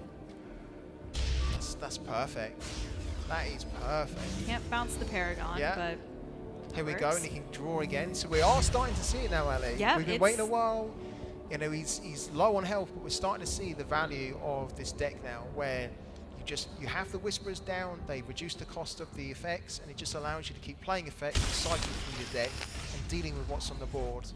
Look at Zelly in the corner. He's got the nervous jitters. Yeah, he's jittering. I mean, unfortunately, he's run out of energy here. No. So he's going to have to hope that he doesn't have a way to be killed here, and unfortunately, I think he that's it. Might have. Oh, he banked. Okay, I didn't realise. I thought he already banked. So he can play Trade with Ambush, which reduces the energy, the bank. Yeah. Oh, okay. I mean, Zelly's going to be able to answer these Engine Whispers, and actually this might just even be enough here. Yeah, he can play the spotters. Just unfortunately, Sneakot just couldn't find that last Engine Whisper to keep going. Yeah. Oh, that's interesting. Okay, so he's playing. Okay, why? I thought he might have wanted to play. Okay, so he's just looking to kill these straight up. Okay, so that kills the game plan, doesn't it? Yes. I thought he was thinking about at least playing one of the spotters and just trying to go for it, but he's just thinking, your whole game plan revolves around the Whisperers, so I'm just going to remove them, and I've still got time to finish you off on the next return. And look, leaves the door open as well, doesn't it, for Kathy to hit face, which she did. So, wow. Yeah, unfortunately, I can't really see Sneakot finding a way to win this, being an 8 against a burned Kathy. Lost both of the Engine Whisperers. I'm going to say that I don't think there is an out here at all. Oh, I mean, to be honest with you, look, next turn, if he plays both the spotters and he plays a crack shot, he's going to be able to hit the 7. Yeah. Well, GG's there. And Kathy can still hit face, right? So this could be the game here. Hits for 3. His spotter's going to hit for 2. Yeah, it's lethal. Yeah. Well, Scout. Yeah. Thoughts? We didn't quite see it. We didn't quite see the pocket dimension. I really love that we have seen pocket dimension brought to this tournament. We just haven't quite seen the real potential of it. Maybe it's too soon. Yeah. Maybe it's too soon. A massive, massive congratulations, though, to Zelly for making Yep. it to the finals. Yes. He's going to be facing off against Bullbents to be the champion Yep. of the YGG Play Summit Showdown. Yep. And you know what? What's really funny is that at the start of this day, Bullbents, I was talking to Bullbents and I was talking to Zelly, and Zelly said to Bullbents, if we get to the final, I'll beat you. No, He did say really? that. Yeah, Oh, and they're both at the final. Oh, so that's it's going to be really fantastic. interesting to see that now, whether he can do that. Yeah, well, fantastic play by both, Zelius there and Sneakot. Yep. Unfortunately, Pocket Dimension just didn't quite get there, but No. that's okay. It's all right. We did get to see some of the combos start going off a little bit, but Yep. just didn't quite get him there in the end. But No. again, massive, massive congratulations to Zelly for making it to the finals. Huge congrats. Played fantastic, brought the right decks. He brought decks that were different from others as well, so he was the one of the few that didn't bring pocket dimension. True. He really smashed the burn. He just brought his decks that could counter a lot, and I think it showed. He knows exactly how to play those decks as well. He mulligans quickly. Yes. He kind of is playing 3 or 4 moves ahead as well, you can see. He just played fantastic, so congrats to Zelly. Commiserations to Sneakot, but at the same time, congratulations for getting here, man, because you played fantastic. And we'll see you again, no doubt, at a big tournament. That's Yes. for sure. Before we head to break, I want to say another massive thank you to YGG for putting on the entire event, AiRev for also sponsoring some of the prize pool as well. A big thank you to Echelon for everything. We wouldn't be here without the Prime token and all, as well as OpenSea. So a big thank you to the sponsors, and we will catch you guys real quick when we get back for the finals. For the final. Don't miss it.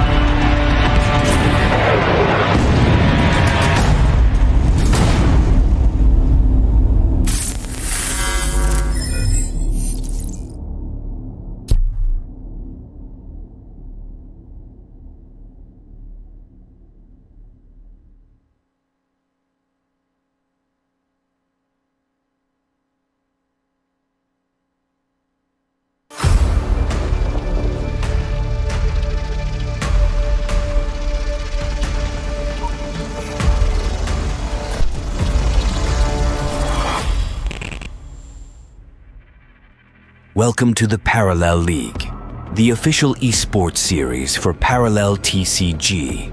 Whether it's grinding the ladder, playing inside events, or joining open tournaments, Parallel League is designed to fit your playstyle and your gaming lifestyle. The Parallel League is a competitive event series for Parallel players in 2024. With over $500,000 total in prize pools, this will be one of the largest in the TCG esports scene.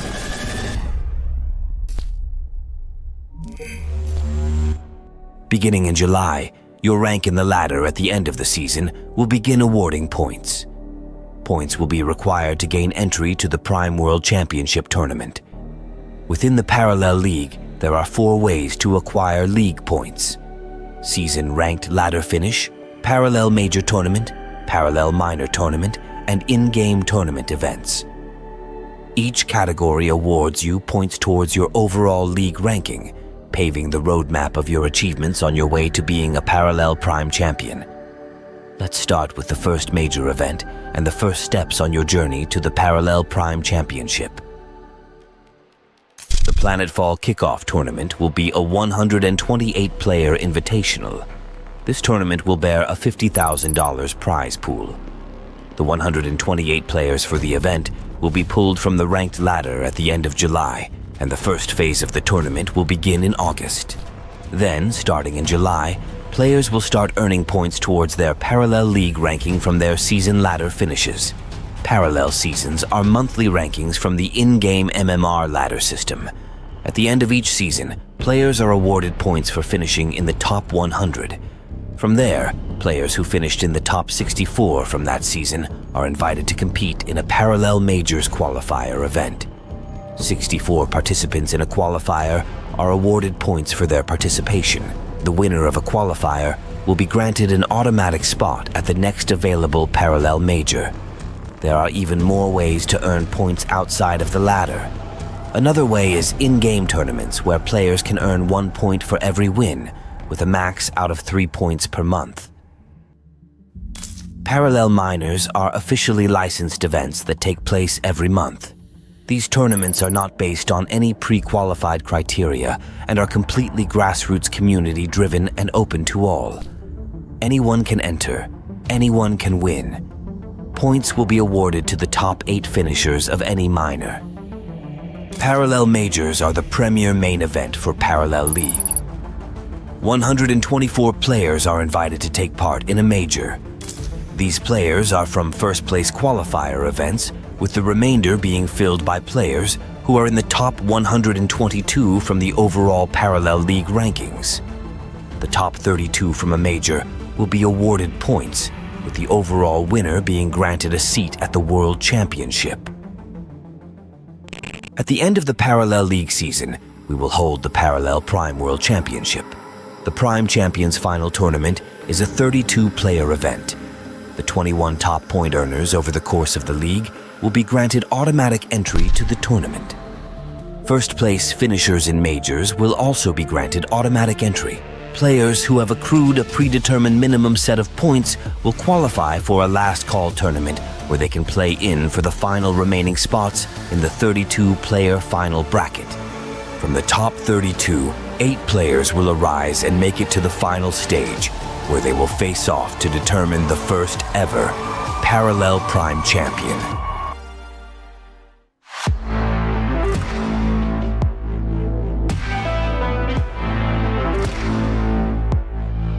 For a full look at the upcoming Parallel League scheduled events, and for more information about rules and regulations, visit parallelleague.game.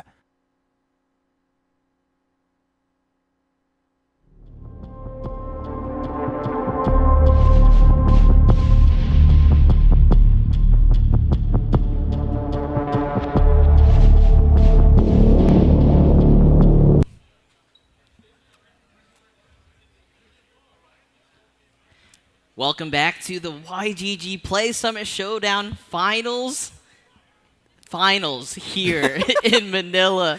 Oh my goodness, Muka. Walk us, yeah. It's been a journey. It's been a crazy journey. Now, we saw this new deck come up, some decks that weren't as strong or super strong now. People are, there's so much, like, I don't know, happening here, like, kind of behind the scenes with players talking to each other, exchanging information, all that stuff, that something that was, like, maybe super strong day 1, not a strong day 2, that kind of thing is starting to show itself a little bit. For sure. Especially with, like, this Pocket Dimension deck that everyone's, like, the hot topic. You know, it did not win like we've seen it. We saw some glimpse of it happen from Sneakot in the last game. He did try to push it through with the 1 card. But it's a bit tougher. I mean, we can get into the weeds of it a little bit right before the match if we want to talk about it. Yeah, for sure. Yeah, so, I mean, the main thing is, like, you got to see a little bit in the last game that the Engine Whisperer starts to pair off with these effects. Okay. And Sneakot tried to get it through with, like, the Double Whisperer and, like, 1 effect. The problem is normally that deck is made more consistent because of Taste of Power, which is the 2-cost effect that lets both players search. The problem is everyone here knows what the counter cards are now, right? Yes. So you can't give your opponent a free search because they're just going to search the counter and then stop you from comboing because you combo the next turn. So turn 2, you can Taste the Power, find the missing combo piece you need. Turn 3, play a Pocket Dimension. Turn 4, start going and start finding the other pieces. But now that's halted. The consistency has been halted, so it makes it a bit tougher. Yeah, and I think it's a sort of funny aspect of the decks that people brought to this tournament, whereas, like, it's almost like right curve, like super right curve thinking versus, like, just a Zeliaster with the left curve decks just coming in and I mean, the left curve ended up open. winning out, right? We have Zeliaster and Bulbens now in the finals. No Pocket Dimension. Pocket Dimension was doing really good day 1. Day 1, the guys who brought Pocket Dimension were clearing the floor. Yes. Now day 2, some of that information has been exchanged. The lesson been learned. I mean, Zeliaster is one of the guys that made the deck popular, right? Yes. So because of that, he already knows you can't use his own weapon against him. He knows all the cracks. He knows all the chips in the armor. But, you know, that's why he's been able to excel. He made it through the losers bracket to the finals, and now he's up against Bulbens, who did take him out once before. Yes, exactly. So Zeliaster versus Bulbens for their piece of $100,000 here, provided by both the Echelon PrimeFoundation and also AiRev. Yeah, AiRev and YGG Esports helping out with this one. Of course. 20,000 grand prize. Yeah, Fat that's chunk a of lot. change. That's a lot. Yeah. I mean, I like the split. I think everybody's walking away pretty happy, right? I think so as well, yeah. I mean, just being able to come here and be a part of the very first major LAN here in Parallel, I think that's a really big thing. And, of course, having guaranteed prize pool is something very, very important for all the players' very hard work over the months. We're still a growing scene, right? Yep. So you want to be able to support players as much as you can and stuff like that. So I think they're doing an excellent job. I think we're going to go through decks right now. Here we go. Zeliaster rocking the Neve. So it's oddly funny. He was one of the guys who made the Pocket popular, and now he's rocking the classic Neve. It does well. It's good. He's got the Saboteur in it, the scheming for the context, but now you don't really need to worry about that. There's no more Pocket Dimension. He's going against Bulbens with, like, a very more standard aggro lineup. Like, just what are the good decks, how do you make it work? So the Neve here might run into some pressure because it's not as fast as it used to be, right? With the LSC at 4 now, you can't, like, scale into a Dominion as fast maybe. Yep. So these other decks that are, like, that weren't as touched as much can start to push that because you're not getting to your late game faster. Yeah, it'll be interesting to see what Bulbens ends up banning from Zeliaster as well, since Zeliaster's lineup is a lot different than most of the other players we've seen here in the tournament today. Yeah, for sure. I mean, these guys already played once in the tournament, right? Okay. And we're going to have to see if Zeliaster can overcome the guy who sent him to the lower bracket. Yes. It's another rematch, right? Exactly. And Bulbens is on a hot streak. I mean, that's how these tournaments with double elimination, right? The guy in the winners gets to get a little edge and a little bit more of relaxation and comfort too, right? You're learning from the sidelines, just taking it easy. But we're looking at Zeliaster's Catherine deck. I mean, it's got the 3 Scimitar Captain here, which, you know, we were praising for when the Pocket Dimension lineups were the ones he was competing against. But now going here, it's not that great, right? Yeah, it's not that great. It's super slow. I mean, there's not many decks left in the meta right now that are like these late game centric decks looking for, like, their Ingrids or Freydises or, you know, things like that. So the Scimitar Captain, if it is going to get played, it's like kind of be like an aggro unit kind of thing. Pressure plus a discard maybe. But, I mean, Kathy can just miss, right? For sure, and I think now with Catherine's Rallying Cry not really being able to pull those 3 drops, it's a little bit more awkward, whereas in the past, it was fine just having like a 3-3 or 4-4 come out of Catherine's rallying cry, but yeah, we expect to see that be banked for the most part here from Zaliaster's Catherine. Yeah, I've heard a lot of players say this tournament I play Machinist and Logistics because it gives me a free card to bank. Yep.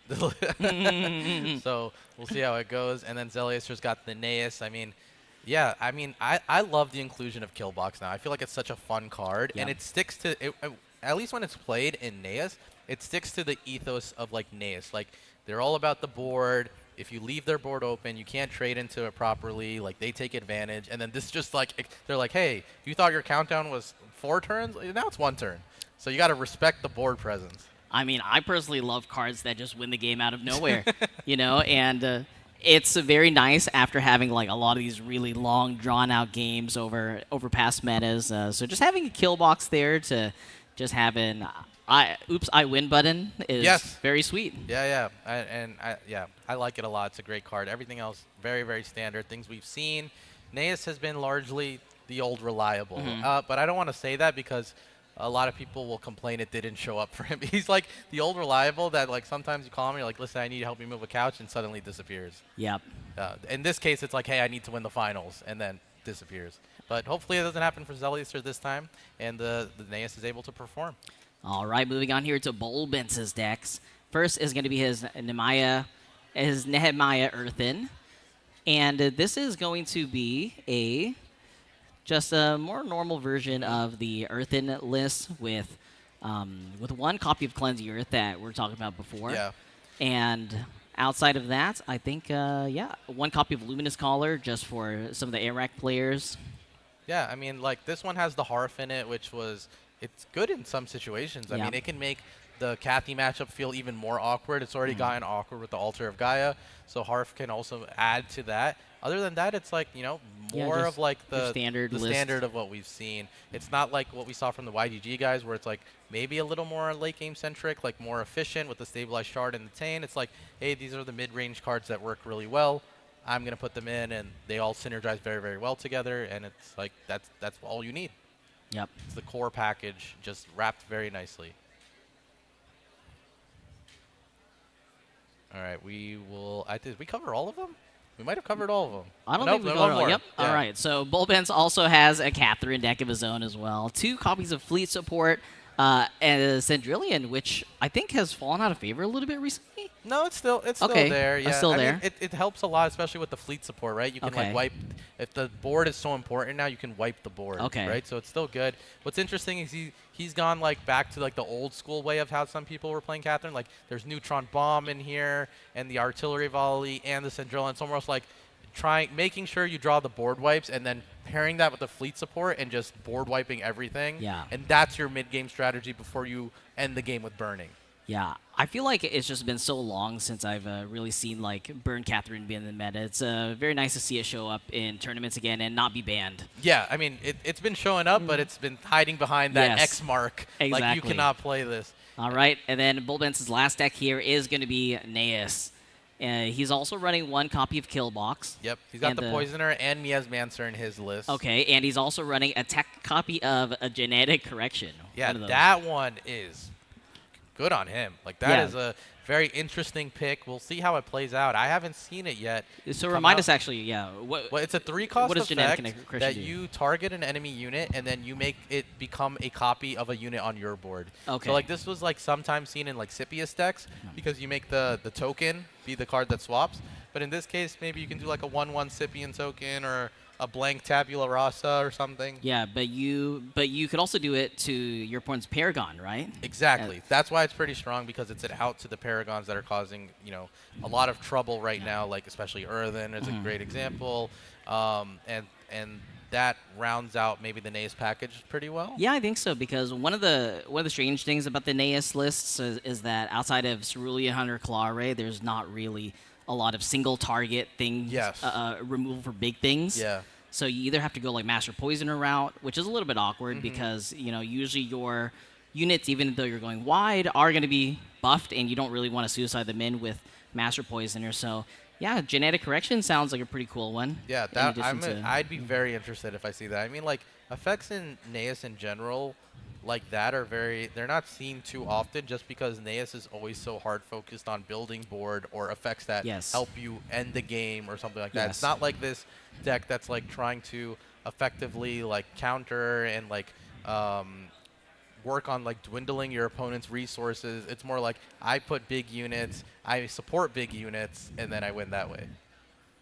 All right, so ladies and gentlemen, we are going to be moving on to the very grand finals. This is amazing. This is going to be absolutely crazy. These guys are fighting for 20 grand on the line and bragging rights to winning the YGG Esports Summit Finals. Yes. This is it. This is what it's all claimed down to. These guys flew from across the world here to play in this tournament. They fought, you know, through the bloodbath, through the bracket. So many good players. So many good players. Arguably anybody could have been here, but we're Bullbens versus Zeliuser. And we're going to get this match underway very soon. Many, many months, many, many games, many, many players and cards being slung, many miles being flown all across the world to come here. I feel like there's so much. The level of bragging rights when you win a tournament is already pretty high, but to win it when the meta was created last week that's it. Like you can say like, hey, I figured it out and I solved it and I won. And like nobody else can do that because when are we ever going to get a repeat situation, right? 1 week meta, figure it out, win a tournament, move on to the next. Yeah, one week meta, and you get to, you know, mark your name in the history books of Parallel. Hell yeah. I think that's cool. We got bans now. Bullbens has banned the Neve from Zeliuser, and Zeliuser has banned the Naeus. Wow, a Naeus ban. What do you think about that, Muka? Naeus can be the best deck in the world and sometimes the worst deck in the world. I mean, I think all of us have played Parallel have lost to Plat Naeuses, like, you know, it's together. A once-a-week thing. This just a quick refresh. Ours. Anything can happen. That's Catherine true. the Point. All right. At your service. Go through the mulligans here. Yeah. Catherine's rally cry here as a keep. Very interesting mulligan from Zeliuser, only sending one card back with no one card in his hand, but I'm pretty sure I see a 1-drop, so that 1 card hit. He did have the PS8. He's going second, so maybe it's like, hey, if he plays Trigger Happy, at least I can just remove it. Or if there's a Bannerman, I can at least remove it or whatever. Wow, that is quite the hand here for Bullbens. Yeah, both these guys rocking some pretty strong hands.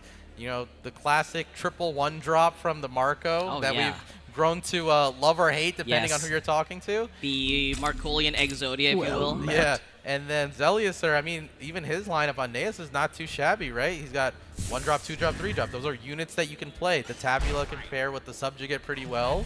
So it's not bad. It's a pretty good setup so far. I like it. All right, Bullbens is going to go ahead and go with Trigger Happy Trooper to start. I like it. I think the Gunslinger is a little bit too weak, and then the Bannerman's maybe a little bit too valuable. Yep, usually that makes sense. And you don't want to play Slinger because if you play Slinger into a Naeus and then he Slingers you, oh my, that is not a mistake you want to be a part of.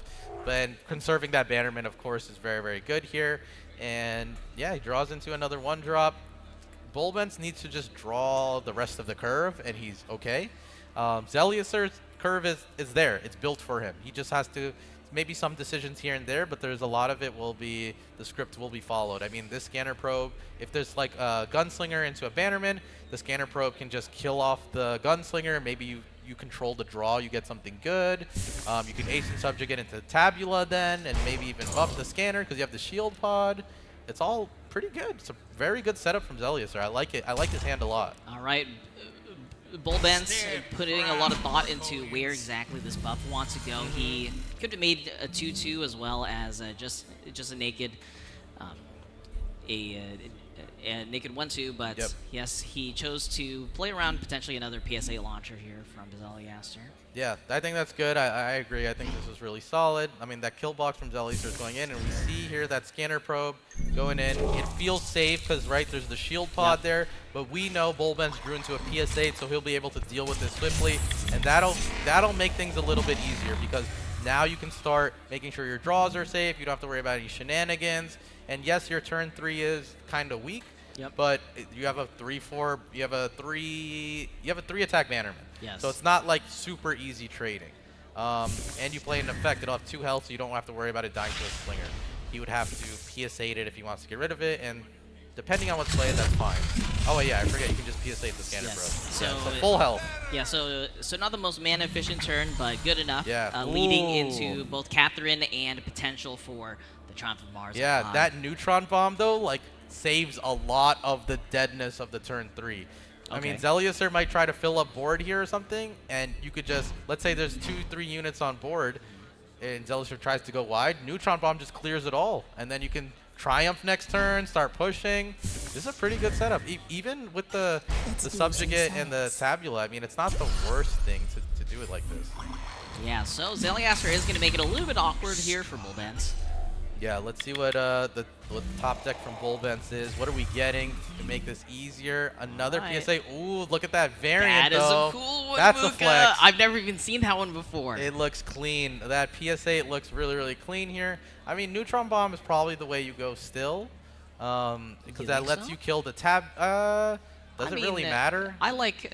you can Cathy. Yeah. Are you saying Cathy? How about we just clear off the 0-1 and then play Catherine? Oh, but then you're like leaving a Subjugate on the board. I mean, it is awkward if Catherine misses. Subjects, yeah. It's the 50-50. Like this is a 20 grand 50-50 that you're suggesting we take here.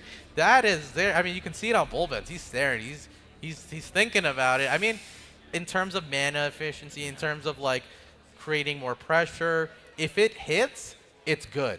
It's real good. Man. But if it misses the Subjugate, that's not, like, look at that. Look, you can see everybody that may be watching this that doesn't know what Subjugate does. Anytime a friendly clone enters the board, which is pretty much every Cathari unit played in this deck, you can add 1 health and 1 attack to any unit on the board, including itself, and you just waste the top card of your deck. All right, looks like Bullbens has decided here. He's going for it. Here we go. 50-50. Cathy misses the Subjugate. She always goes face, oh, Muka. Man, that's not. It's not the end of the world. It's not the end of the world. There's only 1 attack from Zeliuser. Okay. And Bullbens just drew into fire everything. He also has access to Triumph if he doesn't want to go that route.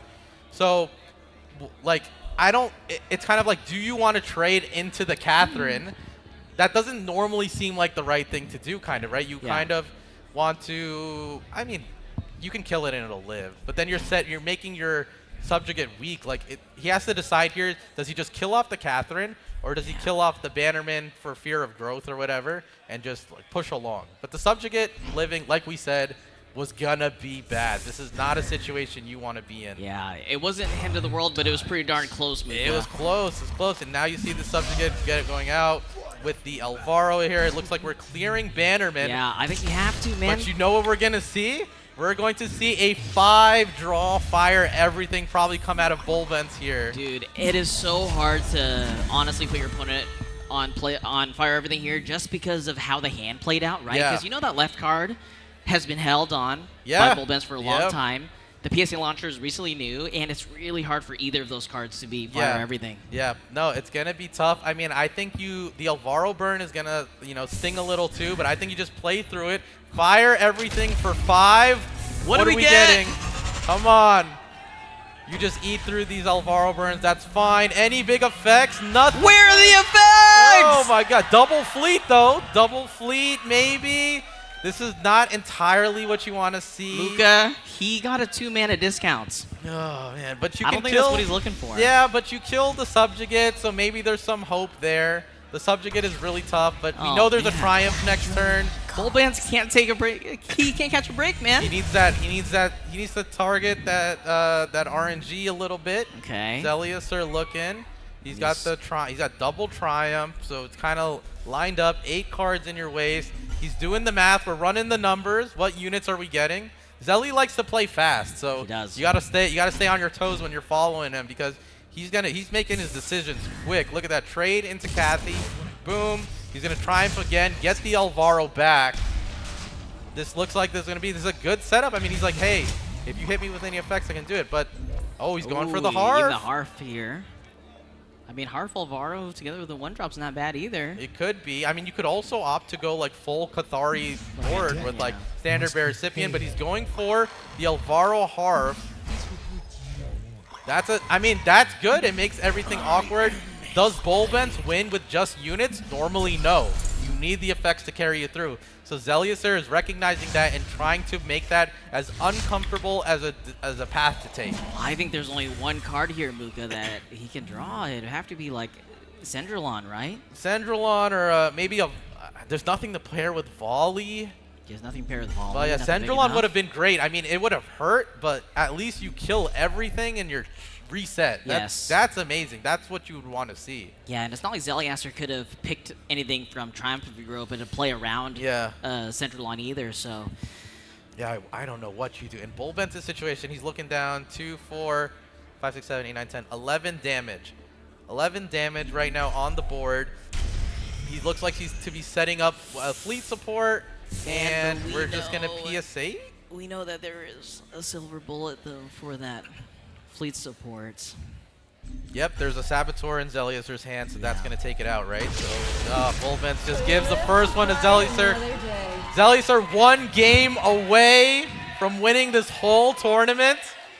Oh my God, the energy's in the air, the land vibe has started. We're very close. Oh my gosh, man. This is, how are we feeling, Detsy? Man, I feel like we need to fire everything, including fire everything. Like, how was that just the worst? It's as good as a setup as it's gonna be, right? And it just didn't deliver. 5-card draw, only 1 effect. I mean, you hate to see it. It happens. It is what it is. Yeah. But now Bulbens is in a situation where he has, what was it, Catherine and Nehemiah. And Zeliuser just has to win with his last deck, which is Neve got banned, right? So yes, Neve got banned. Yeah. So he's just got to win with his last one. It's not, it's doable. It is doable for sure. I mean, we've seen most games today go down to game 3. Yeah.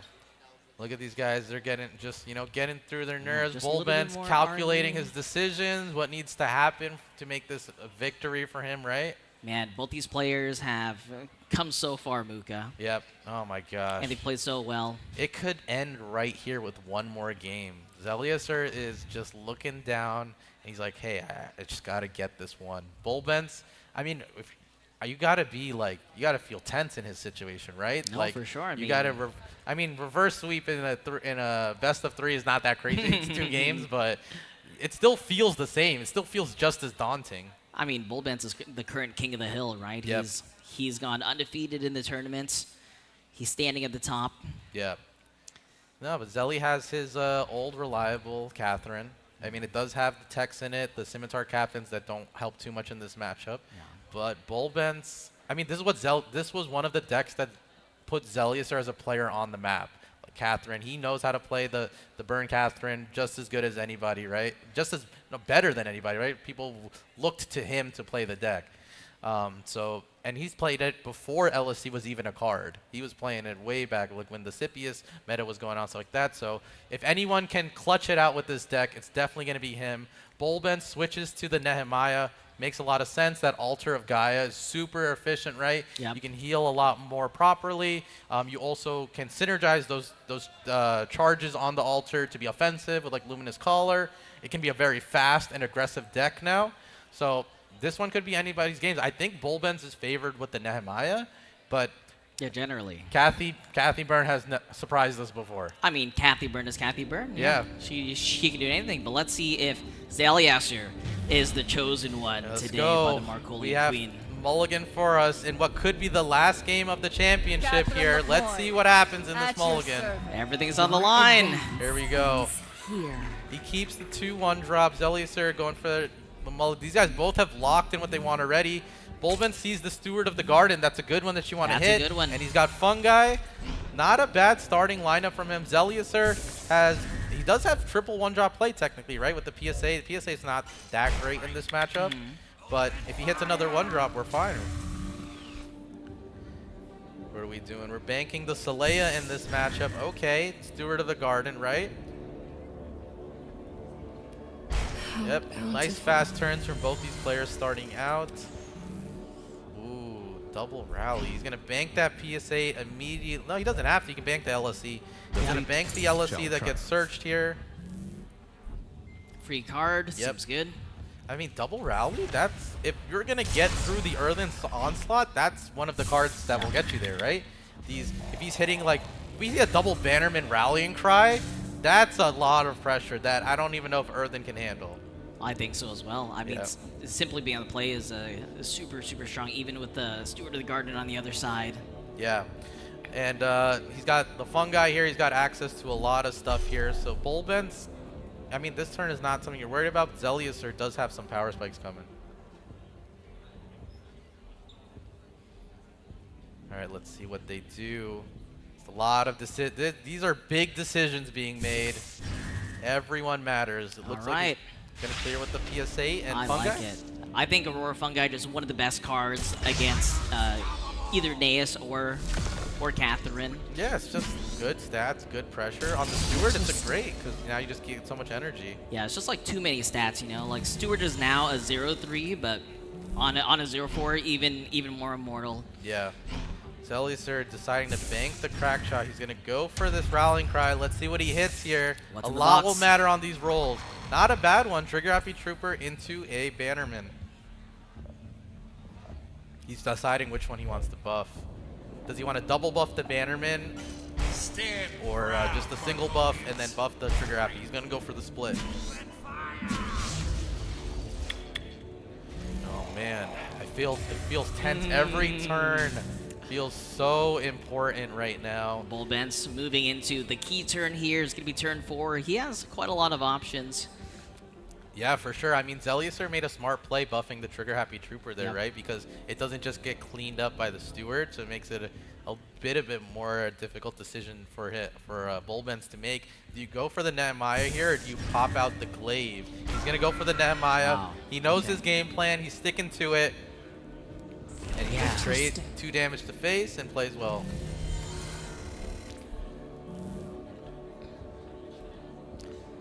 Just a reminder to viewers at home, the finals are just best of 3, so once again, Bullbens is on his very last life here.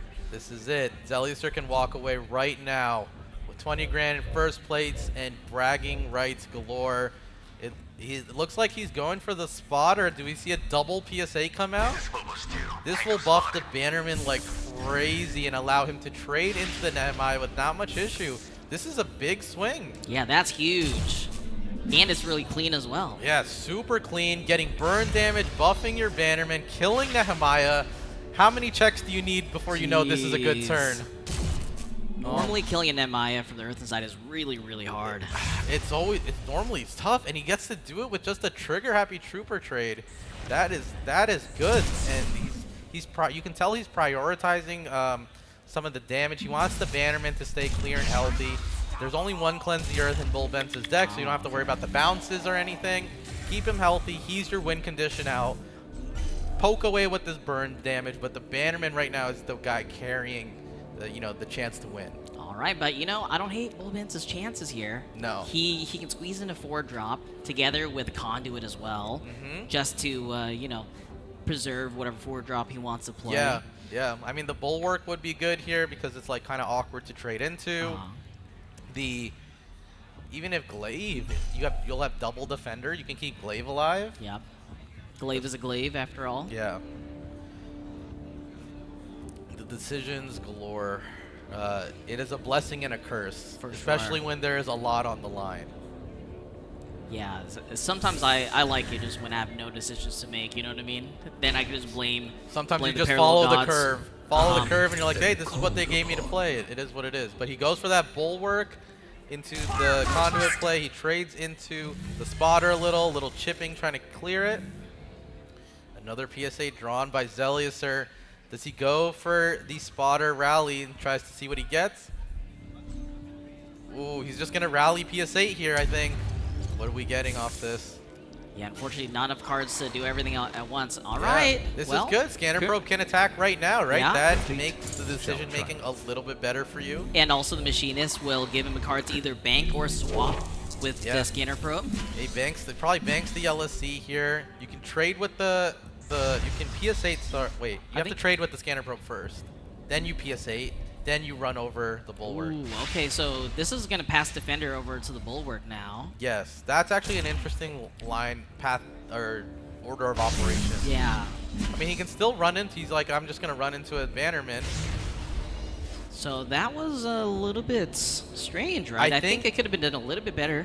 Yeah, I mean, regardless, Zeliuser, yeah, he just blocks with it. Okay, this works. It's fine. Okay, oh, hits a Wong. That is a good one that you're going to want. Oh my gosh, Bulbins can't get a break, man. Yes. He can't catch a break. The crowd is cheering for Zeliuser here as he looks like he's putting in the hurt on Bulbins. You do not want to be drawing a spotter as an Earthen player. I mean, Bulbins does have access to Virulent Spores here. That Spores is good. That is a good Spores. Spores nowadays has very few times when it looks good to play. Yep. That is the cleanest Spores I've seen in a long time. Gives you a little breathing room. And a little bit of healing to pad his life total. Yes. Overall, very good. Draws into another play. You say he needs to draw into some of these big units now. He needs to put the pressure on. Man, you know what would be really good for Zeliuser here? Oh God, what? A Wong. Oh God. A Wong would be a great card to be playing right now. I hope he draws one. Or more specifically, Bulbins' Wong. Yeah. Here we go. Wong, how many are we drawing off this? We hit Relic, we can draw 3. Orbitals look nice. Okay. More than one card, Bulbins. Yes, do draw, but that Orbital is a great card to be seeing. You have the Spotter in your hand, right? So that's 7 damage. A 6 health Wong. Bulbins in disbelief here. How could that be the card? Oh my gosh. And a buffed up Bannerman. Seeing that mismatch on that Wong. Oh my god. Drawing into a Triumph of Mars. Oh, Harf is not what you want to see here right now. Glaive, maybe Relic again, and just heal up. Just heal up. We're just trying to tank through it. Maybe we find our way out. Maybe you force Zeliuser to respect you and trade. No heal. I mean, I kind of like it, Muga, because I think that he needs to draw Terra at this point. I don't know. Oh my gosh, Bulbins. That's going to be it. Oh my gosh, Zeliuser is the winner of the YGG Play Summit. 2-0 sweep. Oh my gosh, history's made here today. Bulbins walks away, 2nd place, not too shabby. Oh man.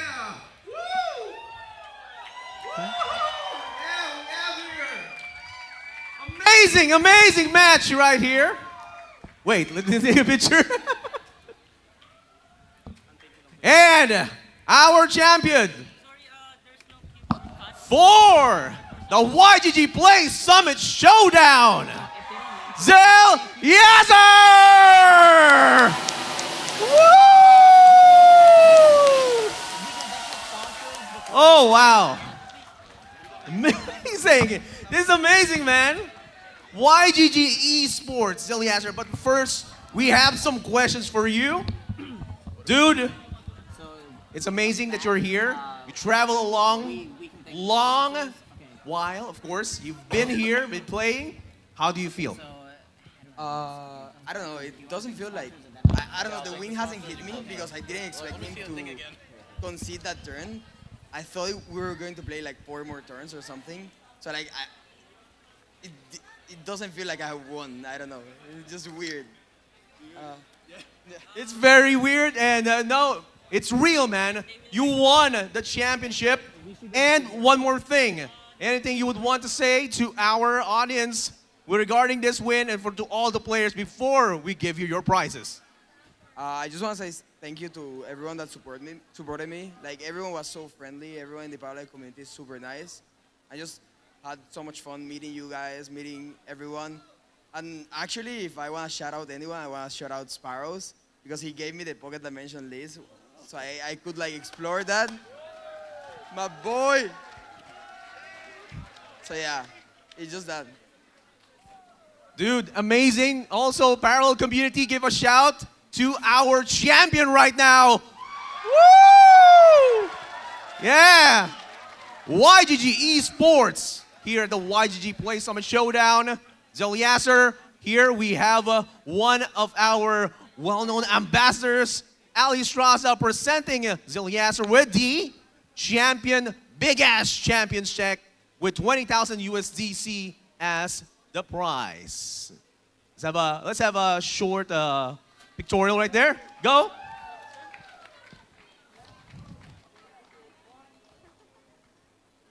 Woo! Round of applause again to our champion. Played 2 days, approximately around 12 hours. I'm not sure. Maybe even more preparation from Zeliasser. Woo! Woo! Yeah. And Ali, I would like to have a short talk with you, with our champion. Yeah. Like, how can you give some words on the esports scene of Parallel and how it's going, especially with our champion here? Yeah, a massive, massive congratulations. I mean, what's your mindset at right now? What was your thoughts going into this last match? Like, tell us how you're feeling. I don't know.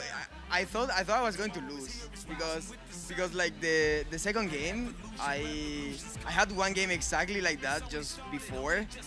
I was like, no way I win. I lost. So I was just like thinking about like every out. When I saw the Wong, I was like, okay, I think I win, but I don't know. So I just like was expecting him to like keep playing, do something like maybe like double relic into Terra, go insane. But it was really hard from there because I think I just killed him that turn.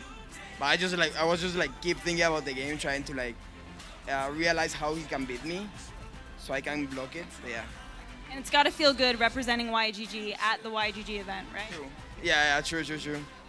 All right, and you're hopefully on the way to qualifying for the Prime Championship, right? That'll be. Yeah, I'm already basically confirming to the top 32, but we have to make it to top 8 to go to Vegas. So I'll probably be there. Yeah, I'll probably be in Vegas. All right, well, massive, massive congratulations again. The winner of the 100K Play Summit Showdown. Yeah, and congratulations, and thank you to everyone for attending. And to close out our YGG Play Summit Showdown tournament, we're going to go back to our casters. Casters, take it away.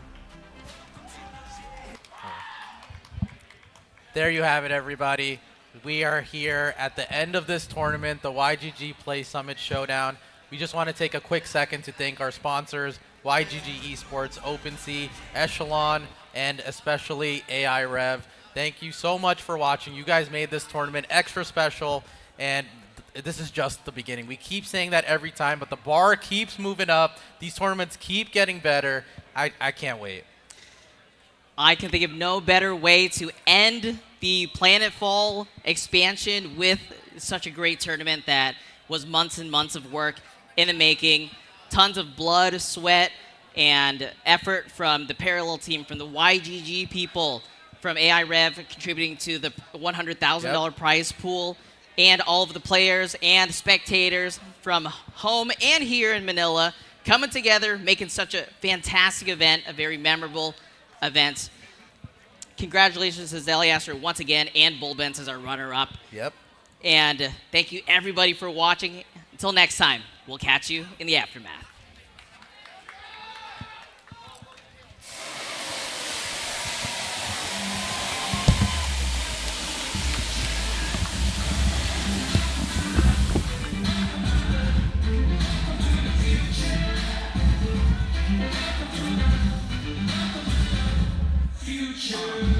We're marching ahead, blazing trails. This is the future. We're setting sail. We're building a path of things we never done. Tomorrow is here, it's rising with the sun. An evolution, revolutions come. It's only started, only just begun. This is the moment we've been waiting for. Congratulations, Sally. You would like to go on Parallel Players